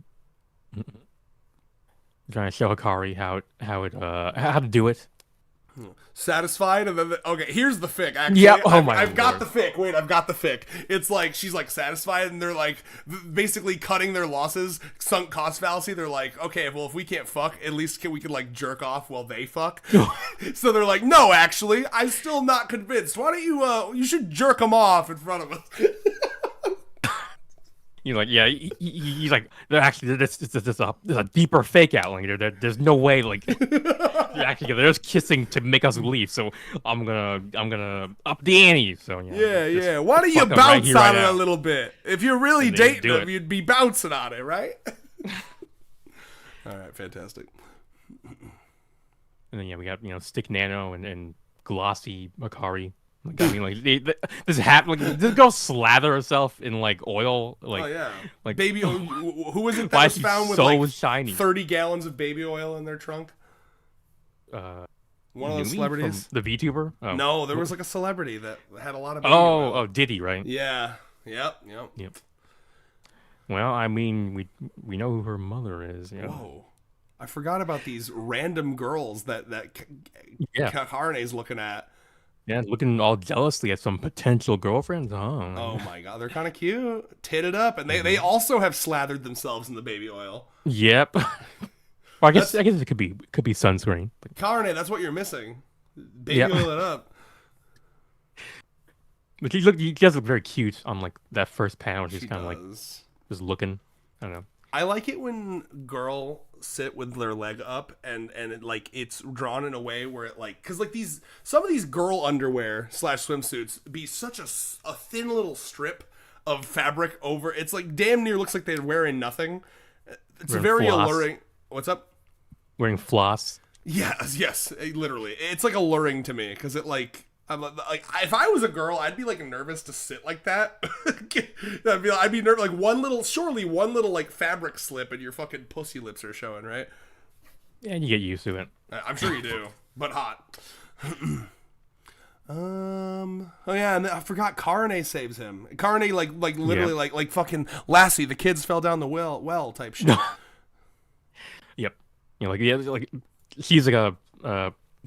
he got stranded on the island type shit. Yeah, that's real. That's real as fuck. That's the real conflict of this chapter. But yeah, so like on page 11. Go on. Yeah, on page 11 we get some, you know, we get a moment that confirms that Rentaro was all right with his girlfriends committing perhaps heinous acts of violence if it's, you know, in order to protect their fellow girlfriends, which is like not surprising, but you know, these are things we needed to establish back then. Nowadays we're like that's like telling me that the sky is blue. It's like, you know, someone had to prove that. I can see why you had to crush that guy's eyes. Yeah, no, I mean, and one day we'll look back on this as foreshadowing for when Ira kicks the nuclear missile back to the Parliament of Japan. You know, yeah, it's like I can see why you had to do that. They were threatening like 3 times the charm. They were threatening our sovereign nation. Yeah, now we know. Now we can, you know, we can. Our sovereignty rests on you, Aira. Like without you, we are, you know, at the mercy of the great Satan, USA. Let's see. But yeah, I mean, this is like kind of it's establishing in these first couple chapters and these first couple girlfriend introductions. It's establishing the whole like there is no such thing as hierarchy. Because this is where she's like, oh well, surely. You know, Hakari's more important to you than I am because you've known her longer. And it's like, no, that's not a thing, and it never will be a thing. And I like that. Sister, at the timeline of this series, it's been like a day.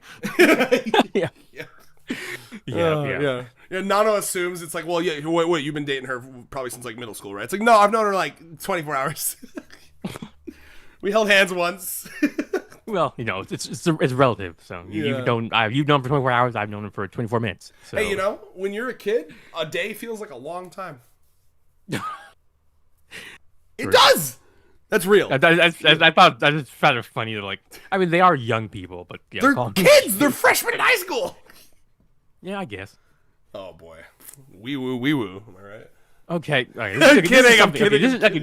This is actually something that I have thought about recently. Where it's like, I mean, yes, there's a difference between, you know, a teenager and a kid, like an actual kid. I mean, as someone who was a teenager, but I mean, yeah, they're both minors, obviously, but that's, I don't know, they're different classes of minors.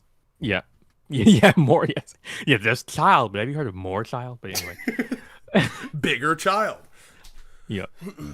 Yeah. I mean, you know, I remember. Especially, I mean, like, when I started dating Allie, like, I remember 3 months in being like, wow, we've been dating 3 months. And I remember I, like, asked Catherine, who introduced us, I was like, 3 months, that feels like a long time. And she's like, it's not. It's 90 days. She shot me down so hard, and here I am at 6 years, you know?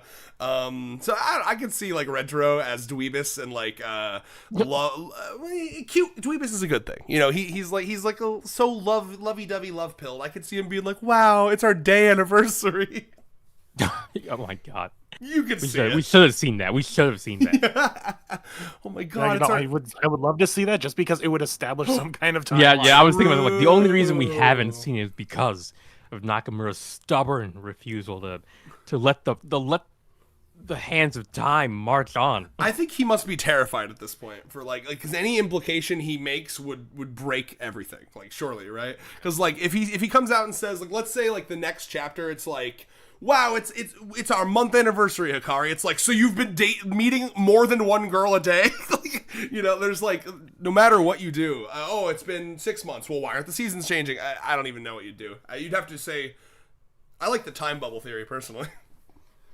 Yeah. Their love is so Did I powerful. ever mention my God of Infinity curse theory? It's a great one. Well, I don't It's think definitely so. been mentioned, but please regale me. Yep. I don't know if it would have taken place because that would be all the way to like Matsuri, but I almost want to say that the God of Infinity has him stuck in some kind of time loop. Just as like petty revenge. Perhaps. How old are these three? Ludo, I'm pretty sure they're all in the same grade at this point, right? No, are they? Wait, Yeah, who are they're all these first three? year. Oh. Well, Thank God. I'm just I just read the most recent chat. It was Ludo. I assume Yeah. they're what, like 16, 15, 16? 15. Yeah. Like, you talk about us or like what? Oh, us? I'm 32. Moonlight, what are you, like 35? 34. Ah, sorry. I'm 28, Young buck. resident baby. How old is Backtracks? He's the youngest, right? He's the actual baby. 20. Yeah. Yeah, it's like in his early 20s. But I don't remember exact year. Hell yeah. Go on, Moonlight, Ludo says. I explained it. It's just that I think that the God of Infinity is going to be somehow roped into this whole like, why hasn't the season's been moving? That'd be really cool. Yeah. So like the idea being that that's when it would have happened around Matsuri. That's the only like flaw to the theory is that Yeah. like Matsuri is pretty deep into the series at that I point. could believe he's meeting like. Let me think. Okay, yeah. So with that logic, what girlfriend number was Matsuri? 27. Yeah. So he must have been okay. And then how many? Let's say it's the beginning of spring. How many months is spring? Like 2, 3. 3 months. Okay, 3 months. I think that's reasonable. Like let's do some quick math, right? So how many days are in 3 months? What is that like? 90 days. 60. 90.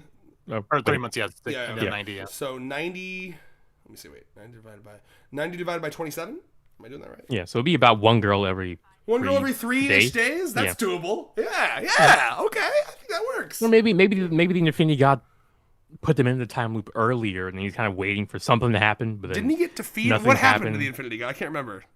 Retro just well, scared the ever Well, living you know what? shit out of him. You know what? Okay. It's funny that you say that. Put 'Cause him in his I was gonna talk about how in this chapter, we get to see kind of the early rudiments of the Love Zerker himself.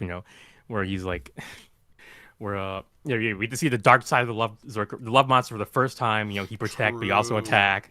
Like, right now he's still in his infancy. He's just fending off puny humans. But eventually we'll see this man dual wielding shopping carts, scaring off Japanese mountain bears, and even taking on the literal God of Infinity and Venture's girlfriend. Killing men too. Remember when he kills all Yeah. those men in the Oh, forest? yes. He off screen their asses. He did. Binary, our resident data guy in the server. 2 months because we started in April, so it's 60 days. April and May only. Your math isn't accurate. So, Oh wait, yeah, because listen, I trust Binary with my life. He is the data guy. I mean, genuinely, I've yet to see him get something wrong. I mean, technically they March, start I guess, Japanese is school in considered April. spring. Yeah, and March is the first month of spring. So yeah, it'd be only 60 days. So, okay, so Yeah, he's has meeting a worked girl every day and a half. I can believe that. Yeah. Which is He's- really he's a bad. Riz when master. of course, like when I bring up because there was like a whole week to Shizuka's introduction. Oh, Yeah. If you remember. True. Yeah, because he took time to put together The book, there was like actual time Yeah. passes, like 2 days later, 3 days later. Oh shit, you're right. You know what, guys? It's So over. he just crunched it together at some point. There is no way we could. I think It's never really. gonna make any sense. Yeah, it's not going to. We need to give up. We need to. Yeah. It's like that fucking. God, give up the ghost. Anyone who watches Digital Circus, we need the last episode. There's like a scene where Pomni's like, I think we need to give up on the idea of leaving the circus, and people are using that as a meme. Like, I think we need to give up on this having a happy ending. On leaving the time bubble. Yeah, we need to give up on time ever making sense in 100 Girlfriends. Speaking of time not making sense, we're freaking on page I think 17, right? Where it's like Carne is like, she's like, I'm already fully grown, but I'm not cute either. I'm not like fully developed or anything. I'm like, crazy. girl, you You're are the 16. Oh. Like you got plenty of time to grow. And she's so cute. And by the way, I swear to God, her boobs are bigger in the manga than the anime here. Because, like, their boobs are not small at all. That is insane. I'm looking at them. That's, like, normal boobs, as... They change, like, it's a... Like the what's the word? seasons. Yeah. Like the seasons I don't guess, in this series. Yeah. But, they're just an artist. They sometimes they make them too big, too small. I'm just saying, like, it's just funny because her whole thing is like, oh, they're so small. And it's like, girl, those are, like... fucking They're bigger than Shizuka. Literally, bro. Like I my memory of them in the anime is that they actually made them look kind of small. These are like normal ass looking boobs. Also, lots of panty shot. I don't know if you consider these panties, I guess, because they're swimsuit or whatever. But you get a lot of that in the early days of 100 Girlfriends. Yeah. With the butt cheeks. With the butt cheeks. Back when the series thought it wanted to be a little more on the lewd side. Bring it back. Yeah, bro is just stripping his girlfriend in public. Crazy, by the way. That's another like crazy Renter. Like if Renter did this in the modern series, it would be I'd be talking about that the whole video. I'd be like, what the fuck? As a reminder, also, this moment was pretty good in the anime. Not for the visuals. Her noise that she made. Yes. Yeah. Have you seen? I mean, I'm sure you heard the dub voice actor, but you've heard like the sub. I don't think so. He basically just like makes a sound only dogs could hear. It was like, oh, Tuesday. So this was considered a mistake by the author then, and because her boobs were nerfed in the volume release, so they must have like you know what? Yeah, these are too big for her to be like all stressed about it. Like clearly, yeah, that's good to know. This is not accurate to Carney's measurements, and that must be corrected. We just put that on Nozawa because her infamous tweet of saying I always get I get carried away when drawing boobs. Yeah. I can't help myself. I don't know if it's maybe she's tweeted something similar multiple times, but when I first followed her, like I got into the series and I was like, oh shit, she's on Twitter, let me go follow her. Her most recent tweet was literally like I pushed translate and it was like, I love drawing breasts so much. It's like I love this person. And then Rentaro manages to basically turn Carvey on so much he's basically left speechless. Based. And then they just kiss. They just make out. That's my male role model right there. May I say, really cute little butt she's got in page 18. Look at that. That's a cute little butt. That's a butt I'd like to give a little smack. Yeah. Unfortunately, they live in Japan where asses are not really they only get their due. So Carvey he's laboring under a delusion. He thinks it's all about tits. Oh, that's so sad. I mean, if anyone can appreciate an ass, when Rentaro really locks in and allows himself to be a little lewd, I need him to start being like, all your asses are so amazing. The whole chapter. Like, even mine, and they're like, yes, of course. Even especially yours, Sue. No, I really like that. Oh, go ahead. Well, I was just gonna say, like, it's the whole chapter of him just saying why each ass is great in their own way. Yep. Oh god, that would be a genuine writing challenge. I'd be like, I don't know how to describe 37 different asses in different ways. It'll be like when they ate together. It's like, here's all the cute small ones. Here's all the large round ones. Rentaro will die if he doesn't get his face sat on by all of the small perky asses. Rentaro will die if he doesn't get his nose smothered by all of the fat jiggly asses. Yeah, it'd be like when Momiji and Kusri made those like girlfriend themed like breads. Like yes. I loved that. I mean, people hate that, but I loved that. What a concept. Really? They hate it? Yeah, that's a hated chapter from what I hear. Wow. Am I right on that move?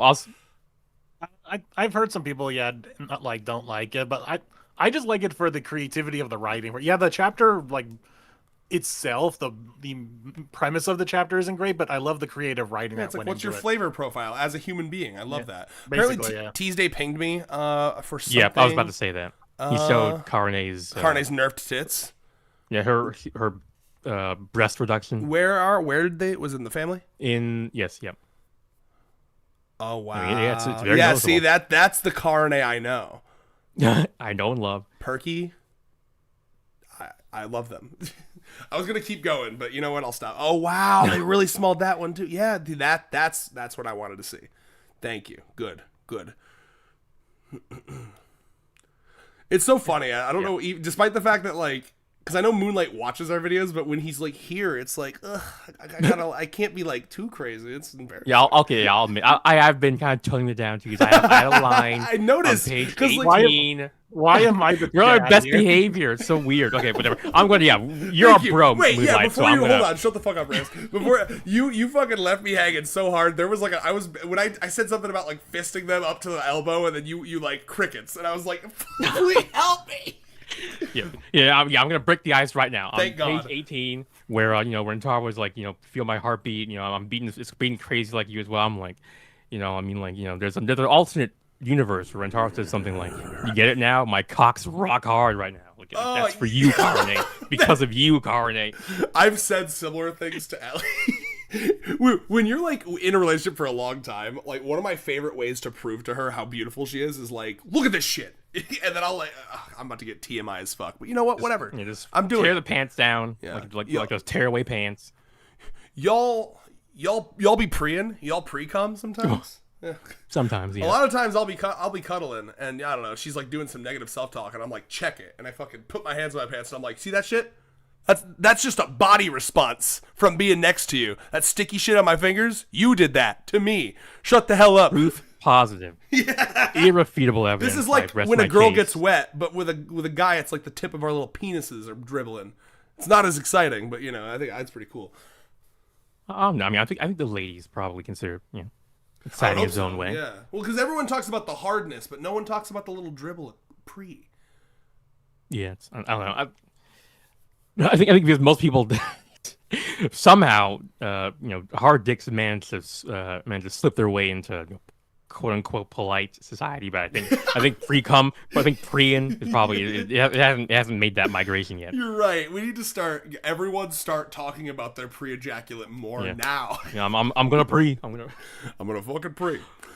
Yeah, I love those guys, Rayos and Red, talking about pre and Moonlight. Do you know OG Game Grumps references? Some of them. That was there's a very old joke from the Danny and Aaron, early Danny and Aaron days where they were Danny and Aaron show. Yeah. I love those. What did he call it? Danny and Arnold. Yeah. Yep. Oh, it's just a stupid early Game Grumps joke, and you probably are like, "What the fuck are these guys talking about?" Let's see here. God, dude, they even fucking like gave Carnes Gyaru lips in this fucking. Yep. Holy shit! Wait, hold on. Let me They check gave what her Tuesday sent me. Did they tone down her lips too? They did. Never. Wait, hold on. Did they? Really? Is that No. a shading thing? Oh, hold on. It kind of looks different though. And that's her line. That's like the line of her lip. I'm zooming in. I swear But to God, they did it's see. shaded different. Nozawa did see fit to give her the shinies on her boobs, her thighs, even her belly. Crazy. Oh, we already know Carne's belly is fucking OP. Yeah, we'll find out about that in next volume. We'll get that in Let's see here. Okay, what else we got? I'm I mean, gonna be other honest. than There's this- no way we're getting through this whole volume, right? I mean, How many it chapters are depends. left after this one? We haven't even. Like we have three. Kusari's whole Like fucking. 4 more. Oh, Yeah. God damn it. Yes. I mean, other than the double page spread is the last page. Not really much else to say. Unless you think you can lock the hell in and we can fucking schmooze through. I could, but it's more like, do I want to? I mean, listen. Are you willing to do this for 2 more hours? Okay, well, I guess what we could do is that we can kind of just go through I can go through my overall impressions, because that's a very condensed summary of my feelings for the chapter, and you can probably also throw in some bits as well, and then we can kind of go back to any of our bits we really want to do. I mean, Forgot about I don't know if you have bits, but I've got I've little got bits. I forgot about this final little pay. I'm just zooming in on. That good thing times were had by all. True. That thing I said earlier about Karane looking like she's basically got it's the butt floss or whatever the fuck you said. I mean, look at this Yes. final page, bro. My God. I mean, that does take some confidence to wear that. I don't know if I could wear that. How is Hikari doing what she's doing? Let's take a look here. The boob thing, I don't understand. There's clearly some kind of gorilla tape. Yeah. Yes. Yeah, not delicate skin tape, full on gorilla tape onto the areolas. And that's the only thing that can keep those suckers in. It's Indeed. and then Nano is going for the kill. We're looking at it like he's about to hit Carne from behind back. Like, She's one step away from the Kakashi fucking butt poke. oh, yep. Yeah. He's like That'd be epic. target acquired. Bro, can you imagine Karne's reaction to getting butt poked like that? She might kill her. Yes. There was no amount of dodging that Nano could do to save herself. And then, yeah, Shizuka is just being cute. Same with Rentaro. Indeed. He's being all, ha ha ha, I am a model boyfriend, splashing my girlfriend. Fantastic. Next. Oh, God, Yep. here it is. Here. This is page 1. Panel 1, really. I really that is impressive. Yeah, I do like getting ready. Can you imagine reading this weekly? It's like, okay, we're jumping right into it. I love it. Yeah. I do like to. Yeah. He's getting like. Here's a moment where he zings when he's with his other girlfriends, but he just doesn't have time to actually. Yeah. I will say. So. Go ahead. I'll just say something real quick. It's something I didn't bring up in the family daily life with Kusuri's parents that someone brought up in the comments. I didn't realize. I was like, oh, it's kind of neat. Is Rentaro and Kusuri zing in the same way that her parents did? They're just by running by each other in the hallway. Yep. Ooh. Damn, it's like poetry. Nakamura on It that. rhymes. Oh my God, bro, this is like Shakespearean. Yeah. You know, I really like this. You know, she doesn't do this as much now, but like I feel like she did a lot of this like light traveling through the clothes, and you'd see the outline of their bodies a lot back then. I mean, that is cute. Like this, like. You see what I'm saying? In this page where we get her full body? Oh. Yeah, page 3. God, she was like... Go ahead. I don't know, yeah. I remember bringing up like, way back when I first read the first reading the series, and I was like, oh my God, the sunlit outline of her ass. Like, it was wild. I mean, she's so... They do such a good job at, like... Because, you know, this is a senior. She's 18, right? She's literally an adult. First adult girlfriend, if you think about it. Not even if you think about it. If you think about it, well, yes, if you think about it, in the sense that it's reality. But like, you know, it's like they really do make her look. I mean, she looks genuinely like she almost looks like a teacher. Like I think when I first saw this, I thought she was one. Yeah, that would have been crazy. I was gonna, because in my notes I have like, you know, I feel like there's a divergence point in the series where in the world lines where like in world line 1, you know, we get 1 hour of 8-year-old Kusuri and then, you know, 23 hours of 18-year-old Kusuri, but then we live in the bad timeline where we get 1 hour of 18-year-old Kusuri. But you brought road line number 3 where it's like he's a teacher. Now that would have been something else. That's the excellent timeline. Yeah. Honestly, yes. And like you fucking. By the way, here's another Moonlight nightmare. 24 hours later, everywhere I look, I see him. Fucking. I had something else to say and I forgot it. I don't. So can you go ahead? Okay. Other than like you know, on page 5, you know, we got Rentaro's only thought in the moments before he's about to get roofied is just like if he has enough expertise to properly appreciate his new girlfriend, who is also the one who's about to roofie him, her new experiment. You know, it's like, I mean, I guess it's W boyfriend. Well, so this goes back to, and this is I'm about to fucking re-bring up my agenda from like 2 hours ago. Okay, like. Again, and maybe I can see what Moon thinks about this. Okay, so you know, I shared it with you. You didn't agree. I'm sharing it with a new guy to see if he agrees with me.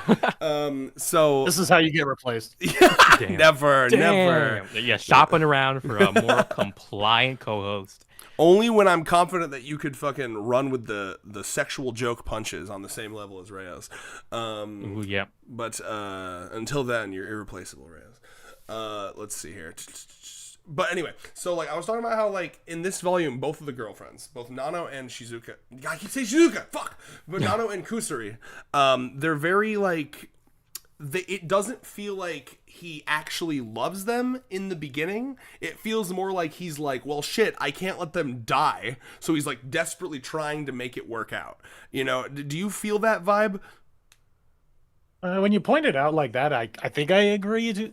Like. It definitely, and this is something that was lost in the early series compared to now, is like there was an effort to make the girl like feel the same. Like there's like, okay, we need to make this work out because Rentaro knows what's going to happen, but the girls don't. And now, but it is interesting that every girl's friend introduction was an arc in some way of like, okay, well, I might be interested, but now we're going to go do this adventure thing. We'll have this own little arc of ours. And no, it's like, no, okay, actually, I will date you. And both Shizuka and Nano had that. Yeah. Kusuri, not so much. So it does feel like this was an early thing, and then maybe Nakamura realized maybe I can't do a whole arc for every girlfriend. Yeah, so he probably did the math, and he was like, "All right, that alone is like years." I think the best. I think it is better if it is more like feels more natural, because a lot of the girlfriend introductions now are just like, okay, well, we're head over heels for each other within the first one chapter. Yeah, I do. We're getting through the motions. Come on, guys, let's move on. Yeah, get to the fun parts. I think the one that exemplifies what you're saying the best is or at least the one that I think of first is Kurumi, right? Where she was they zinged, and he did like a really good job of like actually like, I'm gonna cook for you. Try. And that one feels so natural to me. Like in fact, actually, that sounds like a really fun like tier list ranking stream. Like tier list ranking how believable their romance is based on like the intro chapters or something. Kurumi is one of my favorites. The best courtship chapters. That's good. That's good. It's the Riz scale. Yeah. I really like the Kurumi intro chapter because, like, I'll be honest, like, I can put myself in the shoes of Kurumi. I would have fallen in love with him. Are you kidding me, bro? I have this, like, condition / mental health spurgitude where I'm like, I need this thing, which, by the way, is, like I know that's, like, exaggerated, but, like, I've known people kind of like that. I had a roommate who I had a friend who was dating a girl, and she was like super smart, but like kind of like savant-y, autistic-y smart. She literally was going to college to be a math professor, but she was the most picky eater I've ever seen in my life. Like there was a time where she wanted like a certain, like one of the sandwiches from McDonald's. They didn't have it, so he got her like one of the breakfast burritos, and she literally went like nonverbal and almost had like a meltdown about it. Like there are people out there, full-grown adults, that do this. So like Kurumi is like super realistic to me. And I love imagining, like, yeah, if I'm that and I have that issue, and what makes Kurumi so cool is that she's self-aware about it, and she's, like, mad at herself about it, and then you have this guy who's like, yeah, I heard you wanted that thing, so I fucking, like, burnt myself, cut myself, fucking left class, bought all these ingredients, went to the kitchen, asked the teacher if I could use the kitchen, and then fucking made this thing for you just to see you, because when you eat, your face is so beautiful, you make food taste better. I mean, bro, that is, like... I fell in love with him in that chapter. Shizuka's another great example, of course, as well. But, like, and part of me does miss that. But also, I also kind of understand that, like, the zing is meant to be, like, there's, like, already, like, a feeling there. Now we just need to confirm it.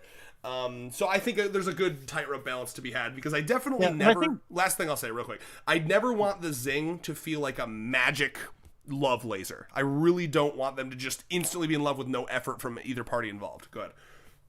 I was gonna say, it's like Nakamura has done, for the most part, I think most girlfriend introductions, even though they are one chapter, and it sucks in that regard, but for what we do get out of one chapter, I do think I think most of them are realistic to a degree for one chapter's worth of character introductions. I know what's funny is you say that with the whole love beam thing is, I kind of feel like that kind of what happened with Uza-chan. Yeah, it was the zing was such an afterthought there. Oh, yeah, well, true. I think with Usa, it was more like her thing is that she wants to be around people. She sees the group from afar, right? And then, yeah, I guess the zinger. I don't know. Like, this is the best thing ever. Yeah, I think honestly, it's similar to the fact that, like, in the way that like Mai wanted to be part of the group because May was there, and like, yeah. Oh, also, I guess I'm also in love with Rentaro, and then like the arc is like, oh, I really am in love with him. It wasn't just my ulterior motive. I assume Usa was just like, hey, I was just looking for the biggest group around, the biggest lovey-dovey love pile, cuddle pile, fuck pile group around. My group senses were going off, and I just followed them here. Which actually, so in that sense, it's actually pretty realistic that she would have meandered her way over there. And we talk a lot about like a situation where one of the girlfriend or a girl confesses to Rentaro but doesn't zing. If there was ever a time to do that, it would have been Usa. Yeah, actually, I was thinking the same thing. Yeah, that's a good point though. I actually like that idea of like tier listing all the introductions and how well. Can we do that? Can we write that down as like a stream between us three? Yeah, we need to do that. We haven't. Surprisingly, with all these break weeks, we haven't streamed. Yeah. I don't know. I guess life has gotten in the way. I guess for me, it was until like 2 weeks ago. I was like kind of in a depressive episode, but I'm doing a lot better now. So now's the time. Okay, well, good to know. Good to know. Yeah, time to go reread all the girlfriend introductions. Oh, it's fuck yeah, dude! I'd do it. 36 chapters. I mean, I'm ready. Those ones, yeah, those are easy rereads. I mean, which is also it'd be a good time to do it pretty soon because we have Girlfriend 37 in like 2 weeks. Oh, true. You know what? If you guys want to do whatever the next break week is, if you guys want to do it then, I'm so down.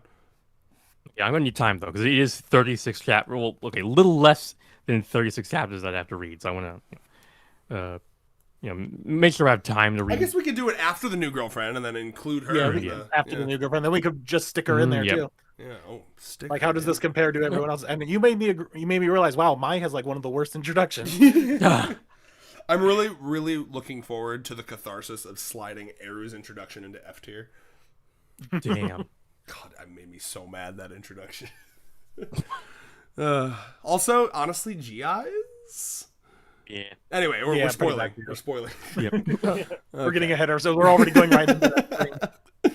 Oh my god. Okay. But yeah, I don't know. I think like just speeding through this a little bit, it's like it's silly, it's wacky. I see the reason he introduces this character because it does allow him to do like a lot of cool things in the future. But like, man, when I was watching this originally, this character specifically, I was like really on the fence about continuing the series. I really was. I was like, okay, are we in shark jump zone? Is it just going to keep getting... Because I assumed from this point it was just going to keep getting weirder and weirder. Because that was the kind of the trajectory we were going on. So I'm just super happy to see. And I wonder if it was the idea from the beginning or if he made like a course correction in the middle at some point. But like, I'm super happy to see that for the longevity of his series, he was like, okay, let's fucking focus on like interesting characters over like wacky gimmicks. Because that was my concern when I first saw this back in the day. Yeah, definitely understandable. I mean... There is like a Nakamura definitely had like his phases of like, what can he really get away with? As I've said multiple times, especially with like the season 3 girlfriend era of girlfriends. Oh god, yeah. Yeah. But yeah, it's the wackiness of her on top of the. Yeah, it's a good point what Moon says about what can I get away with, because we were talking earlier about the interview where he talks about like making an unlikable character likable or something. I'm sure I'm misquoting it massively, but like. You really do see that here. It feels as though he like almost gets off on an Iku level to the challenge of like introducing the most unlikable girlfriend and then like, oh, I'll make them like her. I'll make them fucking like her, you know, like and So that's how Eru came about. Low-key. But I mean, like, I think it's kind of fucking insane that he, out of all the things that's weird about Kusari, to make her like piss herself in diapers, I cannot get over that thing that went on decision. forever. I've gotta like, where did that come from? Like, Low key, it almost feels like he's catering to like piss fetish, diaper fetish people. I guess so. He's like, Look, I'm going to. I almost want to like almost lolly because it's like. Oh yeah, yeah, that too. Oh my yeah. goodness. Ooh, yeah. Yeah. I didn't even Like this think went on about for a while. that. Like just remember the last like P instance, at least that I could think of, was all the way to Momoha's introduction. So that went on for a while. Yeah, I'm so happy he like hard stopped that too. There wasn't even like an in canon explanation. He just stopped. Yeah, you know, that's honestly such a good point. And so the other normie friend that I've shown this series, you know, like every time I show people this series, I'm always like, you don't get it. It's actually really well written. It's like super funny, but there's also like a lot of heart to it. And then I was showing my friend, and this is a friend who like a lot of times he thinks of anime as a degenerate medium, right? He's like, oh, it's a bunch of fucking pervs that watch it. I'm like, no, you need to trust me, okay? There is some shit in this anime, but lock in. And I got him through, you know, because they get to Shizuka and they're like, oh wow, yeah, there is some kind of cool to this. He got to her and he literally was like, you baited me. You fucking baited me into just to get here. And I'm like, no, just get past her. Weird. That is content, and I will not be a part of it. That's all we're going to be saying during all the season 3, because like we're going to be on the comment of every reaction video. So like, just stick with it. Yeah. Make it till 4. We Make are it to the Akko. ambassadors of the series. Please stick through. You gotta stick through for my girl Rin. You know, it's like the best is yet to come. It really is. Season 4 will be... Well, okay, what would Season 4's girls be? Did you guys know off the top of your head? Give me a list. I mean, at least Rin. Season 3 is now getting to Kishka. Like I said, it is now... Because it'd be Kishka... Hold on, I should know this by heart by now. Kishka, so it would start with Akko, go Uto, Mai, Momoha, and then maybe Rin. Bro, Oh, okay. what a fucking generational season that would be. I mean, I know, right? yeah, My. well, yeah. I mean, the my lovers will be like, what a generation! Like no misses, everything was perfect. And then everyone else will be like, well, okay, there was one miss, but I love it when my girl is fucking pathetic. yeah, Do was I just have to- pathetically it's in like- love with her sister. A mohawk. Maid. Yeah, Oh yeah, my yeah. God. It's real. Well, let's see. But yeah, I don't know. I don't really have a lot to say about Kusari's introduction other than the fact that, like, yeah, I mean, at the time, I was about it. Because to me, one of my favorite things about a series, like a love series, is, like, I should believe in the love. I haven't even mentioned the fact that she, like, roofies him multiple times. Yeah. So she What was I just reading about? Something like the terribleness that is the concept of a love potion. I think it was a Reddit post It's about like tropes in literature, and love potion is just it's something we just accept in fantasy, but it's actually a terrible like a thing. rape potion in a weird way. I mean, depending on how intense. I mean, either way, it's like unconsensual, like at its heart. What was I gonna say? Yeah, I mean, It's just like. Good. I was just gonna say it's interesting to see Kusuri now. It's like she's both gotten better and worse. She's gotten better in the got rid of all the peace stuff, but she got worse in the. She was actually like a smart, actual 18-year-old back then too. Yeah, well, it's I mean, some things get flanderized, some things get unflanderized. her serious arc was pretty good. I liked seeing her. Yeah, Actually, I mean, it was a little disappointing, it but was. it was good. I mean, it was only disappointing because it had so much potential and it was good in many ways. It was Yeah, good they for would've me swapped just to out- see her acting serious. Really. Yeah, that's all. That's all it was. Yeah. But yeah, if they would have swapped out the threat of Yaku dying for something else, less big monumental stakes, it probably would have been a lot better chapter. Mhm. Where you were the problem with the series chapter, I'm sure I've said this, is the fact that you knew the outcome, so the journey didn't mean as much. So if it was like a much more low stake outcome, you were like, it could really go either way. It would have added something to it. I think honestly, you know how badly I wanted her serious arc to be dealing with the college she was going to go to. Yeah, that would have been That something. I would have been so invested in that. Okay, imagine. Okay, we actually tackle the idea of like, okay, girls, are we like giving up our dreams, aspirations, and like career goals for this relationship or not? You know what I mean? Like, also, you don't have to. By the way, that's a false choice. But like, I don't know. I think it'd be really, really interesting if they tackled into that. Like, hey, I was gonna go into college and I kind of got distracted by like forming the coolest polycule of all time with you. But like maybe I should do that now. Imagine like a what's it called? Status quo change where like Kusari's like, yeah, I am gonna go to college now, and then Kusari's like in and out for a while. Like she's gone, she's back, she goes to college. I think that'd be so cool. Yeah, That's unfortunately. what I always kind of thought the series would be eventually when there's just so many. And who knows? Maybe that actually is what Nakamura is holding out for. It's like he gets to a point writing wise, and Nozawa gets to a point drawing wise where he's like, okay, we've reached our limit. Now let's move on with the status quo and be like, okay, let's excuse some girlfriends, and only they'll pop in every once in a while. And he teased Starts that showing with the Uto. adult girlfriends. Remember he teased that with Uto? No, not even. He teased that with Hahari because like all the way back then. Oh, like, yep, you're right. Yeah, multiple. He's done it multiple times.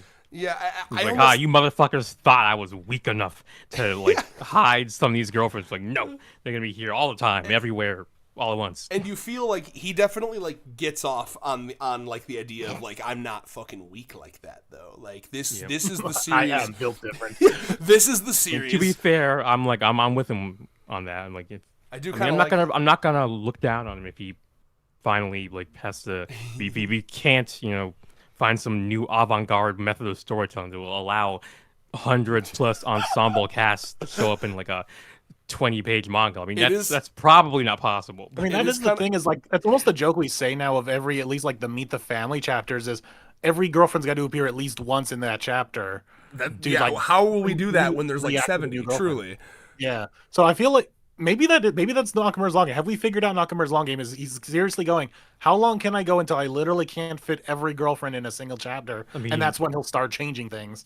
God, please. Let there be change at some point, somewhen.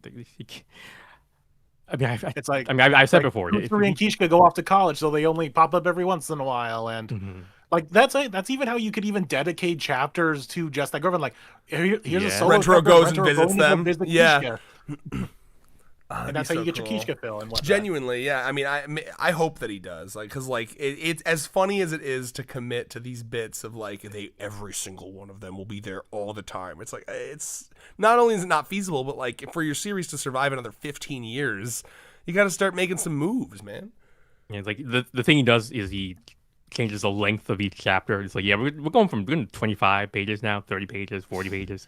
That's the other thing is I realize, can he even do that, or is he like restricted by the magazine that like, no, you only get 20 pages? I think that was a joke. I assume. Yeah. Yes, yes, it was. I mean, there are different series. I think do have different like links, but usually those are ones that have like they serialize like monthly rather than weekly. But I think at this point it's almost a monthly serialization. But well, hopefully that'll change soon.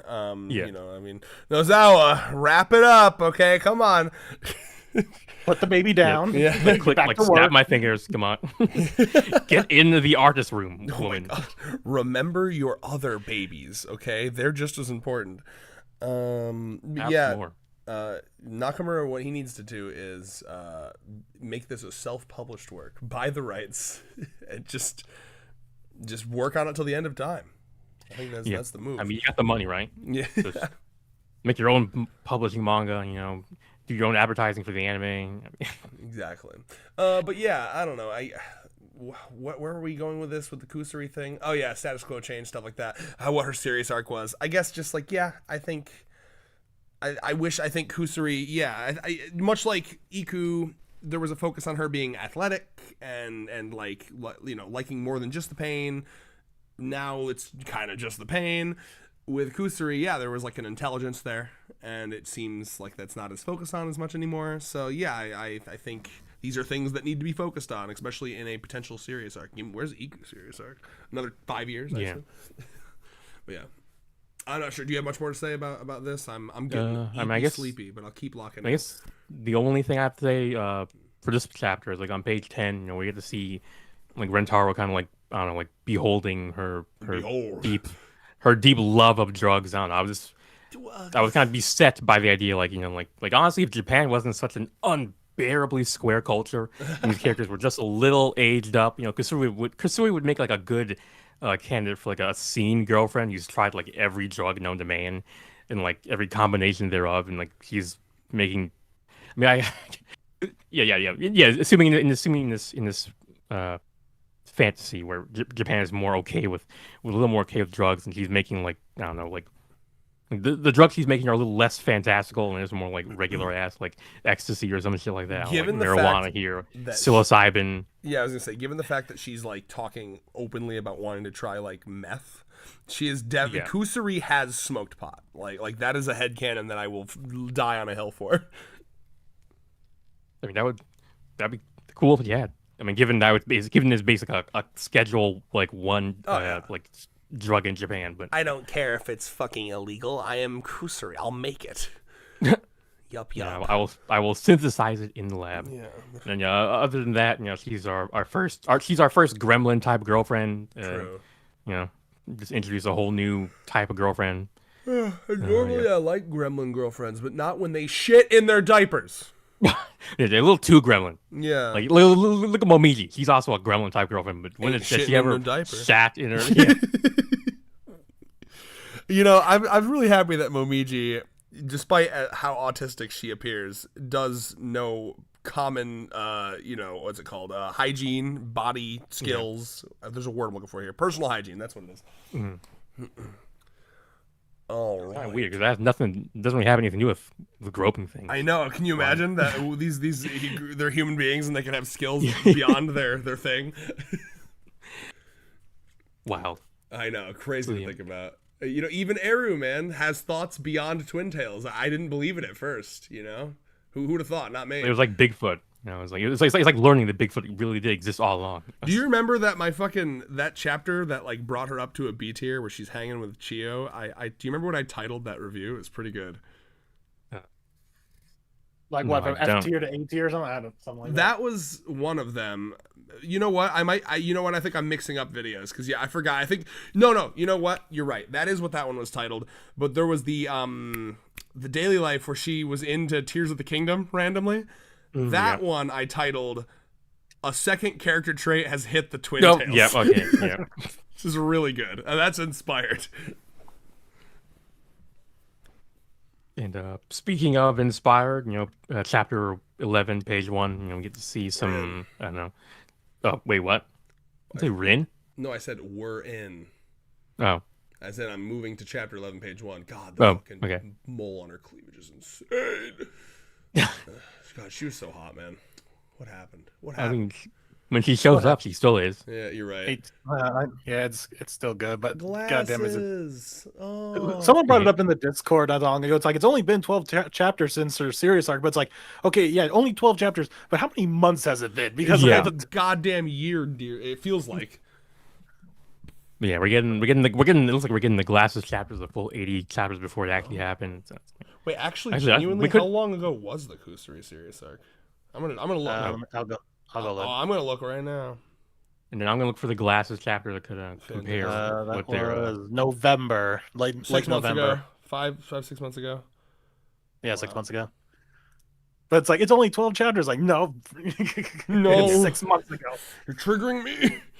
Yeah, to the people who have the physical release, yeah, they can say that shit. But us, no, you're talking like the manga where they only say it's only been this many chapters. Since yeah. We don't live in like real time. We live in chapter time. Oh my god, Nakamura's holding back my physical release with these lack of chapters. He's keeping us up all night long. Oh, never mind. No, I was making a calm joke. He's doing orgasm I'm gonna denial. physically release. Okay. All right, what's going on with page 11? What are we doing? I mean, chapter 11. No, I mean, okay. Other than the glasses thing, I don't know. Pretty cute. Carne cooks the glasses, by the way. I'm saying it. Yeah. Best glasses girl.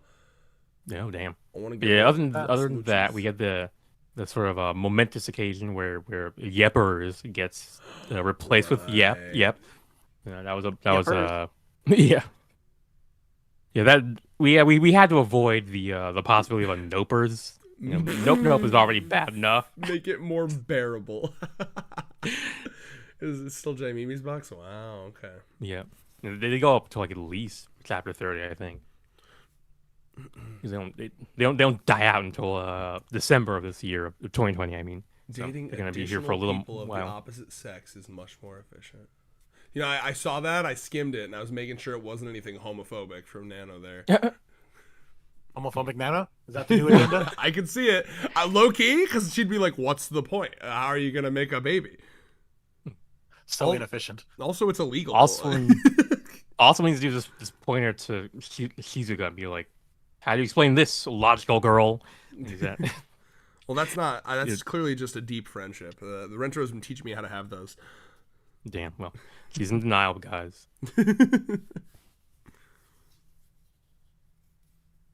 Rentro cook. I mean, Rayos cook. Oh, okay, yep. I'm on page on you. 6. Oh, wow, bro is like he's dead. Okay, well, anyway, on page 6. Let me sit up. We have that's a problem. Yeah, on page 6 we have a rare moment where Kusari is actually resolving a conflict. I mean, it's when she started, but it's where when Karine acted her age. Yep. Yeah, Karine has given him the fucking wrestler special, and Kusari's like, wait, no, I didn't let me finish. You said you have a great figure and incredible assets and very adorable. And yeah. That was something I remember you mentioning a lot when we talked about Kusari. Was she actually had she demonstrated some situational awareness in the early bits. You know what I'm talking about? In turns. Yeah, but the specific one I was thinking about was I know exactly the moment you're thinking about. It's where she does the thing with the cat, right? Wait, what? Am I lying? No, wait, no, not the cat. I'm sorry. No, I'm thinking about. I think it's she the throws one it. where... She throws something. Yes. Yeah. It was when Hikari was going off, was crashing out reasonably on her mother, and she was like, "Oh shit, there's like discord and strife in my Rentaro family. I can't have that." So she panicked. So that was more like a bad example of this. She actually made things worse. Whereas in this situation, she helped Rentaro and Karine do a rupture and repair cycle, as the therapists call it. Ooh, That's nice. That's good. Hey, and you know what? We got a rare, we talk a lot about the camel toes. We're getting a little bit of Rentaro ball bulge in the pants. Moose bulge or whatever the fuck they call bulge. it. I don't think that's real. I don't think that's a thing. A moose knuckle's a thing. A moose Yeah. knuckle is a really intense camel toe. Girl, okay, real quick from all of you, the girl who's most likely to have a moose knuckle, Momaha. Yeah. Probably. Or perhaps maybe Yamame. I almost said Hasua. Ooh. You know what? Perhaps, yeah. Well, Hasua's labia lips are bigger to capture more scent. Crazy. The scent gland. Insane. Thank you. Moving on. And then, I need a laugh track because otherwise, the silence crushes me. and then on page 7, we got Hikari having her fantasy, and really the only thing I had to say here was the anime went crazy on her fantasizing about this. I mean, you remember what the anime had happened to her, right? Where her ass and her breasts became freaking flappers. Like, brother, are you asking me if I remember that? Fun fact. This is the scene that got me into the show. Oh, true. Yeah. I'm like, yep. I saw that on How could Twitter. I have forgotten? Yeah, I saw the with her fucking tits and ass flapping on Twitter, and I was like, well, I have to watch this now. and then yes, page 8. We get to see.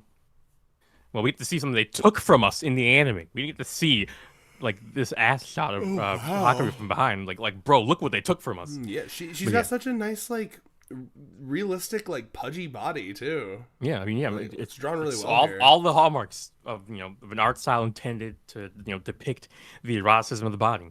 Again, we got the shinies, got the defined curves, the flesh squishing against flesh. All things absent from modern day Kanojo. So let's make sure. Also the mole. So let's make sure we drink it in, appreciate these things. I'm drinking it. Probably never sing again. Oh my god! And then she looks so good in Rentro's fucking jersey. Specifically, you want Red to say something. You don't want Red to just leave it to Rayos. I got you. Oh shit, that's the next chapter. Fuck! I'm so used to everything happening in one chapter in 100 Girlfriends. Well, I'll just say it though. Like when she's kissing Karne and her fucking ass cleavage is sticking out of this fucking outfit, it's burned into my fucking skull. Yep, and then page 9 where she's gonna look shook when Kusuri's handing her that drug. He's like, no against thoughts, my head better empty. judgment. I've read a story about this. I don't know who you are. I've never met you, but Rentaro seems... Yeah. You should not be accepting strange drugs from random drug fiends. It's not a good idea. Shizuka would be just the prime target for a free candy van, I imagine. Yeah, he'd be the prime target for a metamorphosis style storyline. Oh, that broke my heart to think about. Oh, she would be too. Holy shit. Ouch. She learns how to use her voice. She learns the only place she can use her voice is in the throes of passion. She becomes addicted. Oh, that's epic. They're like, we'll make it. Don't worry, girl. We'll teach you how to talk. Teach you how to make some sound. Yeesh. That's just rough. That's rough, buddy. unlike Metamorphosis Girl, who I just met for the first time in the context of knowing that she was gonna have her life ruined. I actually really like Shizuka. Yeah, and then we get to see this is mainstay of harem and isekai stories where this random ass erogenous zones for for characters. Usually it's their tails or wings, but the ears are also very popular for especially for elves, or in this case, of our book GF, bunny ears. Remember when I said we're in, and then you thought I said Rin? Ludo said he loves Rin so much he hears her name everywhere. I mean, it's true. cannot argue.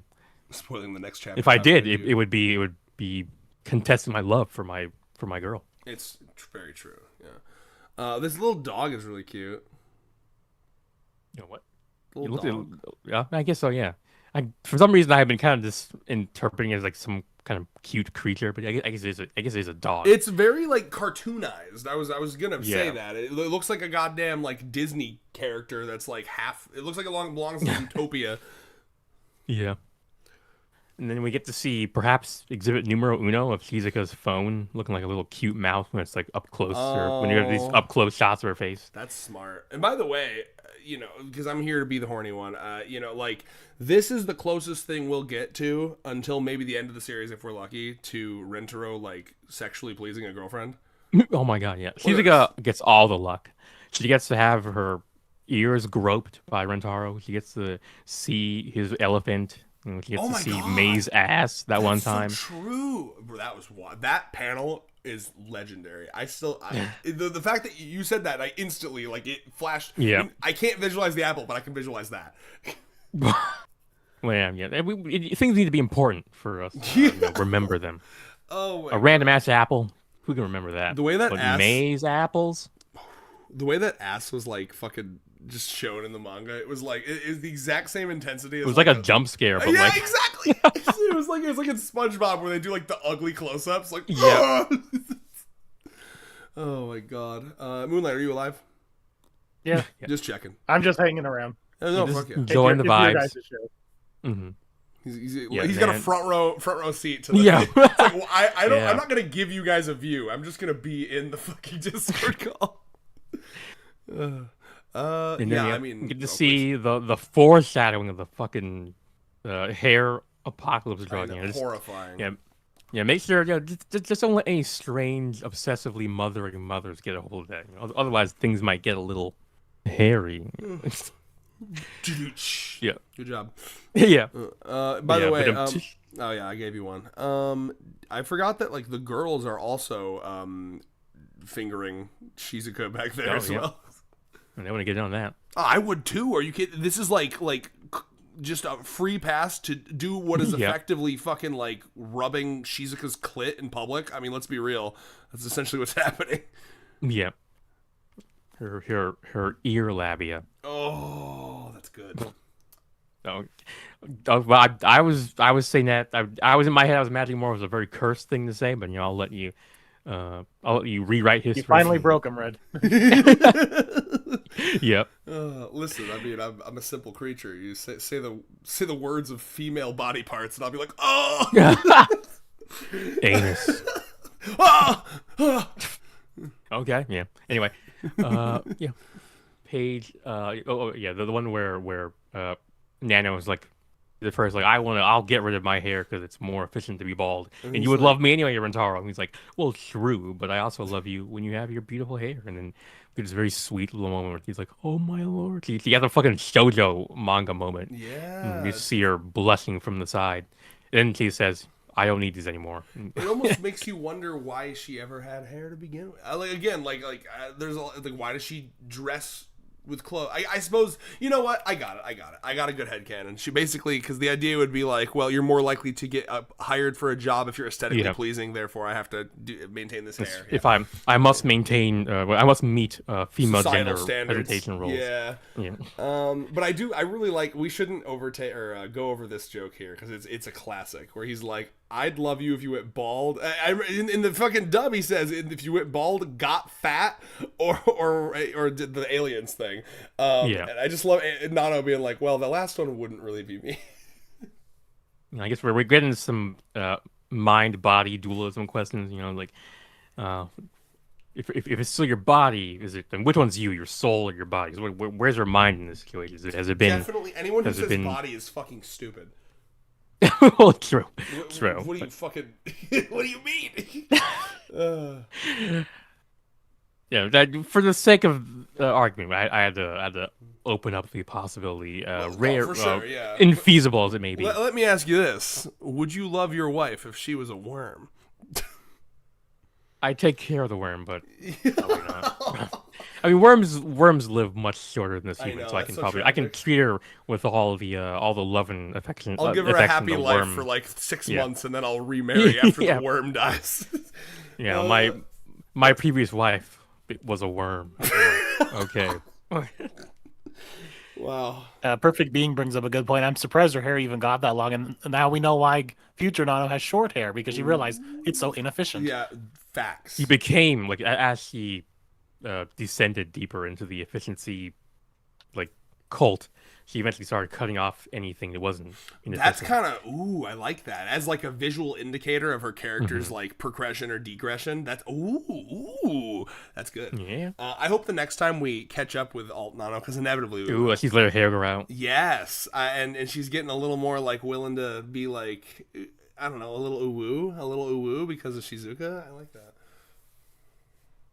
And then we have Karane saying perhaps the wildest thing, where he's like, "I guess drugs ain't so bad after all." And he's like, well, that's because she doesn't know about the horrific apocalypse that's coming in her future. "Oh my god, yes." And then gender essentialism striking again in page 14, where he's like, yeah, like, yeah, because it's Rentaro who's like, well, this one's like big and rugged, so it must be right. Was that the logic?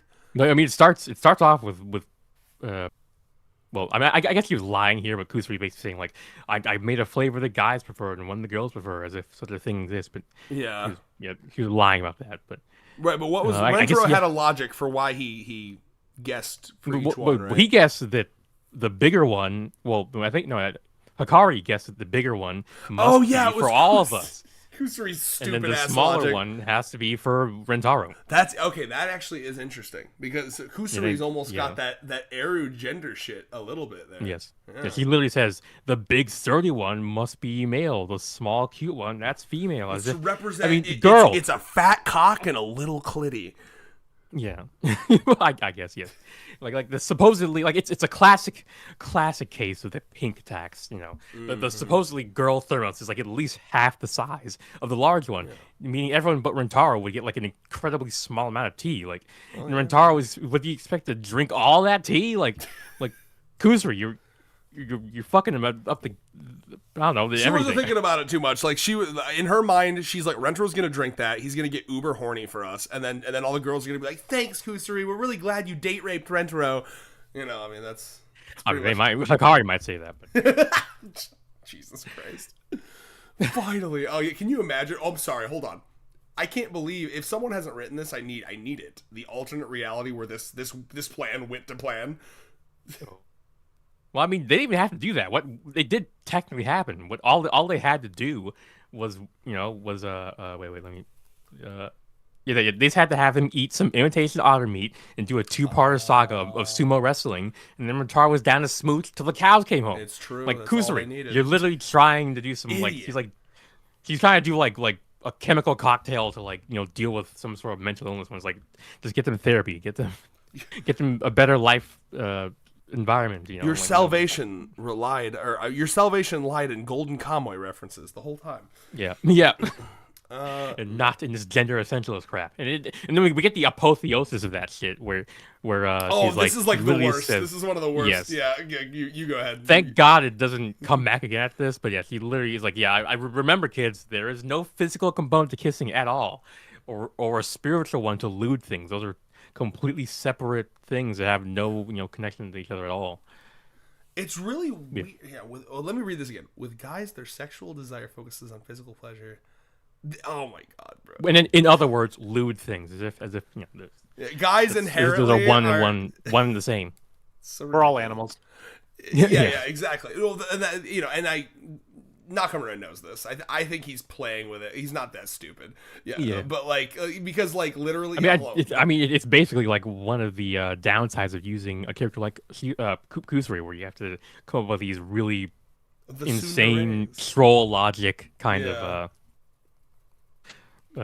logic to make the drugs work, kind of thing. I speak from experience. When you one of the reasons I'm as gay as I am is because most of my friends are either gays or women who are gays, and when you get close to women, they reveal themselves as horny as they actually. This isn't me saying they all fuck me or anything. It's just they talk just as horny as guys do. Yeah. You know what I mean? Like it really is just societal shit. It's a lot easier for guys to be outwardly horny than girls.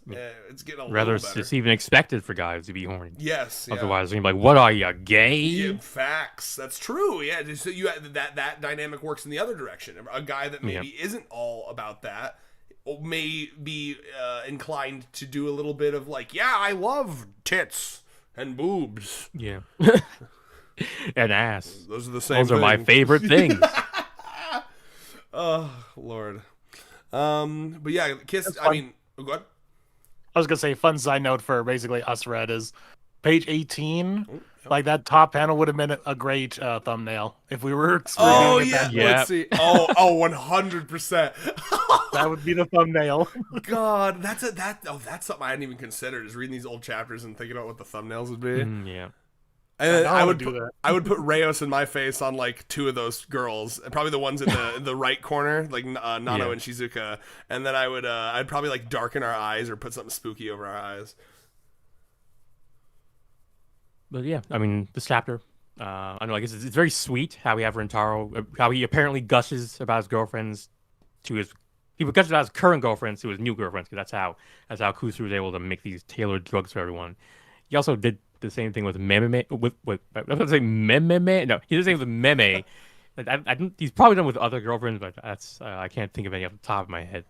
But yeah, I do love that. Yeah. It's those little moments that really like, I don't know, exemplify because polyamory is like a real thing that some people actually do. And I have talked to people that like love this series and are super pro polyamory, and that's like one of the reasons they love it so much. Evelyn in our Discord being a major one, and like, you know, they and I love it when this series really goes into like, it really how do I put this, portrays it as a group relationship. It's not just, you know, That's what I've been saying is like it almost makes it feel like it's realistically possible when in reality it probably isn't. The number impossible. Yeah. You know, I mean, you'd have to find people that just really mesh, because that's, like I said, I've only dated two people. One of them, it was never gonna work, and then Allie, I feel like I've been gifted someone by the gods that just like, I never annoy her, she never annoys me. If you manage to get 5 people that because like what is it, like a deck of cards where there's like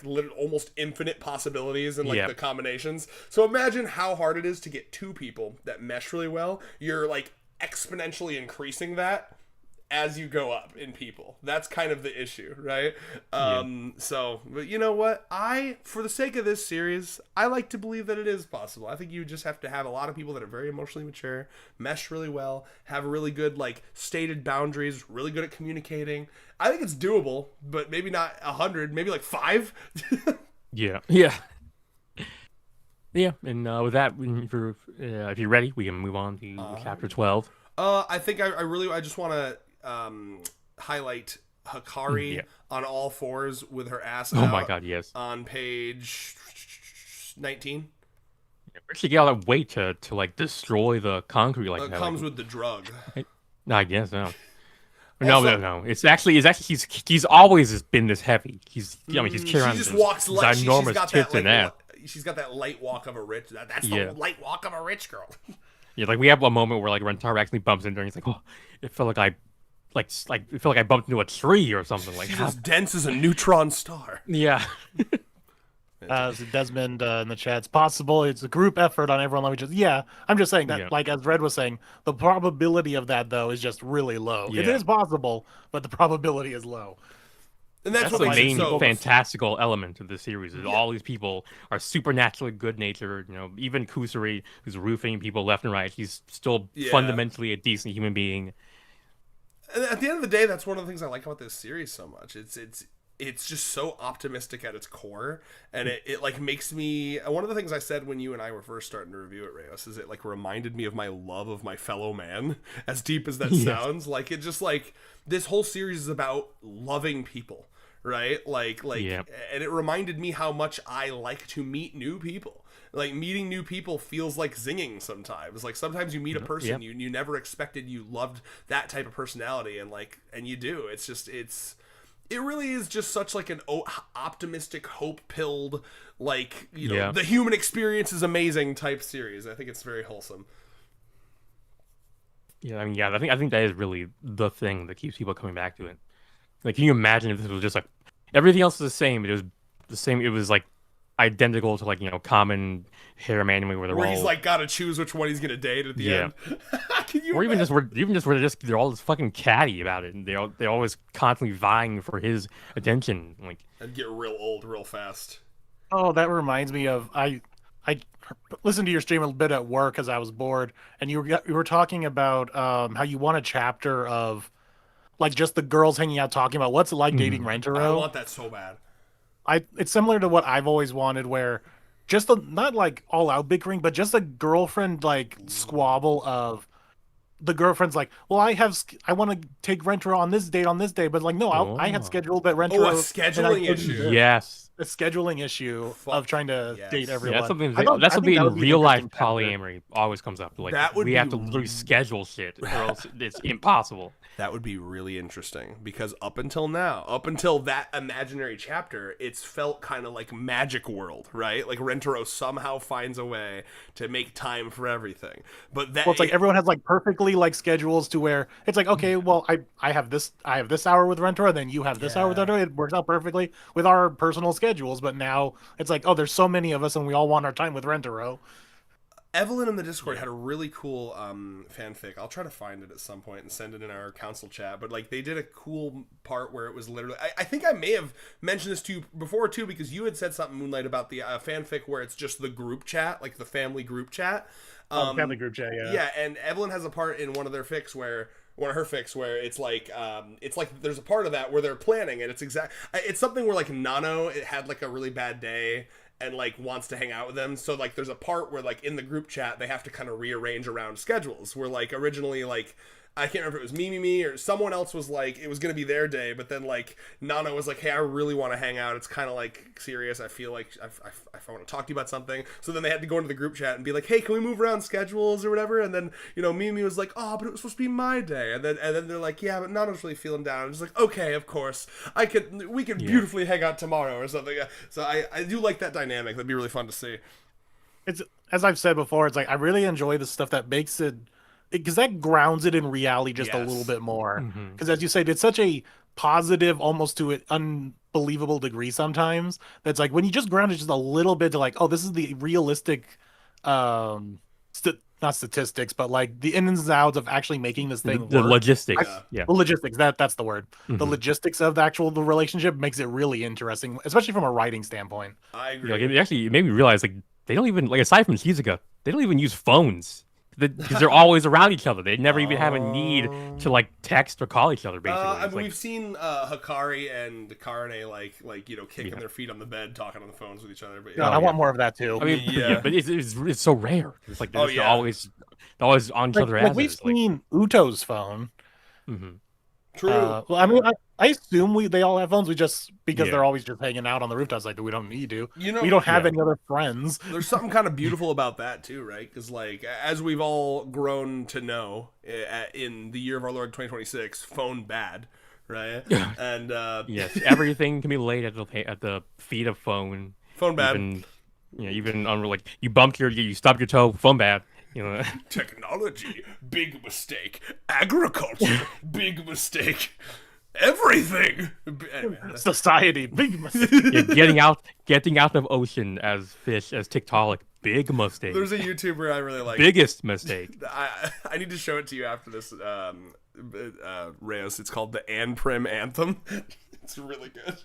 But what was I saying? Oh yeah. No, I mean, in a way it's kind of beautiful, right? Because they've like discovered like a community that fulfills all of their needs. They don't need to play fucking cookie clicker anymore.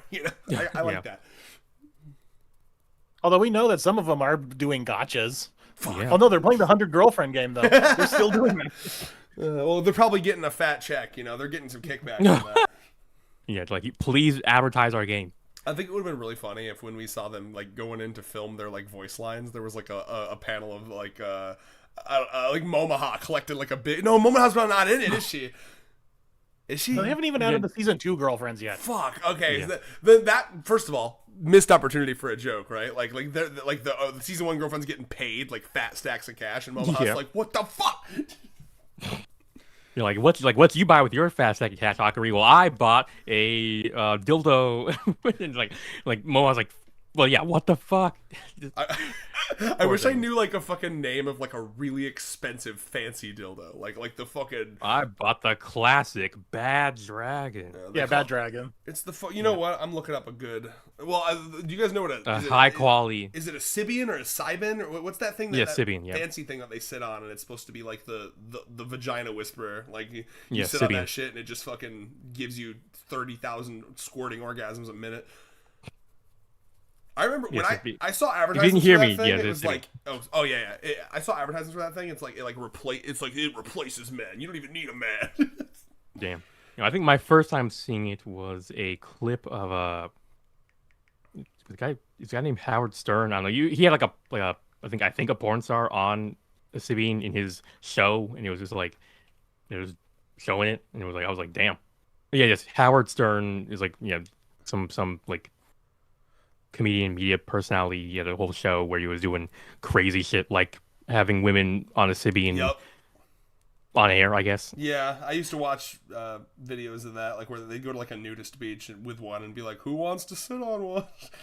No, that would be extra funny though. For like I wish I could like I wish I was a little bit better at improv because I'm imagining Hikari like, "Oh, I bought the clit sucker dick ripper 3000 XLR." My mom was like, "Wow, well, I bought the like, like the gotcha Sabine, where it's like you don't know what type of like, because if it's just constant steady simulation, that's gonna get boring, right? Yeah. It's gotta be a little randomization in there. Gotta be a little anti-habituation. I brought the gash guzzler. Yeah, it's increasingly kind of concerning names.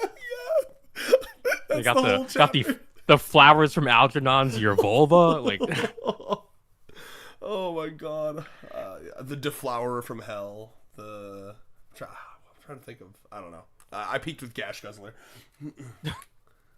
All right, well then, can we move on to Kiss Biohazard? Of course, I've been sitting on it this whole time. Yeah. Somewhere there's a sharp-toothed little lady whose violent senses just perked up. Oh, I know. But she's not going to be around for about, I think, 100 chapters. She at least got their little bloody nurse game. That's kind of similar. Yeah, they brought it back for her. Good for her. Oh, I miss her. Also, the first appearance of the Nope. Nope. Yeah, there's that. Yeah, you can't yup in this situation. Oh, I forgot the fucking acid with the vice president. Yep. Oh my goodness. Like, yeah, this is where we learn. Like it's where we learned that the vice principal is in fact like a Don style alien in disguise. I love her. Quick fun fact. Dan hadn't actually started serializing at this point yet. So yeah. So that means that they're So Tatsu Yukinobu, I guess he was because there's an apocryphal story about how he read 100 romance novels and stories before he wrote the story. So perhaps his editor made him do that. Yeah. So perhaps 100 Girlfriend was amongst low key the manga that you read. Fuck yeah, I love that. I mean, if you read 100 of them, I mean, like how many are there really? Oh, that's so funny. Yeah, how many good ones are there? Yeah, true. Because I'm sure, there's more than enough. If you're just talking about any of them. I hope you watched Girls Bravo. Oh my god, dude, have you seen Girls Bravo? I can't get over it. That was such a fun watch. It's so ridiculous. Have you? Yeah. You've talked to me about it, but Moonlight. Have you seen Girls Bravo? No, I probably should. You please. All the other. I mean, it's a classic. Yeah. Oh my god, bro. Yeah, and there's so many. It's pretty great. I mean, it's like 100 Girlfriends from like an era where it just couldn't be as progressive. Just a very problematic 100 Girlfriends. So for Arrow. Yeah. Yes. Yeah. Let's see. God, the action paneling is so good in this.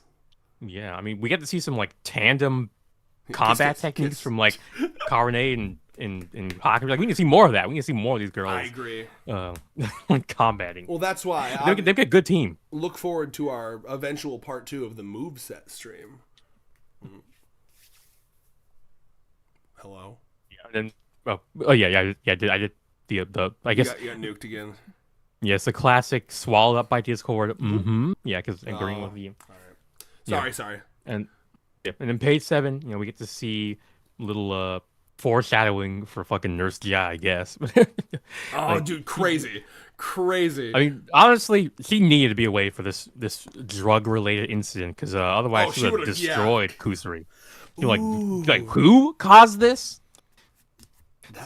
She really is a good foil for Kusari. I want to see that dynamic more. I mean, I guess luckily for Kusari, he's kind of like A pushover. learned to become the better human being. Because I'm not sure what would be left of her if Gi got her hands on her. I really, really like the idea of someone pushing back audibly and loudly to on Kusari's like unconsensual drugging. Like, Kusari, you need consent, Kusari. You can't just put untested drugs in people's bodies. That's really bad for them. They have to go through, like animal testing You at and, least have and, to like pay them for tissue it. sample. Oh, well, yeah, that too. Hey, while we're here, Yeah. this fucking Shizuka kiss actually one of the hotter Oh things my- in the yes. whole manga. I mean, Yeah, like, Shizuka gets all the hot scenes. It's like it's kind of unfair. Like it's like theory. Shizuka actually Rentro's one soulmate. low key, She No. got honestly, gets everything. and she I mean, gets the yeah, I best mean, has fucking, there ever been a more romantic first like girlfriend chapter or introduction chapter? I mean, yeah, I think we know which would be like the S tier, Oh, GF intro chapter already. So it's really just figuring out what the other ones at. dude, like, and by the But way, I mean, yes, the anime did such a good job at like, because the manga even says it's a really long kiss. Like, this shit lasts forever in the anime, and you see every bit of it. yes, like this is what we've been talking about. Like look at the sensuality and the eroticism on display here. It is for Shizuka. I mean, we get to see like the contours of her ass and Yes, her that's what I'm thighs talking and everything is clear as day. I mean, like look at what they took from us. It's genuinely beautiful. So we were just having a conversation before this stream in the Discord about Shizuka's ass. It was a very long, intense conversation. I don't know if you noticed.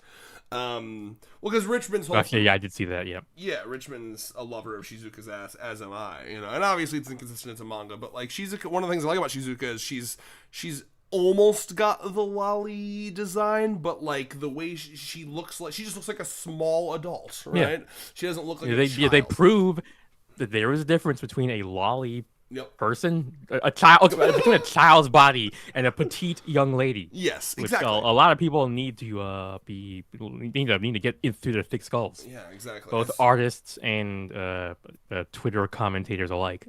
for sure. And so this Speaking of Shizuka, did you see the fan made panel that someone made that they shared in the Shizuka Discord? did not. I really like that older Shizuka's design. Ooh, I I'm really really like right it. now. Is it like is it one of the newer things in there? Yeah. Let's see. Or maybe it'll be easier to find it in Meru. Find Because it also has a Shizuka. mirror. Dun, dun, dun, Yeah, dun, it's the dun, newest thing in Meru as well. If you, Oh, it'd be newest right thing there. in Meru? Okay. Yeah. Dun, dun, dun, dun, Yeah, someone did like this dun, dun. fan comic. Has this older Oh, Shizuka okay. and Meru in it. Oh, that's lovely. And she did not decide to cut her hair, unlike the alternate universe. I love her Shizuka. like outfit there and the glasses. It's such a Very good design. cute. Does she, Am I tripping, or does she look like a Pokemon NPC? Yeah, she kind of Yeah, has that kinda. little bit of Pokemon design in her. No, I'm already I don't hearing the know. music. Also, I don't know what's going on with Meru. She looks weird. Yo, let's talk about this ass real quick. So this is, we were for a long time. We literally asked Potato, like, Potato, can you show me every single panel of Shizuka's ass, please? 'Cause we were yeah. trying to like determine her canonical ass size, because one of the Ah. things that, at least if Hornful Stone is to be believed, she's got a nice wide birthing hip kind of ass going on. Well, and not we- even if he's to be believed. We've seen it in the There's that in color the, page. the cover. Yeah. Yes. But the argument from Jay and or Nora in our Discord was like, I don't know, because then there's some, he was, or they were doing that thing where it's like, no, but look at this panel, look at that panel, there was inconsistency, as you would expect. So given- what I'm hearing is that they should have fixed it in the Yeah. physical release. Like they fixed me going through every Kare's volume and titties. fucking plumping up Shizuka's ass with a Sharpie. No, yeah, so like we were trying to find all the panels to come to a consensus of Shizuka ass, and like genuinely this is really, really nice for Shizuka. I mean, like, because she's so small, she's so petite, but like her butt is looking really, really nice in these panels. It's probably one of the nicest it ever has looked. And like even just the moment the previous page where he's just like overcome with desire before he like descends upon Rentaro. I mean, that's. I mean, God, no so notes, good. like really. Dude, it's just such a great feeling having like someone on top of you like that too. Oh man, it's nostalgic for like the first couple months I was dating Allie. Like when you're just both like so ravenously horny in like the honeymoon phase. Holy fuck, it's fun. I mean, like it's the best kind of kiss. Is these are just like overwhelmingly passionate ones where you like forget to breathe. Genuinely, I really do think it's one of the hottest set of panels in this entire series. And then you get put up on a hanger and left to hang. I love that too. She's literally that light. That's insane. Shizuka weighs like 80 pounds, like surely, right? Like if that. I mean, she must weigh less given. Given what the wind does her on a regular basis, she's got to weigh less than that. Whew, man. My God. I don't even know what to say. I mean, I know what to say, but I'm trying. Every once in a while, up to it. Every once in a while, I'm like, Red, not every comment can be a sex joke. You need to diversify yourself. Yeah. Oh my God. But overall, kind of hard to do with early 100 girlfriends. That's so true. You're right. I've been validated. I have fleshlights that weigh more than her. There we go. I don't actually. Just clarify. I do not own a fleshlight. Oh my God. Okay. Hold on. Wait. Everybody, chill the fuck out. Hikari has like. Maybe I already knew this. It looks like she has another mole like under her boobs. I think she. Yeah, I think that's a thing. When she's getting swung around by Karine. Yes, let me zoom in on that. A wooga. That's beautiful. I mean, it might be a mole. It may also be just a little texture work. Yeah. It was dust that they were shaking. They were like kicking up from the speed of their revolution. That's so. And here we have the beginning of something beautiful in this series. Something that will be with us till the end of time. The heat death of the universe. God. Yeah, it was kind of interesting because I saw on page 18. Like I'd always like remember this line as Rentaro mistaking their relationship for just being really good friends, but because he's so pure of heart. But like, yeah, based on the narration box, it's seemingly Rentaro is mistaking a platonic relationship for something more romantic. Like I don't know. I even checked the Japanese, like original Japanese, and it's like it appears to be the case. Which I can only say, what the hell, man? Like the narration shouldn't be denying this. Like, I mean, look at that kiss. There's tongue involved, everything. Like, what? Crazy. Yeah, no, you're so right. I mean, God, these kissing zones, this got hardcore real fast. Rentaro is he's feeling. This is, keep in mind, this is pre-chastity belt Rentaro. I don't think he's bought that yet. So he's feeling that was a moment where he had. It was like, which way, Rentaro? Like, are you gonna go full, like fucking chastity, full voluntary celibacy, or are you gonna like slowly allow yourself to become, a sexual human being like the rest of us? And he said, "Fuck no, I'm taking path one," and that's where he's lived for the past 6 years. He felt the immoral shit. God, dude, the fucking the tongues in this panel are insane. Wow. So like, can you believe that Nozawa used to do porn? Yes, I can. I need to find some weird porn. I mean, you can just find it right on like N hentai. Just type in Yukiko Nozawa. God, what a real one, bro. I love that. And then, of course, we have the fucking hiding in the locker shit. Hope is dead. Yeah. Hey, a color page. But yeah. We did get some real clever plays in this chapter, which, forgive me if I'm wrong here, but it does feel kind of less common in the modern day Kanojo. Like, I mean, it's been kind of replaced with the Rentaro solving everything with the overbearing power of love, which is like, to be fair, as he is an existence who grows stronger, the more he receives love, I guess it stands to reason that he would become, he'd be weaker at the start of the story than he is as he gets more girlfriends. So I don't know, maybe there's a Doyleist reason to or a Watsonian reason why he's getting stronger. Tuesday points out that I was just about to say that. the mole is on under 103, and I did look at 103. It's there. Yeah. You barely see it, but it is there. That's the one where they're in the fucking locker together, or the gym together, right? Yeah. God, what a She's great hugging- chapter. In my top 10 chapters, if y'all will remember. And in my top worst chapters, if you will also remember. Because you wanted them to fuck, right? Well, no, not because I wanted Rentaro's like sex negative perspective to be properly challenged. I mean, that could have involved them fucking, but it didn't have to. Well, hey, will it get better if it gets properly challenged later? And this was simply step 000.1. It will make it retroactively better, but I love her absurdly fucking perfect build. By the way, I'm just looking at this final panel. It's like, it's as if you've attached water balloons to like a perfectly skinny torso with like a it's as if like they Gmod or removed her something. organs, surgery style. Can we talk about how ripped my man Rentaro is too? Oh yeah, Yeah, well, I mean, he's running around all day every day, so I'm not surprised. He's got that marathoner's build. in the exact same way that like Luffy in One Piece slowly gets more and more ripped as it goes. It just makes sense. They're doing a lot of shit. Yep. But yeah, the color page illustration, which is Volume 1's cover, but like zoomed out.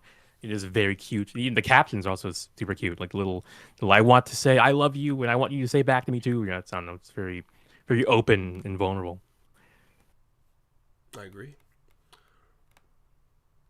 Yeah. But yeah. Speaking of more of these clever plays going on in like page 4, like they're really doing like Eisen level Death Note style Gias ab big brain mind games where he's like Rentaro's like, oh, but if I leave now, then that'll make it clear like there's a reason that I'm running away, because obviously I wouldn't be able to outrun the efficient Nano. So how do I deal with this? And it's like I'm like, oh my lord, like I haven't.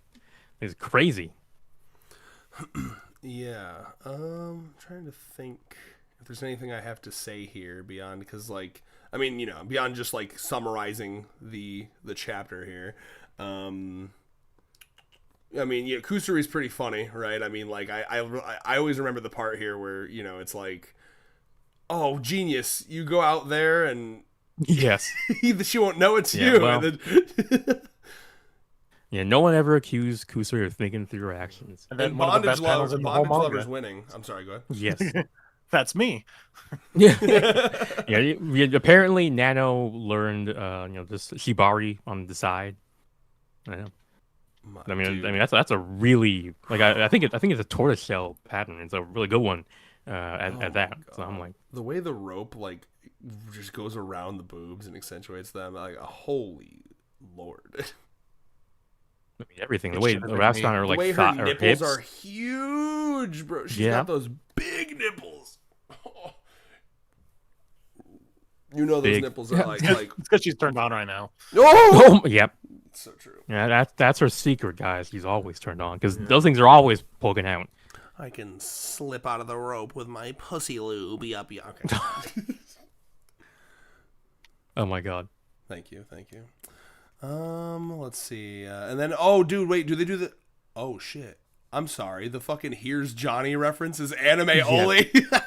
Yeah, crazy. That's awesome, bro. Honestly, anime cooked for that. Yeah, that was wild. Kiss, kissy. And then, like, you remember when they did fake outs like this on page 13 when they The did anime shit went like this? crazy with this. You know, the credits started to roll and the music got all spooky and shit. But yeah, I mean, like this one did actually get me last night. Like I spent like a half an hour doing that, watching some of our previous reviews, and then when I came back, I was like, I'd completely forgotten this was midway through the chapter. So I was like, I was adding this to the overall impressions sections of the chapter before I realized, wait a minute, I got Scroll. Yeah. Do you have it page by page or do you have it on scroll? Page by page. So I'd no like wonder. click on the bottom, on the right side to go right, left side to go left. Yeah. It even says on the bottom, next page, what will be the result of this kiss? Oh, true. No. You see, motherfucker ain't reading. Yeah. I mean, I even read a little blurb at the bottom, but I didn't see it. Oh, here we got the classic one of Allie's favorite fucking line reads of the entire anime is at the end of this, where they're all going through like, wow, I love him so much, he's amazing, and then she's like, I'm so wet. Allie fucking about spit. She was like taking a drink of water. She about spit everywhere. I forget It'll what be it said Eddie. in the sub, but I remember the "I'm so wet" is like actually an English thing only.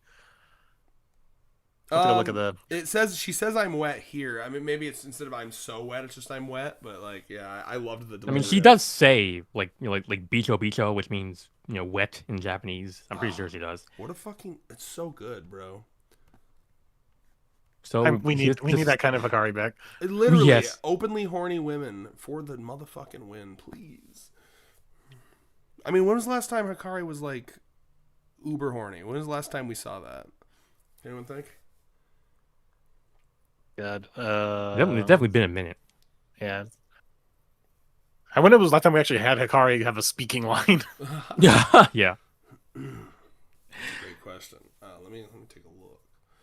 Oh, I'm getting Is there anything in the... sleepy, brother. One more chapter. Free me. Yep.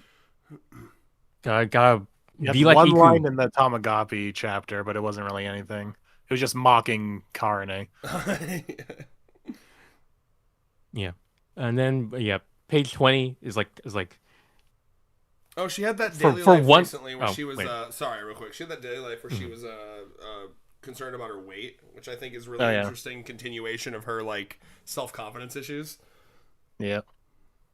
Yeah, Sorry. page 20 was a moment where we got a rare, moment of self-awareness from Kusuri, only for Rentaro to fucking both sides her ass into being complacent. I think this is another. This is the enabler time, isn't it?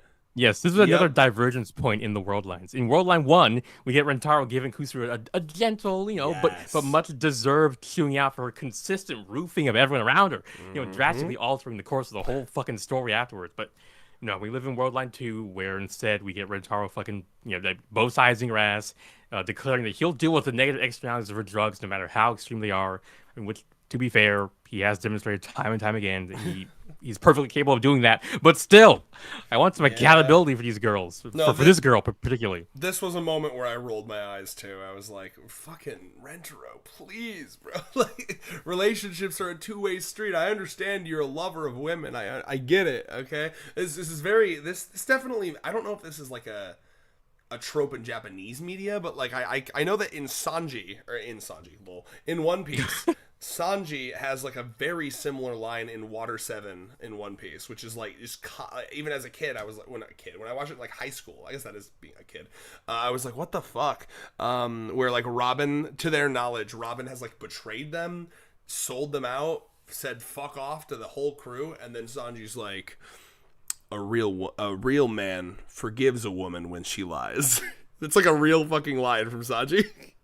Yes, because as we all know, women are tricky creatures. It's very like they're not our sexist, equals. yeah. They can't. They're like children. They lie without even meaning to. Oh, women. So can you really find it within yourself to get pissed at them? Yeah. I don't know. Is Sanji that sexist? That really is what it is. Sanji is sexist in the way that he loves women so much that he's like inhumanizing them, basically. Yeah. Okay. Well, I mean, I guess Rentaro was kind of teetering on the edge. Like speaking of again, he's gotten a lot better. Coming back to that thing I said where like, he's using his heart over his brain, and I miss the times like this when he kind of uses his brain more often. Like I mean, like the Nano strat was pretty good. I mean, they would not have gotten out of this. Well, I mean, I'm trying to imagine how modern day Rentaro would have gotten out of that. I mean, I guess he would have just kissed them Godzilla so hard. Out of his Yeah. Yeah, he's gotten too used to this power of love, which he apparently unlocked this chapter. Because there was the specific moment that made me think of that I guess the bit that I'm doing was like on page page 12, where he's like he's already admitted that Nano will outrun him, but he's like, what if my opponent is a kissing zombie with her rationality limited removed, then I'll remove mine as well with the power of love that's overflowing inside me. Like that was like a fucking moment. hollow Ichigo moment. That was like the Nine Tails Naruto. That was like Gear 5th Luffy. I don't know. Yeah. I think Luffy has a dangerous inner beast he has to Yeah, control. believe it or not, what's nice about One Piece is there's no inner demon trope. Yeah. But yeah, I mean, I would like to see like one of these days where Rentaro's love director say actually makes things worse instead of solving. He has to return to this. He has to return to these moments of using his actual fucking head to get out of situations. Something interesting. Yeah, that's something I hadn't even considered. Like, because it just kind of started happening. Rentero's ability to break physics and reality and shit. But like, to literally put his soul back together with nothing but the power of love. And there's a line. Here it is. There's a line right here where he just says what he can do. Like, this is the moment. He really is, like, tapping into some fucking, I don't know. It's like some Saitama before this, shit. he really was, like, a regular-ass human. Like, he drowned in the previous arc. I don't know if a modern-day Rentaro is capable of drowning. You see how he swam and fucking became Neptune? Yeah. Yeah. See, right there. Yeah. That's proof. Neptune doesn't drown. I mean, imagine. Genuinely, I could see a situation if we ever do get like a chapter where the gods come back and they're like discussing like this Rentaro boy is going to become a real problem if we don't take him out soon. Becoming a demigod. Yeah, well, literally, it could be like he is becoming the new. You could even see. I wonder if like the love god is like he might overtake me. He might become a new love god. Yeah, he's got that like theory in the community. I've heard that. That's like the end of the series that he becomes the new love god. Oh yeah, I think I've heard that as well. I mean, it'd be interesting. Yeah, I could see it. I mean, then, like, all the girlfriends become the literal Rentaro's angels. They become his like his thralls. The bad word. Yes, they'd be his heavenly host. I think is what you're going for. What does thralls mean? Well, thralls are like necromancers. Okay. Servant. Well, Rin can be a thrall then. Oh, she'd love that. Yeah, she would. Well, either way, I like the idea that like every girlfriend he gets, he gains a little bit of power. So he's getting more and more powerful for each one. It definitely bears out, evidence-wise. So like we are getting to the point. I really do want to see like world governments like start to. I want them to make a move that gets them noticed on the world stage, and it it wouldn't start like off the fucking Chainsaw Man. Public. Wait, what was the arc that had all the devil hunters from around the world? All the assassins kind of. That'd be hilarious. They're boys now, and they were like, "We gotta assassinate Rentaro before he takes any more women." He's taking too many women. It's stressing me out. Well, and you'd imagine it would start off as stupid shit like that, like it's jealousy, it's he's taking too many women, but then it would come to a point where it's like, okay, he's really like starting to disrupt like the social fabric of many countries. So that's how you start like a villain arc for a character is. You just have some random guy in high school. Let's use Ike Mentaro again. Yeah. And you start the chapter out with like, where are all the women? Like, where are all the girls of my grades? Like, and he realized they're all on the roof right now. Yes. Yes. He's like, there's no girls left in this school. I've even posited like versions of this where it gets even more painful. Where like imagine there's like a boy who like grew up as like next door neighbors to like let's say like Yamame, right? Like childhood friends with like Yamame, and his whole life he's like, oh, I love her and I really want to confess to her. And then when he finally does, she's like, oh, I'm already dating someone actually. And then he starts to realize like this guy that she's dating has like 20 other girlfriends. And I want to see it. I want to pan away to show what's happened like 5 other guys with other Rentaro girlfriends. And this is where our fanfic of the one, probably not 100, let's say the 10 boys. Who I think it'd be easy, especially since, multiple people can be in love with the same person. So yeah, well, the only reason I say not 100 is because it'd be hard to realistically like characterize and write out 100. I guess. I think it'd be fun if it was like the 10 boys who really, really, really hate Rentaro Aicha, and they become like a recurring villain group. That's like a chapter idea right there. It's like the childhood friend who loves Yamame. The League of Villains. Then he thinks he's like got like the aha on Rentaro. It's like, look, Yamame, your boyfriend's cheating on you with another girl. Yes. He's like, oh no, it's like that's my other girlfriend. Those are my wife. Oh yeah, girlfriends, right? Fiancés, I guess. Technically. Yeah. And then that's when they pull out the. Well, I mean, if you're dating those other girls in Rentaro, then why can't you date me? Well, I don't know. It's like I don't love you. Yeah. Oh shit! I didn't feel that spark. Like I felt that spark with everybody else. Damn. God, dude, you're just creating an incel. The incel origin story. Oh, yeah, incel genuinely. Factory over here. Rentero's gonna create so many fucking incels. And they're literally involuntarily celibate. None of this bullshit about women should love me for me, but I get to choose what they look like. Type shit. And I don't shower at all. Oh wow. Well, anyway, what else we got? I mean, No, we got a nice Nano kiss. Yep. Fake out. Oh yeah, we are the I'm so wet. I mean, anything else you want to talk about here? yeah. I mean, other than this, they had some cute faces. I mean, I'm surprised. I'm surprised that Shizuka is so confused on page 18, where they're like clearly pretending they don't remember anything. I mean, Well, Nano makes she's an sense. He's like, he doesn't innocent reckon. The girl who reads fantasy novels where there's like knights and rescuing princesses. I don't know. Was she I like? don't know. Did she witness them kissing? Well, like perhaps Because not. this I mean, wasn't maybe, an established thing at this point yet, you know. So she may have not seen it. I guess so. Yeah. Yeah. Now everyone knows. I mean, like modern day family is like, just fuck already. Yeah. Like, get a room, you two. Oh my god, dude! I keep thinking about that theater chapter. I mean, genuinely a generational chapter. That was such a good chapter. Oh, god, I know. Another one like that, please. That was a great example too of like pacing in stories is really like a magical thing because like somehow, despite the fact that it's the same amount of pages, it felt like a lot happened in that chapter. It's just so much, but it all felt. Same thing actually with the newest chapter that just came out. Kind of felt like that too. No spoilers. I haven't read it yet, but I'm excited. Oh, to read really? No, I know. Okay. I'm saying though, it has it kind of has that similar feeling. Like, Oh, this actually very went on cool. for a while. Oh, I love that. Okay, I'm excited. Not as good as the theater one, but it's there. Okay, The essence cool. is there. Excited. It's interesting. I kind of had an opposite experience, but maybe that's just because I was speeding through it too much. I assume you'll Yeah, give it a well- reread before our review. Oh, of course, yeah. Fantastic. I You pretty know, much- Rayos, it's like a policy of mine to read at least twice before we do a review. I love how it's over preparedness. It's sexy. I kind of have to because I don't. Otherwise, I don't got shit. Usually. It's more just normal preparedness for someone like me. I really appreciate it. If anything, I under prepare and it's a problem. Although I've been doing better. You got me into doing notes. You got me doing more improvisation. Oh, isn't it's cute? I like that. We have a good thing, you and I. Yeah, blessing over here. And then we all right. In conclusion, anyone?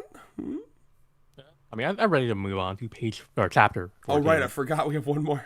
Yeah. Oh. So no, I Yeah, just I mean, what a forgot. title! Jesus Christ! Like, look at that. The holy war filled with love and the soul. Like, okay. And it makes sense. I could see why they ended a volume here because this leads us into. I'm just double checking where this ends here, right? Great This leads us cliffhanger. Yes, Yeah, I mean, yes. Oh my god, that was crazy. Like, Can you I mean, imagine like- being in the fandom at this point? Like what? Yeah. I mean, I guess it's not as crazy because they just waited for the next chapter to come out next week. But like, holy shit! Like this was a Code Geass level cliffhanger for those in the know. I mean, that was cliffhanger the show. So, Yeah, I know I always compare it to One Piece, but I think it's apt because Nakamura clearly likes One Piece. You know, this is like Moonlight. You're caught up, or where are you at again? On what? On One Piece, where are you at? Oh, I'm just kind of all over the place. I just want to. I don't want to spoil you. Okay. I don't care. I know most of it anyway. Okay, in Saboti Archipelago, there's like a part where they literally just get like fucking rinsed, like just annihilated. Like, Oh yeah, I've seen that. it's so good. They literally get like totally defeated, and there's a guy whose power, and you don't know what his power is at this point. All you know is that he touches people and they like disappear out of existence, as far as you can tell. Turns out that he's basically like able to like send people flying to different islands. Like, so he basically comes over and just like boom, boom, boom, boom, boom, like sends all the Straw Hats across the planet. And the One Piece planet's fucking huge. But at this point, yeah, you don't know. All you know is that he touches people and they fucking disapparate out of existence. So that happens to like the entirety of the Straw Hats. Luffy's like crying and pissing and shitting and like, I couldn't protect understandably. anyone. Yeah, oh yeah. It's like, because Luffy, up until this point, Luffy just like always won. So it was like a rare moment where Luffy's like, oh shit, like I fucked up here. He assumes they're dead, you know? And then like that chapter ends with a narrator box where it's like, on that day on Saboti Archipelago, the Straw Hat crew was entirely annihilated. And that's like the cliffhanger of that chapter. That week must have been crazy. Yeah, people were like, I'm sure people were mutinying. And It does kind of Well, suck that hopefully social media. we never get this kind of stuff again in the series because there's no overarching stories anymore. Yeah. Thus is the problem with time yeah, not flowing. we're right? literally about to pass basically the peak of the story in terms of narrative kind of serialization, I guess. Yeah, which that's is, of course, volume the- 3 the Retrospective Haku is going to be arc. interesting as we get to discuss that Yeah. entire. It's just one arc, the whole fucking volume. Mm-hmm. But yeah, before we get to that, I guess we can discuss these immaculate fits these girls are all wearing. Like, I mean, this is probably one of the best parts. This is probably one of the best parts about this retrospective because we get to go through and just gush over all these goat fits. What's the best page to? Oh, I guess that's first one, huh? Yep. Oh my god. Yeah, we get to see Nano and Shizuka together like this before they got together. It's very cute. You can see there's a slight blush on Nano on one cheek. She's half into her. Yeah, it's like a failing indicator light, kind of like trying to come on. And He's like, can't go all the way. The beginning of Shizunano. What is this thing that I'm feeling? What is this? It was right after she saw a little hint of homosexual romance with Hikari and Shizuka and kind of awaken something. For some people, you need to just like straight up just show them that that's a possibility. Like, oh, that can happen. That's a thing. I mean, clearly Nano has only ever thought about romance from the context of like marriage and childbirth, right? And then we also get to see another good shot of them on page 3, or a very cute little moment where like Karene's whole is like he's like trying. Like, he's afraid he's gonna destroy that little butterfly. I guess he's he's worried about her tsundere gorilla strength. Binary AMP. I ran the math on some stuff. Rentro's dating about a third of the women in his class already. Yep. That is awesome. Oh my god, bro! Like, I need. How do I put this? I do hope that it comes to that point. It's like, oh wow, it's every girl in my homeroom. It's every girl in my year. Can you imagine? It's every girl in my school. Like, even like normal, well-adjusted guys would get a little ass mad about that. Like surely, right? Like, I think I would be a little annoyed if that happened to me. Please leave a little for the rest of us. Yes. I don't know if they'll be able to pull that off again, just because the excuse that they made for Kogoe was she's been just sitting in her room being cold this whole time. That's why she never came to school. It's now however long we've been in the school year, and he hasn't zinged with any of the other girls in the class. We must have hit the limit of the ones in his class, surely, right? Yeah. Unless they come up with another explanation, like Kogoe's like, oh, I was absent because of da-da-da-da-da. Yeah. I suppose you could have... Oh, yeah, no, I forgot that would require time passing. I was like, new transfer student? You could have a transfer student happen in the same week that a million other things have happened. Good thing you transferred in right at the start of the school year. Like, that would be really bad if you... Mika is the transfer student. She transferred into the school at the beginning. Oh, yeah. Lord. I really like Nano's fit specifically here is some shit that I want to wear. Like, I love that. I know it's like some of the best fits. Yeah. Well, which is crazy. Yeah, who was dressing this girl? Genuinely. Yes. Yeah, we mentioned this earlier on, but like, miss efficiency or something. I mean, unless she came with the most efficient like fashion machine, like I'm gonna choose the headcanon that the second she like started to date Rentaro, she basically like created like a spreadsheet. Like, this is the most optimal way to get him to fall even deeply in love with me. Yeah, I mean, I can see it. She literally did like fucking fashion math. But yeah, we get to see. Well, I mean, I guess you could say we get some foreshadowing for Nano's little one of her best chapters in the story with the light show thing, where she's like, you can efficiently view a wide variety of flowers here, and he's treating this beautiful panoramic view as just a bunch of check marks to get through efficiently. But yeah, she looks really. I really like the way she does look beautiful though. Yeah, adjusting her hair, the like squinted, like almost bored eyes. Fuck God, oh man, she's dressing very mask here too. Masculine. I guess so. You don't see it? Am I crazy? I mean, I can see honestly, no, I don't. I don't see it, but I don't not see it. Like, I mean, her dress is not super feminine, but I mean, it's just maybe is androgynous a better way to put it? I mean, it's like maybe listen. I'm kind of a coward. I want to dress more feminine, but I'm a coward. I would wear what she's wearing. There's like nothing feminine about it at all. I mean, I wouldn't. Yeah, the only feminine about her is like the tight pants. Yeah, that. And also, I used to wear tight pants when I was skinny. Yeah, and also it's kind of common for women's clothing to kind of have like a what's the word, like the hem kind of cuts off like midway between either like, you know, the forearm if it's a shirt or like the calf if it's pants. So her jacket is kind of also doing that. Whereas I think a lot of men's wear is either like really short on like halfway up the arm or just goes straight down to like the wrist. And it's kind of a minor thing that I kind of see with women's clothing. I enjoy that Rentaro is just literally just basking in their light. Yeah. Like he's just letting them interact. It's like watching your like fucking Sims in a Sims game. I need that for like another. I need that shot with all the more girlfriends now. Like him just taking it in like all these girls. Dude, literally, like I mean that must be. This is a weird comparison, but Moonlight, what's your any experience with Hunter x Hunter? I'm sure I've asked you this, but Like clips, and funny enough, I've done a couple Hunter x Hunter clips for dubbing practice in my voice acting workshops. I always get cast as the tall guy with the glasses of the group. Mm-hmm. Tall guy with I don't know who he is. Well, He's like spiky hair. He's weird. The scene. Leorio. I always get cast as him for some reason. They say, "Oh, you have a good voice for that." I'm like, "Okay." I see it for sure. But anyway, there's like a line from like a dictator, where he's like talking about like the euphoria of like standing, because like there's like a Kim Jong-un North Korea-esque dictator where there's like he stands up there and then he sees like the droves of people, like literally millions of people underneath him, and there's like a line where he says like it's better than sex, like it's like orgasmic to like the power that it feels, and like obviously Rentaro is not like that, but like but like in a wholesome what way, he would like, say is, looking at my girlfriends enjoying themselves so wholesomely, it's better than sex, which is why I have a cock cage on right now. Yeah. No, that only distracts me from the real true pleasure.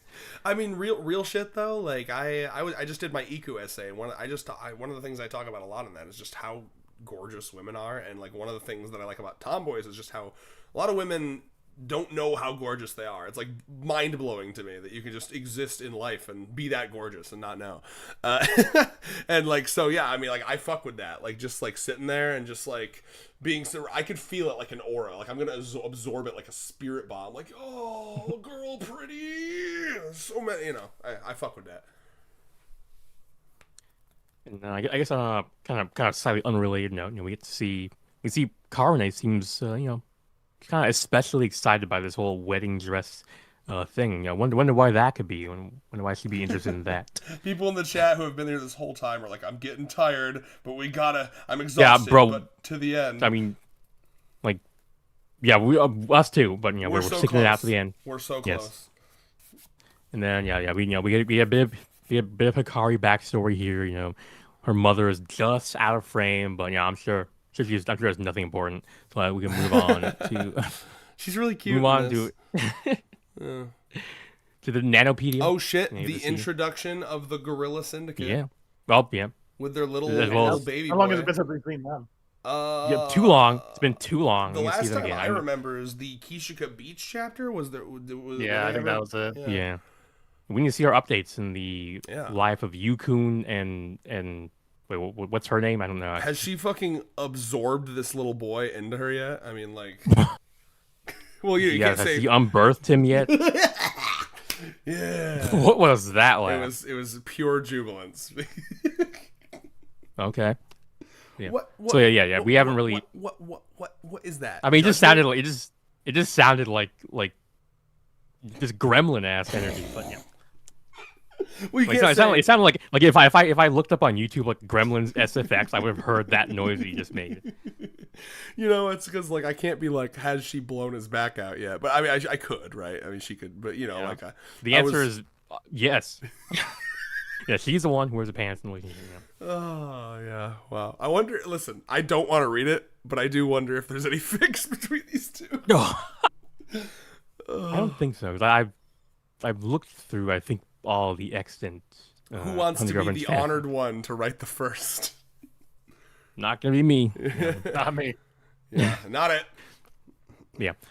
Nanopedia makes its appearance. It's been ages. I mean, I think does it even show up after this? Because I mean, we haven't really. Like, I mean, I guess it replaced too much. Does. They call her Nanopedia a couple more times. So I don't know when. Yeah, it doesn't come up. It's been hundreds of chapters since. So I mean, sure. I guess I guess she replaced too much of her data banks with love poetry for Miss Shizuka.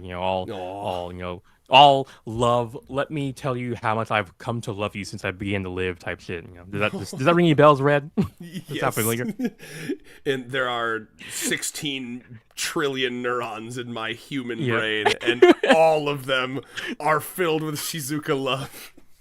Love. Yeah. Okay, then. We get kind of an instance of. I guess not like a gag, but like something happening in one panel and then kind of getting completed in the second one where Kusuri drinks her drug and then she's like adult all of a sudden right afterwards. She's so and cute. Shizuka's just looking at her. Well, actually, like, it looks like Shizuka and Gay Hikari. Awakening. Like, have they seen her like this yet? Probably not. Yeah. And like this Like, is damn. another Shizuka. Shizuka is gay. Yeah, probably. I mean, Or at would least she bi. definitely? Oh, bi. No, Shizuka's definitely bi. Gay, Because yeah, the way she looked at when I Rentaro. say gay, it's the umbrella, right? That's what I meant. Oh. To say. You know, the gay umbrella. Yeah. Yeah, it's like the universal category version of insult affectionate, where it's like Well, anything term that isn't universal. purely straight can be referred to as gay, as far as I understand. I guess. I guess I have heard that I've been usage. doing that my I just whole kinda life. figured- I hope it's not wrong. I mean, it's probably not wrong. Just the thing that. I mean, well, certainly if we talk to boys from like the early aughts, yeah, they did consider everything that was not 100% straight, especially toxic masculinity in it. Masculinity. Yeah, I'm trying to come up with the adverb of masculinity, but yeah, anything that wasn't like toxic masculinity straight was gay as far as they're concerned. But yeah, I'm this a is- huge fan. I'm so sorry, I didn't mean to cut you off. I'll let you go. I'm just a really big fan of how of how Kusuri is standing. Like it's just Yes. the back arch, the butt out a little. I want to stand like this at all times. I want to be cute, but I don't have the body for it. It's like the problem is I have no ass. Yeah. I've Well, been okay, working on it. Okay, yeah. Come on, Moonlight. Yeah. You, every day, 2 hours of the gym, right to the leg press. We'll get that ass. Yeah, this is something that I thought in this in one of the previous Kusuri 18-year-old transformations, but like her hair tie looks a lot like a condom. Yep. maybe, I was just about to ask, have you seen someone edited it where it is a condom in her mouth? Oh my lord. And she's like tying up her hair as if she were about to give a blowjob. Yep. Like time to get some ingredients. Yeah. Oh my god. Yeah, this is also a very momentous page because this is where we get the the introduction of Rentaro's family. It's the distinction between the Rentaro family and Rentaro's family. Yeah. Like they have two different names there. Man. Wait, did they? And Yeah, they're all it took 14 chapters, but yeah, it's finally here. They're hooning at it too. They love it. Oh yeah. I mean, it's genuinely so sweet. Yeah, Nano looks kind of weird from this angle because She he's not like does. he's refusing to do the like gritted teeth, open mouth thing. So he just kind of looks like he's like pouting her lips basically. Man, I mean, like genuinely, I've said it before. I'll say it again, but just like community is like the key to happiness. Like genuinely, like community, doing hobbies with community. I mean, that's really all you need. And like, Especially for the people of this series where they're all such outcast loners. I know. Yeah. It's just so sweet. I mean, like, do you know how fun school life would be if you had this going on? I mean, this sounds so fun. I'm jealous of this, like, low key. I mean, to be fair, middle school me would not have been down for that. I would have been very much like Nano. But Oh, I mean, I did still have like a social circle, especially once junior and senior came around. But yeah, definitely in my freshman and sophomore years, I was like, pretty loner. I was Loner extroverted coded, as yeah. fuck as a kid. I was like begging people to be like, please, can we hang out 2 weekends in a row, please? And we would hang out the whole weekend too, like from Saturday from Friday to Sunday. And they'd be like, please, enough, and I'd be like, I need Let me more. go to the bathroom in peace. My oldest friend described me as a lost puppy once. I mean, sometimes I can see that. Well, I'm better now. Trust me. You've not seen what I used to be. Now I'm actually I have moments where I'm like, I need rest. Yeah, I think it would have been an Usa-chan moment with me if that had been the case. I was a little Usa-ish when I was a kid. That's why I really fucked with her chapter with Kimari, because that literally used to be me. The whole like, oh, I'm annoying you. Oh shit, I'm so sorry. It's hard for me to tell, you know. Mhm. And then apparently we get like a confirmation of the vice principal's name. Like Baba, he's like, yeah. yeah. I mean, I'm pretty sure Baba is like Oh my god, just Wilkins Coffee is back, Rayos. Oh damn, he took a nap and came back. He said, "Y'all still here?" Yes. Yeah. So yeah, I'm pretty sure Baba means auntie. So I'm wondering what's the on Baba her name? Yaga. Like, oh, well, I guess yeah. But yeah, Tuesday analysis. Yeah, that's actually interesting because like, is there like what's the word, an etymological connection, linguistic connection? Because like the Baba Yaga thing is from like from Russian folklore, whereas in Japan they just call older Baba. women and aunts babas. So I don't know. I wonder if there's maybe it's just convergent linguistic evolution, but yeah. I like these people being like with Shizuka. They're like, I want to take her home. Yeah. And she's so cute. She's like, these people are constantly being like tested in your presence. I want to abduct her. Yeah. And then fucking Karne, ooh, boss Karne. And actually, doing something to me. Interesting on the previous page where where the gorilla people are, they're doing the same move that Karne and Hikaru did in the previous chapter, where they grab it, they're spinning each other and throwing them. She's a long lost member of this syndicate. Yeah. But yeah, I mean, but yes, that face that Karne made in page 8. That was like.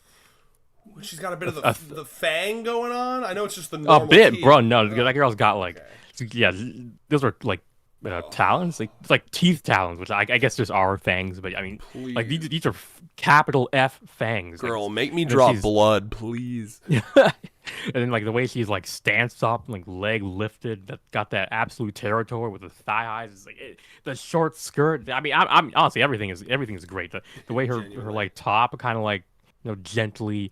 It almost looks like a character in another series. Yeah, she's like a battle character. Like I mean, Nano's the battle shonen character. Zero reaction. Yeah, she's like, what? Nano's like, what? oh, I'm not gay for this one. I'm only gay for the one next to me. So yeah, this is proving by the way. Not even yet. Yeah.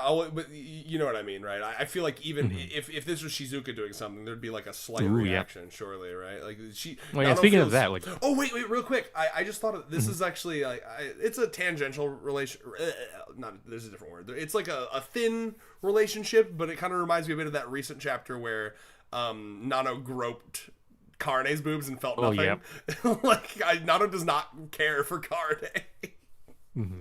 And then another thing that I just noticed is that we did get because in the previous volume we mentioned that their eye highlights, there's kind of generic highlights, but then as the story goes on, they become these little 4-leaf clover things that I assume are referencing the 4-leaf clovers. That I guess they kind of symbolize their love, and we see that sort of gradual transition across this volume where they start to kind of look more and more like them. And I mean, it starts at least on chapter 8 because I was just quickly perusing them, but yeah, you can see it kind of got some free clearly. Shit from Wilkins Coffee, and he donated $5 to say it. Okay, let us see. You want me to read it, or you want to read it? Yeah, I'll let you read it. Okay, so I'm quoting Wilkins Coffee here. This is not me saying this, okay? You gotta say it in Wilkins Coffee's voice.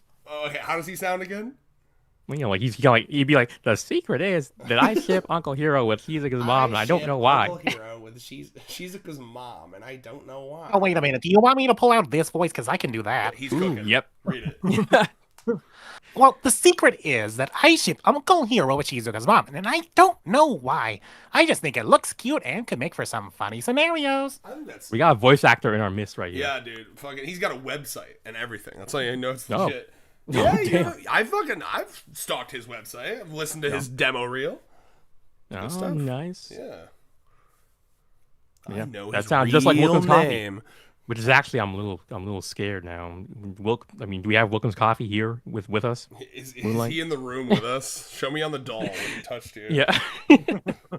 It's like, so show them that you're not actually Wilkins Coffee. It's not Have you ever your seen account. Moonlight and Wilkins Coffee in the same room? Yeah, let me stick my hand up your ass if I can puppet you. Damn. Then if I can't Buy puppet him you, dinner I know first. you are. Fantastic. Oh my lord. How did y'all get into a polycule? Ah, yes, the classical agreement. He's a tsundere. I'm here. Okay. All right. What else we got? There. Okay. Okay. Yep. Oh, this is yep. where we get the first instance of Shizuka flying. Yeah. Lighter than a feather girl. Yeah. She's Breath And, of like- the Wilding right now, by the way. Yeah. She's even got her Sheikah slate. Oh, honestly, yeah. Just like Breath of the Wild Tears had come out after this, right? Yeah, Breath of the Wild Or, came out in 2017. Okay. I was thinking of the other sequel thing that came out that did come out later. Just like Tears of the Kingdom. I can't get Yes. over that. Yeah. It's still so funny. Just like Tears of the Yeah, it looks like thankfully they had the airbags on standby, and yeah. Hikari looks like she's getting off on it, but I don't know, Oh, maybe remember, that's she just how absolutely is. Sensitive tippies, Yeah. canonically confirmed. Bro, I've said this before, I'll say it again. I have never had the pleasure of dating a woman with really sensitive nips, but I know that this is a thing that does exist. I've heard the stories of women who actually can just come from their nipples, and like that sounds fucking awesome. And some guys can, I think, but it's definitely less common. my nipples can feel good in certain contexts, but like not enough. and context. Yeah, yes. I'm slurring my words. But yeah, I definitely I get it, right? Like, but yeah, I mean, fuck, I don't know. I don't know where I'm going with that. It sounds fucking cool to be able to just be like tease a girl by just like pinching or twisting the nipple a little bit, but like, I've shared this before on stream. I think even with her in the room, Allie's breasts grew really, really fast. She went through puberty like really quick, and like it was like within a month, where it went from like nothing to like boom, according to her, and thus her nipples are like almost like she basically just doesn't feel anything on them. Like they're like there's like I don't know. I think she said Yeah, it's just skin. yeah, basically, like, because I can do, like, I'll fucking, like, latch onto, like, a nipple, and she'll be like, okay, that feels nothing. I'm like, fuck! You deny me of my fucking anime, like, you know? Yeah. And then, okay, page 13, we get an actual marriage confession from Shizuka. Or request, I guess, you know. Like, Oh, I mean, like, yeah, wow. like, yeah, move over, Karne, because Shizuka beat you to it about 150 chapters early, so. Whoa. Yeah. Why doesn't no one, Sucks to why do lose. people not talk about this? I guess because it was just a gag. No, there's no such thing. This is canon. And I guess Rentaro was demonstrating his newly acquired boyfriend feats, where he's just like, he skids so goddamn hard that he burned through his jacket and then his like dress shirt, And which his is, like, skin is fine. wild. Just slightly scratched. Yeah, this little scuffed up. It's probably just dirt, honestly. Well, Probably his not skin even is like a damaged. metal alloy. Yeah. I had something to say. I think this Shizuka thing kind of reinforces what you've been talking about. She gets all the sexual shit, and she was the first to fucking propose to him. Come on, bro. Favorites. Nakamura playing favorites out here. Real. You know, I used to long believe that. I thought Karne was like his one true soulmate, and then like now I'm starting to think it's Shizuka. I think I'm fully on The board with sleeper that. build over here. And I don't know if he'll ever. I've talked about this before. I don't know if they'll ever actually like. We'll never see sex, obviously, but I really would love implied sex. And like, I think, I don't know. There's two avenues that could go down, right? Like either A, they do some kind of fucking wacky shit where somehow they all lose their virginity at the same time, or B, somehow Shizuka just like falls onto it. And her usual kind of timid, shy way, she wins it all. Rube Goldberg's herself fucking onto that dick. That's the hope. I think that'd be a really, really fun. That like the one that you know the girls at least in the series would expect it the least for someone as like timid and shy and meek for her to get the. I think that'd be. Really Could any of them find it in their heart to object at that point? Like, well, I mean, Shizuka is a darling, and if we do object, we gotta deal with Nano over there. So.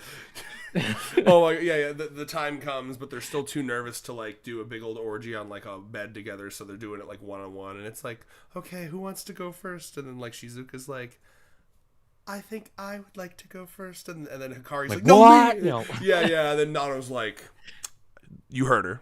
She said she wants to go first. Shizuka Yoshimoto said that she wanted to mate with Rentaro Raijo.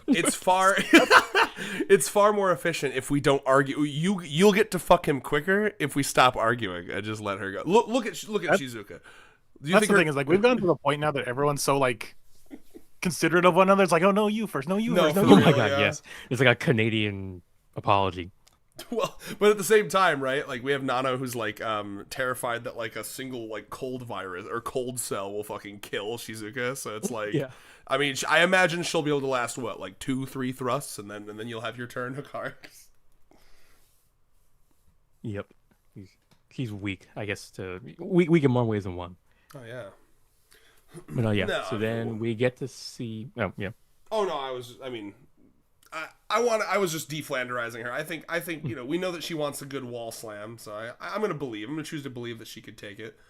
Yeah, I mean, I did actually write a similar storyline in one of my own fanfics where there's like a Shizuka-esque character who the main character mistaken for a dainty little wallflower, but then I mean when they're having sex, he's like harder, and he's like That really is the vibe I get from Shizuka. Yeah. Like she clearly has like naughty fantasies, very yeah, deep. yeah. I mean, in yes, her he's brain. reading. Yeah. Like, I mean, what is in that circular love story? We've seen only 1% of the shit that goes on there. in Moon, that have story. you? I see, because now we don't know if like the lines. Like, I guess I wish we knew which lines that she said were for sure from that book. Because I wish you could take every line and try to like combine them into something sensical.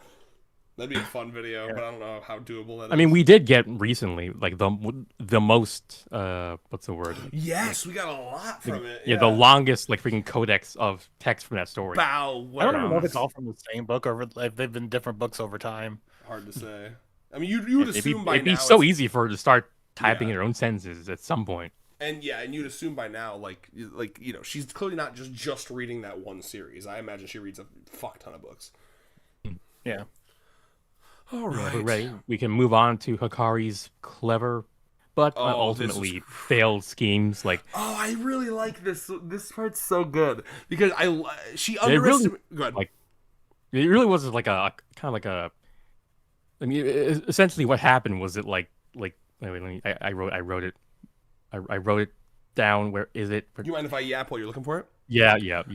So this part I remember in the anime, I was like, really impressed by this because like it's always impressive when the misunderstanding that a character in a narrative has is the exact same that you have watching it, right?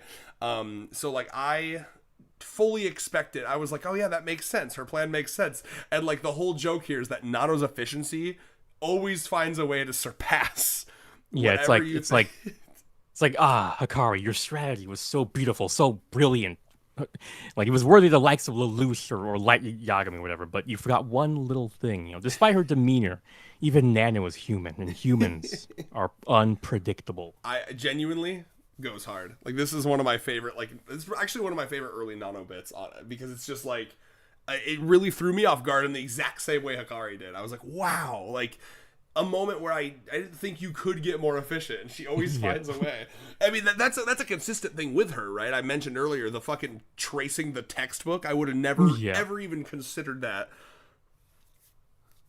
And we get to see some more moments where like some examples that where he just snatches the I guess bread. I'm just imagining like the timing on it humor wise. We're just kind of like he's like. like that kind of thing. And then Kusari having a fucking temper tantrum, which also didn't fucking make me like her very much. Yeah, that's probably one of her low points of the series. Yeah, exactly right. It's like, hey, we agreed. This is fair. Let her fucking have her moment. Yeah, this is like one of like exhibit numero unos where you get to see like her the drug turning into an 8-year-old does seemingly also like de-age her brain as well. Which could be a really interesting dynamic if they played around with that, right? Like I've done so much headcanon on that before. Like imagine how weird that would feel to go back and forth. I wish that when she turned 18, she would have a brief like, oh god, like she would have like memories of stuff she did like an hour earlier. Like, oh boy, that was cringe. I'm sorry about that, guys. Like I think that'd be really interesting. I guess to be fair to her, she knows that if she doesn't get this photo with her, because like Rentaro was saying like, oh, don't worry, we'll get the picture later, but she knows that she doesn't do that now. She's not going to get to have a photo with him even 6 years later. They haven't come back to this place, so I don't know. Not that you know of. Maybe we don't see everything. True, I guess. But this whole thing was basically Hikari, going through multiple instances of like her ill-gotten schemes kind of being foiled, but then it's only after she does the right thing the right way that she actually gets what she wanted all along. So it's kind of like a little lesson knocking her through in there. As Suzaku Kurugi once said, results gained through contemptible means, they mean they're worthless. So he basically got what he wanted, and then he was like, Yeah. I feel bad, so I'm gonna give it to you, Kusuri. And then Kusuri's like, you know what? You're such a good friend, Hikaru. You would never, scheme and lie to us and try to take our things from us. So I'm gonna give you the little. I'm gonna let you get the picture. Oh man, the boob squish in the face. Though? Yes. Lord have mercy. And the cheek squish too. Oh, dude. But, I mean, also before that, like, I love how like everyone was so surprised to see Hikari basically give up her like, I guess to take it, like melting carbonate is a sight to behold. Character development. Like, I thought you were just a rich elite scheming asshole who takes everything from the less fortunate. I wonder how much up to this point, because like we know that her and Karne were getting closer and closer. I do wonder how much like she told anyone about her family situation. Like, do they even, was she vague about it? Do they know she was at least rich? You know what I mean? I do wonder. Yeah, I don't remember. I mean, granted, it was. I don't know, because as we got from the Mei Hikari like daily life thing, it definitely seems like a class thing. Like, knows that she is from a affluent family, so maybe they think they. I mean, she definitely. Yeah, she talks like a well-to-do lady. Yeah. Despite how she acts. And I mean, in Japanese, it's very evident. I mean, she literally talks the same way as like Rin and Be a lot more evident then, yeah. Yeah, it's just the aura you give off. Wilkham's Coffee, by the way, he was like, "Oh, Moon's actually here. I thought his icon was just in the corner." Yeah. That was a while ago, Always obviously. Let's see. And they said, "Hi, Moon. I love your channel, bro." So Wilkham's Coffee approved. Sponsor. Yeah. Let's see. Binary says you've. Here, I forgot. I realized I wasn't looking at the fucking mic. I was looking down. Binary says, you've been going for so long now that despite me being 2.5 hours late to the stream, I've actually been here for the majority of the time. Yeah, I mean, we made sure you asked us for the stream long enough you could show up at the back half. And I guess it's the back front, or wait, like the back majority. You had me in the back half. Not gonna lie. Yeah, we take care of our fans here. Yeah, you're goddamn right. We do. Yep. To the detriment of me and my health. Yeah. Yeah. Carbonet looks very out of place in the little group photo thing they got. He's like, I mean, he looks very cute. He's like, am I smiling right? Well, because I'm trying really hard not to tsundere over here. Yeah. Do you guys how did you guys deal with like class photos or like yearbook photos as a kid? Because I was terrible about it. I mean, when I was a kid, I was willing to smile. I mean, I don't think I was good at it, but I was definitely willing to smile. But I think by the time I was like middle school age, I'd kind of gotten to I hate smiling for cameras. It's torture. I don't know why it fucked with me so much, but I was like really, really nervous in front of cameras. Like every single one of my yearbook photos, I'm like fucking misty-eyed, and like when I was younger, I'm like misty-eyed. Oh yeah, I hated cameras. They're going to steal my soul. Yes. They're gonna capture my what's the word, like worthlessness forever in high definition camera. Really serious, like I just thought I was ugly from like the moment I was aware of myself. I think, I mean, I had that classic, like I'd get into a Halloween costume and see myself in the mirror and be like, nope, I'm not going out, Damn. But oh yeah, and then one of my famous photos is as like a toddler. It's called, my dad calls it Crying Cowboy, because it was one of those like photos, where you could go to a place that have a bunch of props and shit to take photos. You know those places? Yeah, it was me on like a little like rocky horse with like cowboy props, and I'm just fucking bawling. Like they clearly were like propping me up trying to get me to take a picture, and I'm just crying my eyes out. Yeah, no, I hated photos. I hated cameras. I'm better about it now, but this is really Karane is extra cute here because I mean, of everyone here, you can imagine that Karane would be. I can imagine her not liking cameras because it almost inherently involves being a little vulnerable, taking a picture. Like you said, it's immortalized, right? So that's actually really. She's probably trying really hard not to say something like, "It's not like I want to get a photo taken with everyone here, and, Yeah, and with Hakari in her wedding dress, and Rentaro in the wedding suit. it's not like I want And this he's- photo to turn out really good or anything. Yeah. It's genuinely a very cute element of her character I'd never considered before, and now that I'm seeing, Yeah, it's Nano's- honestly, Good. it's what's the word? Like, it's kind of reflected there. In that butterfly moment at the beginning of the chapter where she was like Yeah. trying really hard not to hurt the butterfly. Oh, Very a similar energy. Karane continues to be quadruple S tier, man. I swear to God. Man, I mean, honestly, yeah, she can be your cute little baby girl, She can be my as seen Angle here, or or my she can Devil. be like your freaking shonen battle protagonist as we see on page 8, where she's Such like, a multifaceted girl. yeah, Get you a girl who can do both. Seriously, bro. Oh, I love her. But yeah, and then we have the fucking crazy ass. yes, real full quick. page spread. But actually, before that, I forgot. I did want to say I just really like the solution they come to with this, where they take a picture with all of them, despite the fact that they have the outfits. You know what I mean? I think that's very I don't know, emblematic of like what their family is, and like honestly, Yeah, it's like a real family. and the spirit of polyamory in general, right? It's like there is Mm-hmm. this series continues to do that. There is no losers, even in this game. It doesn't matter because we're all gonna marry him. It doesn't matter. Yep, I mean they say that over and over again in a little tagline at the beginning of the chapters. Like that's Yep. honestly they need to bring that back. That was a really good. It was a real good phenomenal message. tagline. Yeah. But yeah, so full page spread, gorgeous art. I mean, you could put this up on the fucking wall. I mean, God, I can't even imagine how long this would have taken to draw. I'll probably use stamps because they do that a lot for Oh yeah, the background, I'm sure, but like even Yeah. Hikari is so detailed. oh, but yeah, like the embroidery on her dress. Like, I Yeah. mean, that's insane. Oh, wow. And the flowers on her bouquet, that almost certainly was probably hand drawn. Oh yeah. No stamps there. I mean, she knew Crazy. she had to cook, right? I mean, you can imagine if you're making a manga, you know that the art has to fucking lock the hell in for like serious moments. And that's the thing too. This manga, especially in the beginning like this, it was so unserious.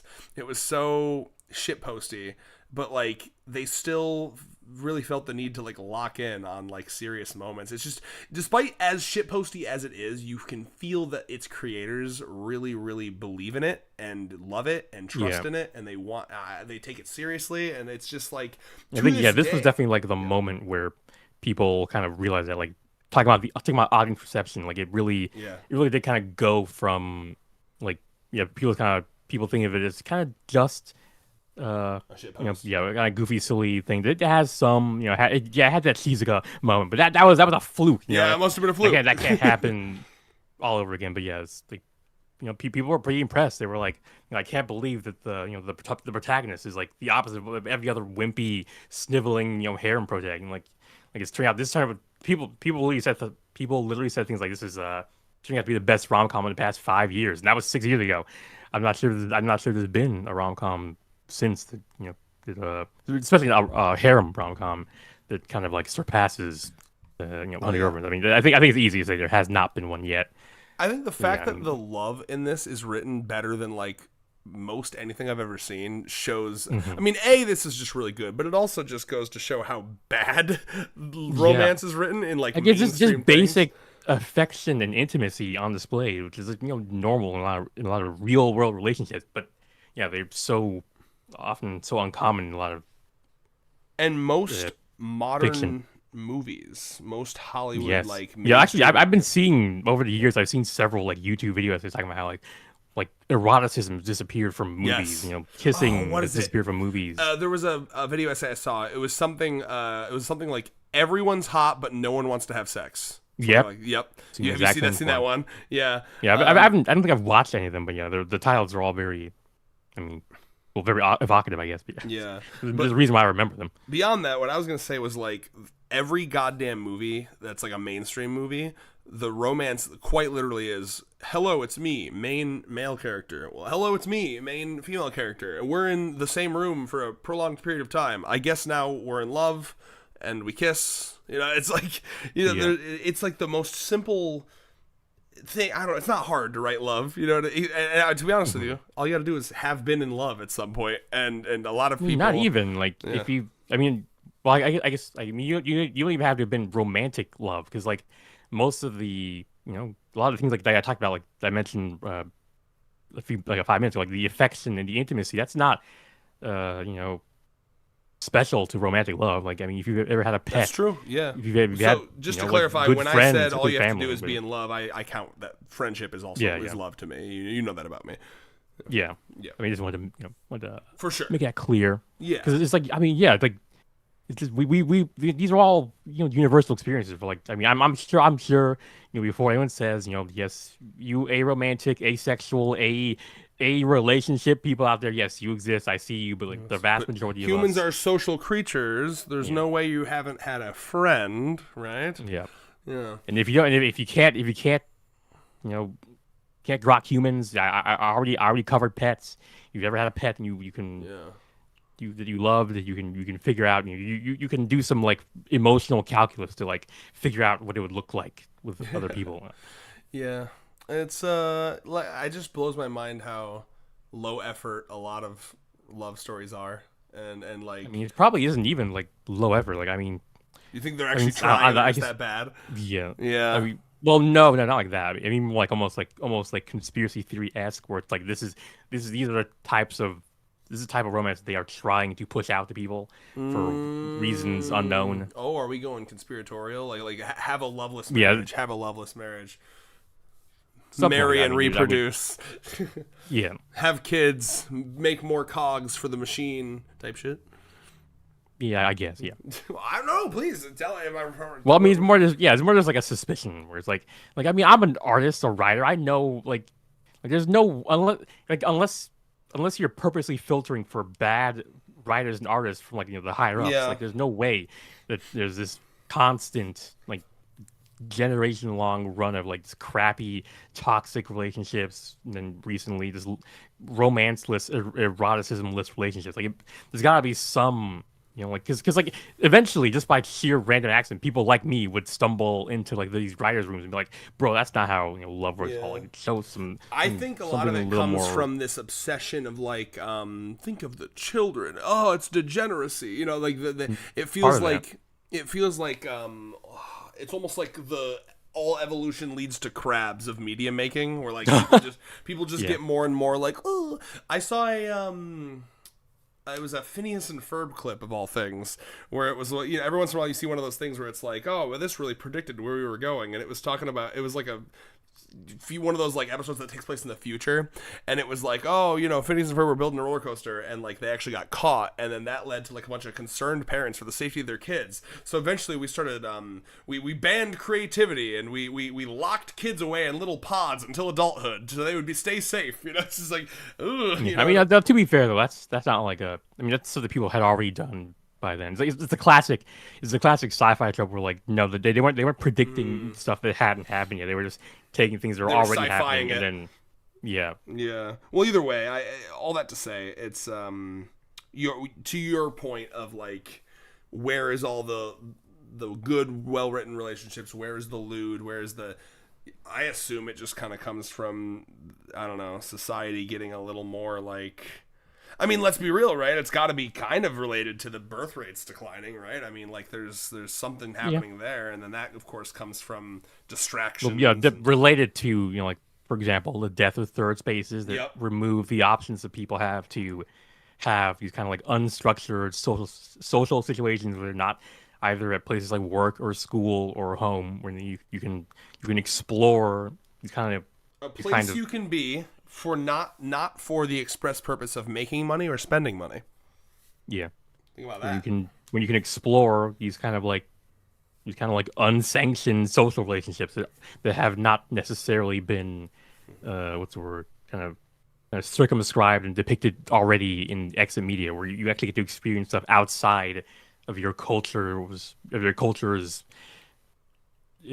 imagery, I guess. Like you get to you'd experience things different from what you have seen, essentially. Every time I watch anime, where like if you watched much, Backtracks reacted to it for a bit. City the animation. I mean, I didn't. I know of it. Yeah. Well, famous a lot for of being these anime are just so simple. It's like, you know, it literally is just like, oh wow, walkable city, community. There's events. The people walk places, hang out, do things. You know what I mean? And it's like I watch these things. Another one that really, really, really got me emotional is Bocchi the Rock, where it's like, these 4 girls and they're just hanging out and they're kids, but they're like really doing stuff. They're forming a band. They're playing shows. It's just like you watch that and like. If you have media literacy and you do a little bit of like analysis on or like a studying up on like third spaces and the loss of those and walkable cities, it's like, oh wow, that really is happiness right there. You know what I mean? And it's so hard to find. So yeah, no, you're absolutely cooking. But I suppose we should start wrapping up here.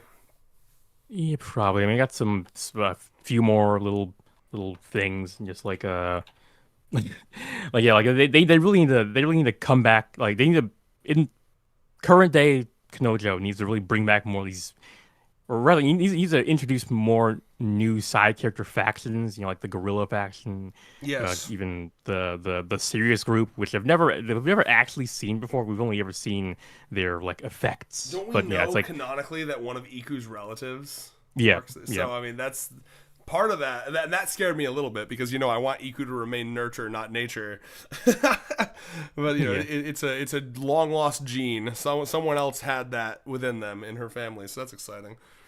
Yeah. The world of 100 GFs is a strange and frankly terrifying place. You know, I want to see more of the bizarre cast of characters this setting can create. Yes. They can't all. They shouldn't all just be Rentaro's family, and Rentaro's family's family. Everyone in my world exists for me to date or to be bowling pins for me to knock down to impress the people that I date. Yep.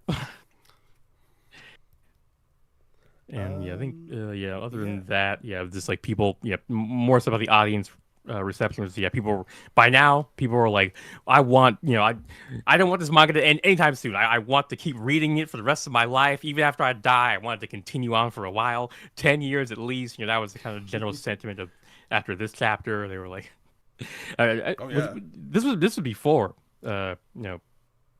before Attack on Titan ended, right? Do you know when it ended? I think so. Yeah, shortly. Do you want me to Google that? Here, I got you. Like Attack on Titan. Like volume. Give me a sec. Mm-hmm. But other things. A few people were understandably. The manga concluded 2021. Okay. So before that. Yeah. A few people were like predictably put off by the Kusari introduction. They were like you said, they were like jumping the shark, but other people, they actually kind of admired Nakamura's willingness to debut a character like this who had like multiple GF level quirks, because it kind of implied that Mr. Mura was not afraid of running out of ideas. But the older I get, the more I appreciate weird shit in fiction, because like fuck it, dude, life's short. That's inevitable. The more shit we see, the more we're like, already seen it. Facts, exactly. No, go ahead. I was gonna say, like, that's kind of why I've leaned so much into anime in the past couple of years of my life, is because it is most of the time it is so off the wall and so different than anything else. I'm just like, well, this is just because it's more interesting to watch than a lot of the other stuff. And I know that makes me sound like the most like total weeb ever, but it really just comes down to Yeah, I mean, like I had the same exact reaction with like comics, right? I mean, like I think we all have had all of us here have had the experience of like, oh, DC, Marvel comics. It's like, where do you even start? Oh, it rebooted 17 times. It's like, I mean, manga's just better. Japan fucking knocked us out of the fucking water. They're willing to end stories, even if a lot of the endings are kind of crap. But I'd rather have that than the 18th bajillion reboot. And Japan fucking like comics really were doing that shit before movies. Crazy. Yeah, and Japan kicks our ass with animation quality too. I mean, that's just like that's their goddamn export. That is their bread and butter. Yeah. That's like it's just so funny. Like there's this in the Slice of Gaming Discord that we are in. Like I straight up asked one of my friends who doesn't watch anime, and I'm like, so what are you watching? And he's like, well, I'm watching The Pit. I'm like, that's just another medical show. Oh, I did. Yeah, I know. Can you imagine the plight of the normie, the humble normie? Like, what the fuck are they watching right now? Like, genuinely. Yeah. Invincible. What are they? Yeah, Invincible. I mean, Invincible's pretty good. I keep stopping and starting that. I'm like, I really should just try and watch that. Yeah, but I do see the animation, and I'm like, this is kind of mid. Yeah, I've seen the clips of like the reason season and it got a lot worse. Yeah, that is the joke. It's like Invincible, more like Invisible or I don't Have know. you seen like No Frame? Yeah, that show's budget versus like your average episode of like an anime. Yeah, insane. Like they're really out here just wasting money on VAs and shit. And Yeah, not I was just to gonna like say. glaze anime, because there are also a lot of anime that just has Oh, no yeah. budget either. Oh, for sure. But famously, a lot of anime have a very low budget, but then like, and you know, a lot of this made in a obviously, cave with a box of scraps. a lot of this comes from They've abusing their learned. employees, of Yeah. no, undoubtedly. Yeah. Yeah. Yeah, unfortunately. Or passion. You know, I mean, like One Piece does this smart thing. They're abusing their employees' passion a lot of times. Exactly, that's what it is. Yeah, right. Like, cause not One Piece has done this really intelligent thing where they like source to Twitter. They find like fucking really good like One Piece fan animators, and they're like, "Hey, you want some exposure? Yeah, that's like the only series that could do that. You want some fucking hot fat exposure?" Yeah, the series has been around so long that people who were born when it started are now like eligible workers. Like, yeah, it's the only series that could do that. Yeah, no, for real. I mean, there's infinite pool of fucking like people who are willing to animate for free to get their animation on the show. You know what I mean? Like, it's fucked, but that's probably what they're doing. Okay, does anyone else hear our voices? Oh, yeah, it's doing it again. Well, hey, good news. Yeah. We're ending soon, huh? Yeah, I guess if you don't want to do the bonus chapter, we can end it. I think it's 2 a.m. for me. I really gotta head out. Oh, yeah. Oh my god, yeah, it is 1 a.m. here as well. Well, hey, you know what? Oh, yeah. We made it. Hey, love you guys. Thank you for being here. Yeah. Sorry if I hope that people aren't gonna be upset about the bonus chapter not getting done. Yeah, I watched all 6 hours. I didn't see a single mention in the bonus chapter. I guess we could just quickly, click through it and not even pretend to read it.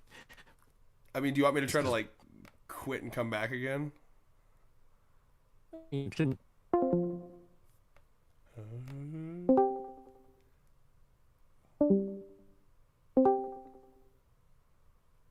I don't know about this one, chat. Hello? Oh wait. Oh, yay! I really do think that works. Oh, let me. Oh, no. Oh, okay. Yeah, Discord's really bored right now. Okay, good. Yeah. Wait, yep, sounds good. Sounds good. All right, let's just fucking run through this so I can get some sleep Yep. and not entirely destroy my sleep schedule. There's Einstein. I don't think I actually read this. Like Yeah, a fool. Einsteinium. Yeah. That's an element in the periodic table. Apparently. I forgot about fucking Nano human. Yep. Ningen. That's really funny. I'm just like reacting to this now. What? Yeah, let yeah, there's because the I Bahoob guy. I don't have any notes. This is, You know this- what? Yeah. This is all me. I'm just gonna react to it all. Bahoob guy, there he is. And I love the little caption. Like, it's pretty easy to tell the people are gonna try this stupid shit.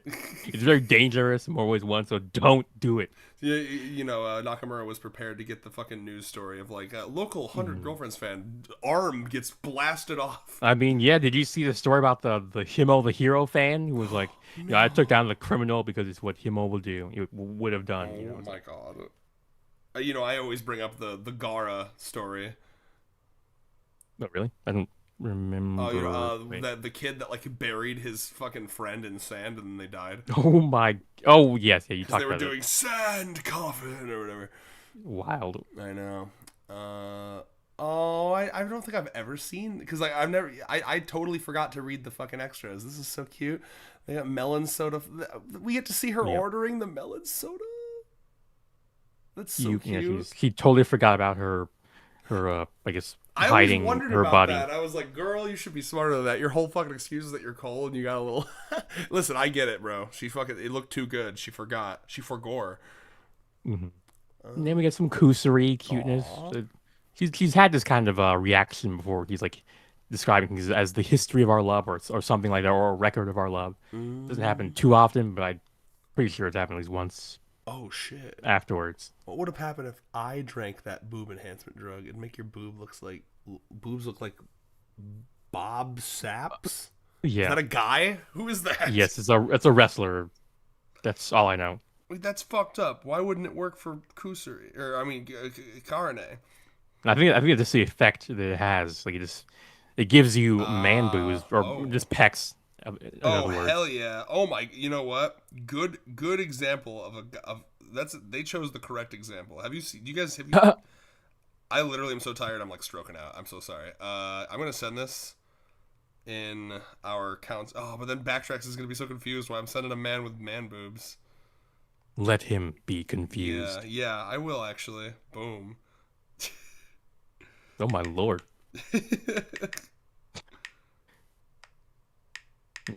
Backtracks, you gotta watch like 6 hours of context to get this, otherwise it won't make any sense. Moonlight, have you looked at the guy that they said? Okay. The boxer, yeah. Yeah, I mean that's some titties right there. Probably bigger than Corona's.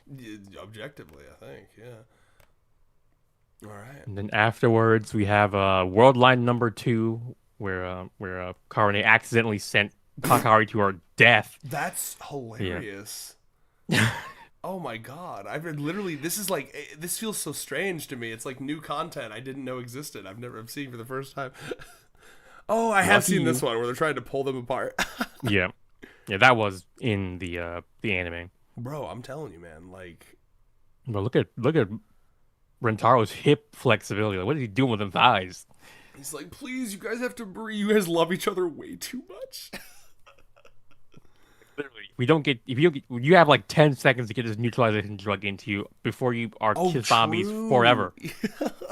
Oh my god, you realize that they would like, you know, those like horrific like Lovecraftian stories where like someone gets like I don't know, like a parasitic like creature that like feeds on your dopamine, like locks into you, and you fucking like just like sit there and like fucking like waste away into like a mummy or whatever. Capitalism. Yeah, oh, that's a good one. Yeah. No, but like literally that they would just like die. They would just like kiss until they were like ash. That's kind of beautiful. Not the worst way to die. Yeah. No, I mean it's. Did you ever watch? I've died in worse ways. A show. What did you say? I've died worse ways. Is that what you said? I'm gonna choose to believe that's what he said. Have either of you watched? It's a show, and here's actually a good show that a normie non-weeb could watch. Scavenger's Reign. It was on HBO Max. I believe it's on Netflix as well. Oh yeah, I've heard of it. It's in that like lineup of people say these are adult cartoons that are good. Scavenger's Reign's really good. And there's a creature in that does exactly that, where he like sucks some of your life essence, but then like you know how like a mosquito will like bite you, but then put that shit in you to like numb it so you don't notice. Yeah. It's like this little creature, it like sucks your shit out of you, but then like it fucking puts something in you that like just makes you feel dopamine, basically. Like it's like a euphoric ecstasy. So you keep coming back to it for like another hit of that, and it keeps feeding on you. And then eventually towards the end it gets very body horror-y, where it actually starts to like live inside of you, like, and you look like you're pregnant with it. And it's like living inside of your. Oh, it's like Scavenger's Reign is like a body horror Cthulian alien planet show. It's like horrific and like all the best ways possible. Anyway, that's kind of what I'm imagining. It's like that kind of aura with like they would just kiss until the end of time. You see the fucking like the star, you know, those time lapses where the stars are fucking rotating and the like cities are collapsing and rebuilding, like the end of Attack on Titan and shit, and they're just like or kissing. Futurama. Futurama. There are people that like come and they've been kissing for centuries. Their like religions are formed around them. Wow. Rivers actually form around them from the flow of their pussies. Yeah, that's the source of several rivers, and like civilizations, prop up around them. Oh like, yeah. This is our Tigris and Euphrates over here. The world would have ran out of clean drinking water eons ago if not for the bountiful wet pussies of the two kissing love goddesses. Okay, we're ready to move on to the last bit.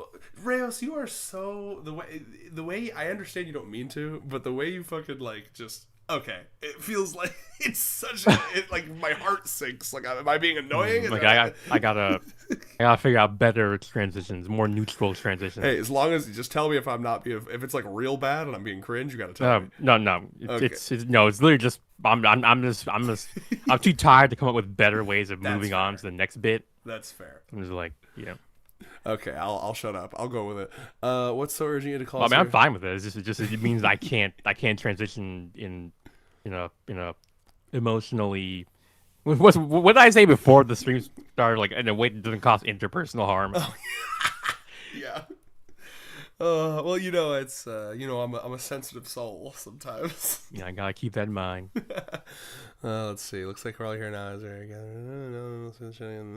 we get Hikari being all mysterious, acting like it's some Euphoria style. I've never games. read this. This is new to me. That's right. The volume extras are meant to be full of fan service. Showing Steam. This is so different from the current volume extras where it's like deep lore. Yeah, honestly, yeah, I would kind of like to see, but because nowadays they've been like basically them riffing on common Japanese fairy tales, right? Like, isn't that has been the recent ones, right? Oh yeah, those have. Well, I guess weird, there also have been some, but it's weird because Nakamura is like adding he is adding like the backstory of the girlfriends, but also he's adding the Japanese fairy tales in like the pink. Yeah, the pink part of the volume as opposed to this. Okay, I cut it off. It wasn't funny. As opposed to the black part. Whoa! Hey, you know what? I don't know what the hell. I can say that. I can say that. Let's see. However, there are things that one can do. If not for the bonus chapter in the manga, must do some crew. Oh wow! Oh, he's resigning. No. Very different manga back then. Yeah. No, but I mean, it's still Rentro's still too good of a boy to touch women. As we all know, touching women inherently bad makes you a bad person. Yes, as we all know, male sexuality is inherently, predatory. And yeah, it's not because of patriarchy making it that way. It's because that's how we naturally are. We're wolves and women are sheep and raw. When Rayos says it like that, he is kind of cooking. We need to see the series let Rentaro be. Wait, was that all I need to do to get around that like 10-minute kerfuffle that we had with the previous stream? What are you talking about? Wait.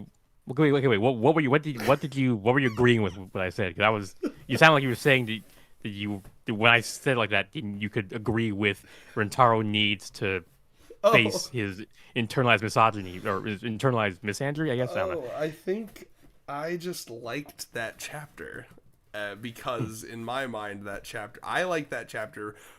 Okay, I know what you're talking about. Well, because a bunch of it, not just you disagree, but like a lot of people were like what is Blood yapping about?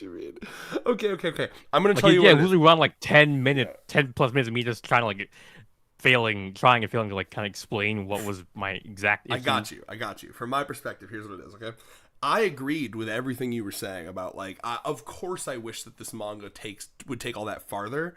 But I think the difference was I was succumbing to realistic expectations. I was basically just like expecting less and you were expecting more. That's not a bad thing. You're not doing anything bad there. Basically, I liked the chapter because it gave me crumbs. It gave me scraps of that conversation that I wanted them to have, right? But because ironically, that implies that you're actually more optimistic about it because you saw those as crumbs of something that's going to come that has not come yet. Whereas I saw it as like this is kind of like the death knell. Yeah, or at least it's neutral in terms of whether it's good or bad. It's like why? Because like people are gonna they're gonna read that and they're gonna be like, yeah, Rentaro is because he's been for the most part a paragon role model, and people are gonna see that and go, yeah, wanting to like do things with my girlfriend, that's bad. I need to wait till marriage, even if it completely goes against my personality. I need to wear a cock cage. yeah. I need to wear Astro Boy brief.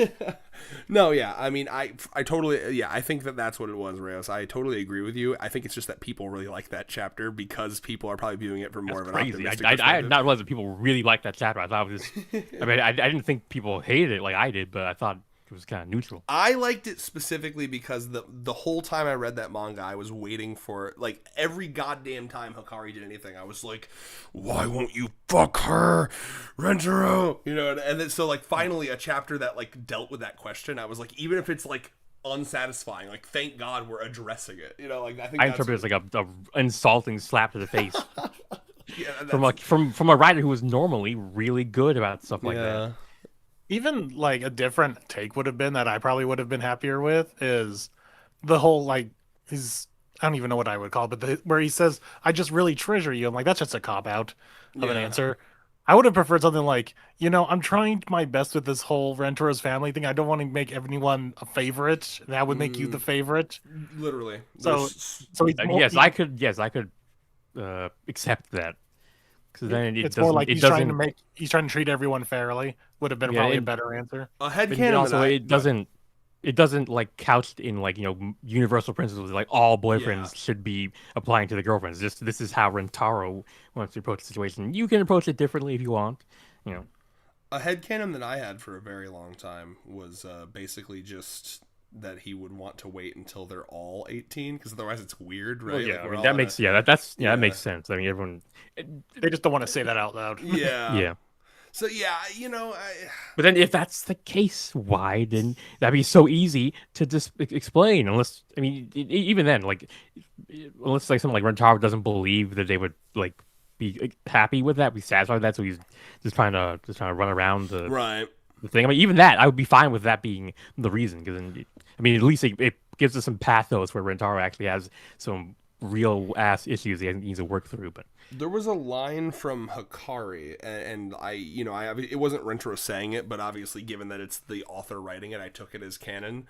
Where Hikari said something like, "I know you think we're too young," or "I know you think it's too early," or there's something like that, and like so I took that as, I mean, she even says, "I know you think this," so the vibe I get is that this must have been a conversation they had off screen. In fact, what is the number of this chapter? Not acceptable, but yeah. Wait, number. Wait, what do you think? Hikari's Heat. What chapter is that? 98. Yeah, here, hold on. I want to find how she says it exactly, because, yeah, I mean, obviously we're looking for crumbs here, obviously. Yeah, here we go. Okay. So she says, I misworded it a little bit. She says, "Rentaro, I understand that you truly cherish me above all else. We're still in high school." Well, yeah, that immediately starts raising my hackles, like as if cherishing someone above all else means that you can't like just grope them. You can't just feel their body, whatever. I don't think that's what she's saying. I think, in fact, I mean, well, maybe. Actually, I didn't even consider it. Maybe it's translation issues. Do you mind if I kind of give you my thoughts on this real quick? So the way that I'm interpreting this is that she is actually making your argument. She's saying, really? Yes. She's saying, "I understand that you cherish me above all else.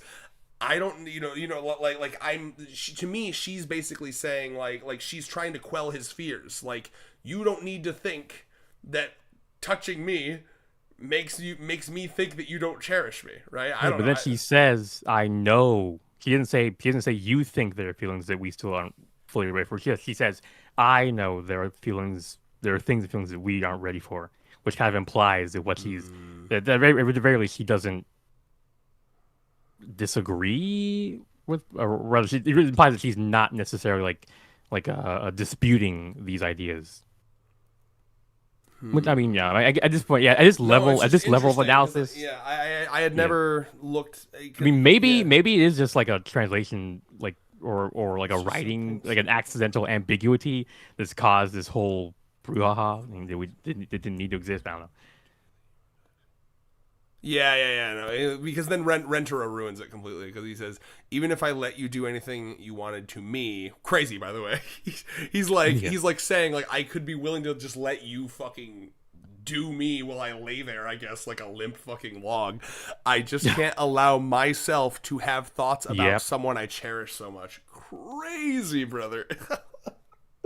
See, I mean, these are literally classic, I see what you mean. Toxic masculinity type thoughts that, like, any boy who's gone through that era or like that phase where they could not imagine a woman welcoming their like sexual interests, they couldn't imagine them it not being like some sort of predatory thing because they have grown up in a patriarchal, misogynistic society that does treat sexual, like male sexual desire, as a inherently predatory, destructive thing where you're taking something from women. Yeah, a lot of guys have internalized that, and unfortunately it caused these kinds of very negative thoughts. It caused all this unnecessary strife and trouble in their relationships. It's like it's fucked up. I don't know. Yeah, I'm just reading through the chapter as you're talking because I'm desperate to fucking find anything that. Yeah, no, I see what you mean.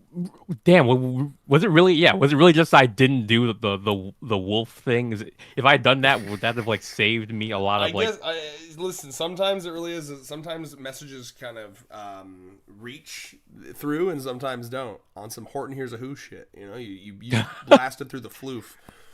Yeah. Yeah, it's. Yeah, I see it now. I foolishly kind of thought that Hikari in this chapter was actually trying to convince him, no, like sex is fine. But you're right, actually. The way that she's wording it is very similar to what he's saying, where it's despite the fact that you care for me, I want you to treat me like a fucking object. I don't know. It's very weird. That's the, I see the what you mean. prevailing idea of man woman sex. And it's it's the man does sex to the woman. Well, here's hoping that this is a foolish endeavor. Fluke from from 4 years ago. I mean, it's been a long time. Nakamura's had time to grow and learn. Yeah. Hopefully, because I don't remember anything this egregious ever happening again. This was still pretty early too. I mean, just past 100. I feel like we were still kind of in the etchy-ish era. Maybe. I mean, look. Let's see. Do we see any what do you call them? The blushy shines on Hikari during her moments. She's naked. I mean, there is still the mole. We see it plenty of times throughout here. We got the tit shine on page 19. The tits have the baby oil. Also see it on page 11. So, yeah. I feel like this is we're transitioning out of it at this point, but yeah. Yeah. I mean, because it's Hikari, so I think he does get the Nozawa's well, I mean, he's the sexy one, so he gets to have some of the, how the last, I don't know, the last dinosaurs after the meteor, they didn't all die out at once. It was a very slow, drawn out thing, but there was an inflection point. For sure, and there's a way that Hikari, I think, was written for a while as she was holding a lot of the anime tropes on her back, like Atlas, Oh my god, yes. I will thank Jesus carrying his cross. Thank you for being here, Binary. Binary's leaving now. It's literally just about to end. Thank you for being here. But yeah, no, I really do hope. I'm hopeful to see, because this series has impressed me with a lot of progressive depictions of things, right? I mean, I think you and I both love. Yeah, which is again why I felt like such a weird betrayal. I think that's 90% of the reason why I'm so hard on it, because I mean, you were the chosen one, Nakamura. You were supposed to join the progressives, not betray them. I do try to be understanding, and obviously no one is perfect, right? Yeah. I could see a situation, if I wrote 247 chapters of something, I could see myself having a bad oops, I didn't realize that I accidentally watched a Andrew Tate short, and it just kind of for a week I was kind of fucked up. I don't know. Yeah, I was in a weird headspace with that one. Oh god. But yeah, but thanks for everyone for being here. I think we're probably gonna sign off here in a bit, and by in a bit, hopefully I mean now. Yeah, honestly, I've not used the bathroom in 6 hours. I am feeling the Kusari style. Yeah, you should have worn a diaper. Yeah, I guess so. Yeah, honestly, that probably would be not a bad idea for these streams. Yeah, I know. Yeah, I'm not going. I'm just saying it. I'm saying because it's a bit that I can say in this moment. Not because I was saving you from yourself there, brother. Because I can hold it just fine. I know I have to go to the bathroom. Mm-hmm. But yeah, I could. Well, hey, you have the benefit of being a guy. You could just fucking get a little cup in your room, I guess, aim it. Yeah, bruh. I've seen enough streamers and other women do the exact same thing, and some of them are even. I guess, yeah. I guess. I'm kidding. I mean, kind of. A little bit. I mean, it's a little emotionally attractive, I guess, to see someone That's what so. I'm saying. But it does feel a little bit like taking advantage of someone who's like kind of Objectively, not all there. Oh no, for sure. It's physically gross, but I can't stop being into girls who are willing to be a little nasty. I don't know what it is. Such as Krelly. Yeah. Oh hell yeah! All right, well, I'm gonna thank XP whores. There was a lot of fucking XP farming on this. Like most of the fucking chatting was like, I will win the XP wars. XP agriculturists, in the chat, just they're mining XP over there. Yeah, mining Ethereum. Maybe I'll ask Red to join our Polycule next stream. You can ask me right now. Mwah. Yeah, they did ask, and I did agree. Oh shit! Got a lot of applause because it was referencing the previous agree thing they were all doing. Oh, so let me ask before I agree. What comes with this? Is there actually, I could without. Too late. I can get those details. But yeah, I'd probably be down unless there's like some weird blood oath. You just have to drink a cup of Wilkins coffee every day. nothing too crazy. I won. Oh yeah. So we got the perfect being at number 1. Christopher. It's like cut off. So I can't see what his full name is. Christopher Bacon, right? No, Christopher Bacon's a different Christopher, I believe. Oh, so Christopher Walken? Oh wait, am I wrong? Maybe that is Christopher Bacon. Why is there no like alt text to show us the full literally, name? why Crazy. Can't I fucking whatever. Either way, I'm gonna assume that's Christopher Bacon. And then Ludovic at number 3, Mikolos number 4, Wilkins Coffee number 5.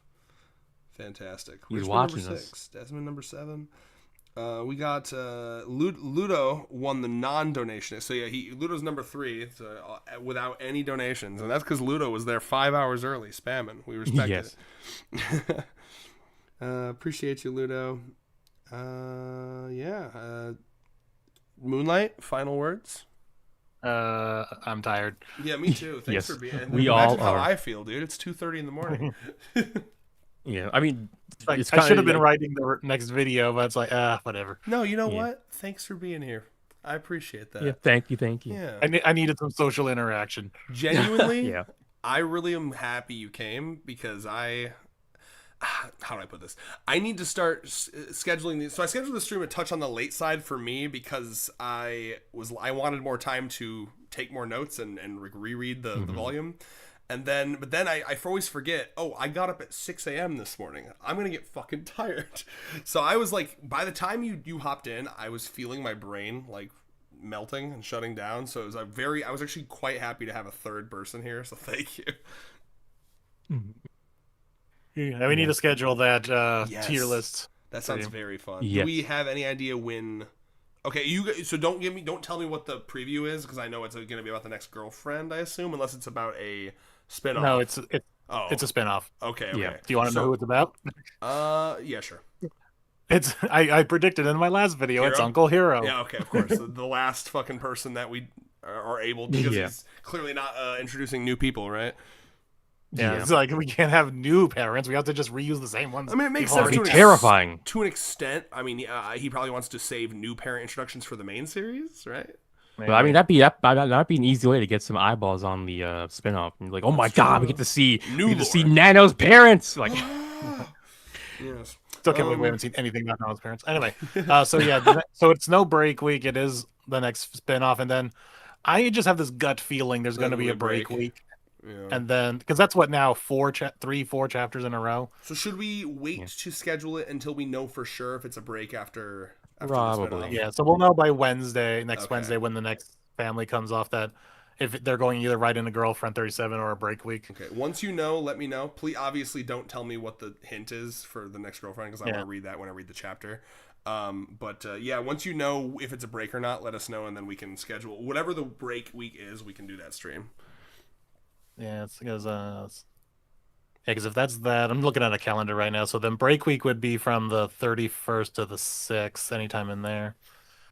And then what would we? It'd be basically the first week of June. And that would be what, like tier listing the Girlfriend intro chapters, basically. Yeah, basically like intro chapters. They're I guess the writing and the realism, like how well do they hit it off? I guess is how we're like different marks. Like it's like Olympic show where we give him points for those things, probably as well as maybe humor, Humor, personal, believability. yeah, do we, personal bias. well, we're just doing a tier list though, right? We're not, or are we doing like a fancy spreadsheet? That's what it sounds like Rayos is saying. Yeah, he sounds like he sounds like he's busting out the spreadsheets. He wants to fucking make it way. I know. I guess I was riffing off of Moonlight, what he was saying, but I don't know. I guess we could say that sort of stuff. We don't have to actually calculate hard values or whatever. Gotcha. I like the simplicity of a tier list personally, but I don't want to be like a buzzkill. If you want to do fancy shit, feel free. I'll come along. I'll do the tier. I do the tier list. Okay. Cool. Yeah, especially if it's gonna be like a week or two from now. Yeah, I would just do the tier less list prep. Yeah. Just remember. I mean, maybe just write down some of those things. But yeah, anyway. Just write notes of like what you like, what you don't like. Yeah, Rayos. You can actually tell when Rayos transitions into his pre-planned notes. Like whenever he has like a nice long fucking spiel, I'm like, oh, I can hear the script. That's a compliment, by the way. No, I mean, oh, really? I think so. I mean, it's how do I put this? I don't think definitely. Yeah, I still haven't learned how to go off on a logically coherent. I knew you'd take that as long amount of time. Non-compliment. I knew it. Oh, damn. Here. Let me say this. I like your pre-preparedness. I think it clashes. It counterbalances my no preparedness at all very, very well.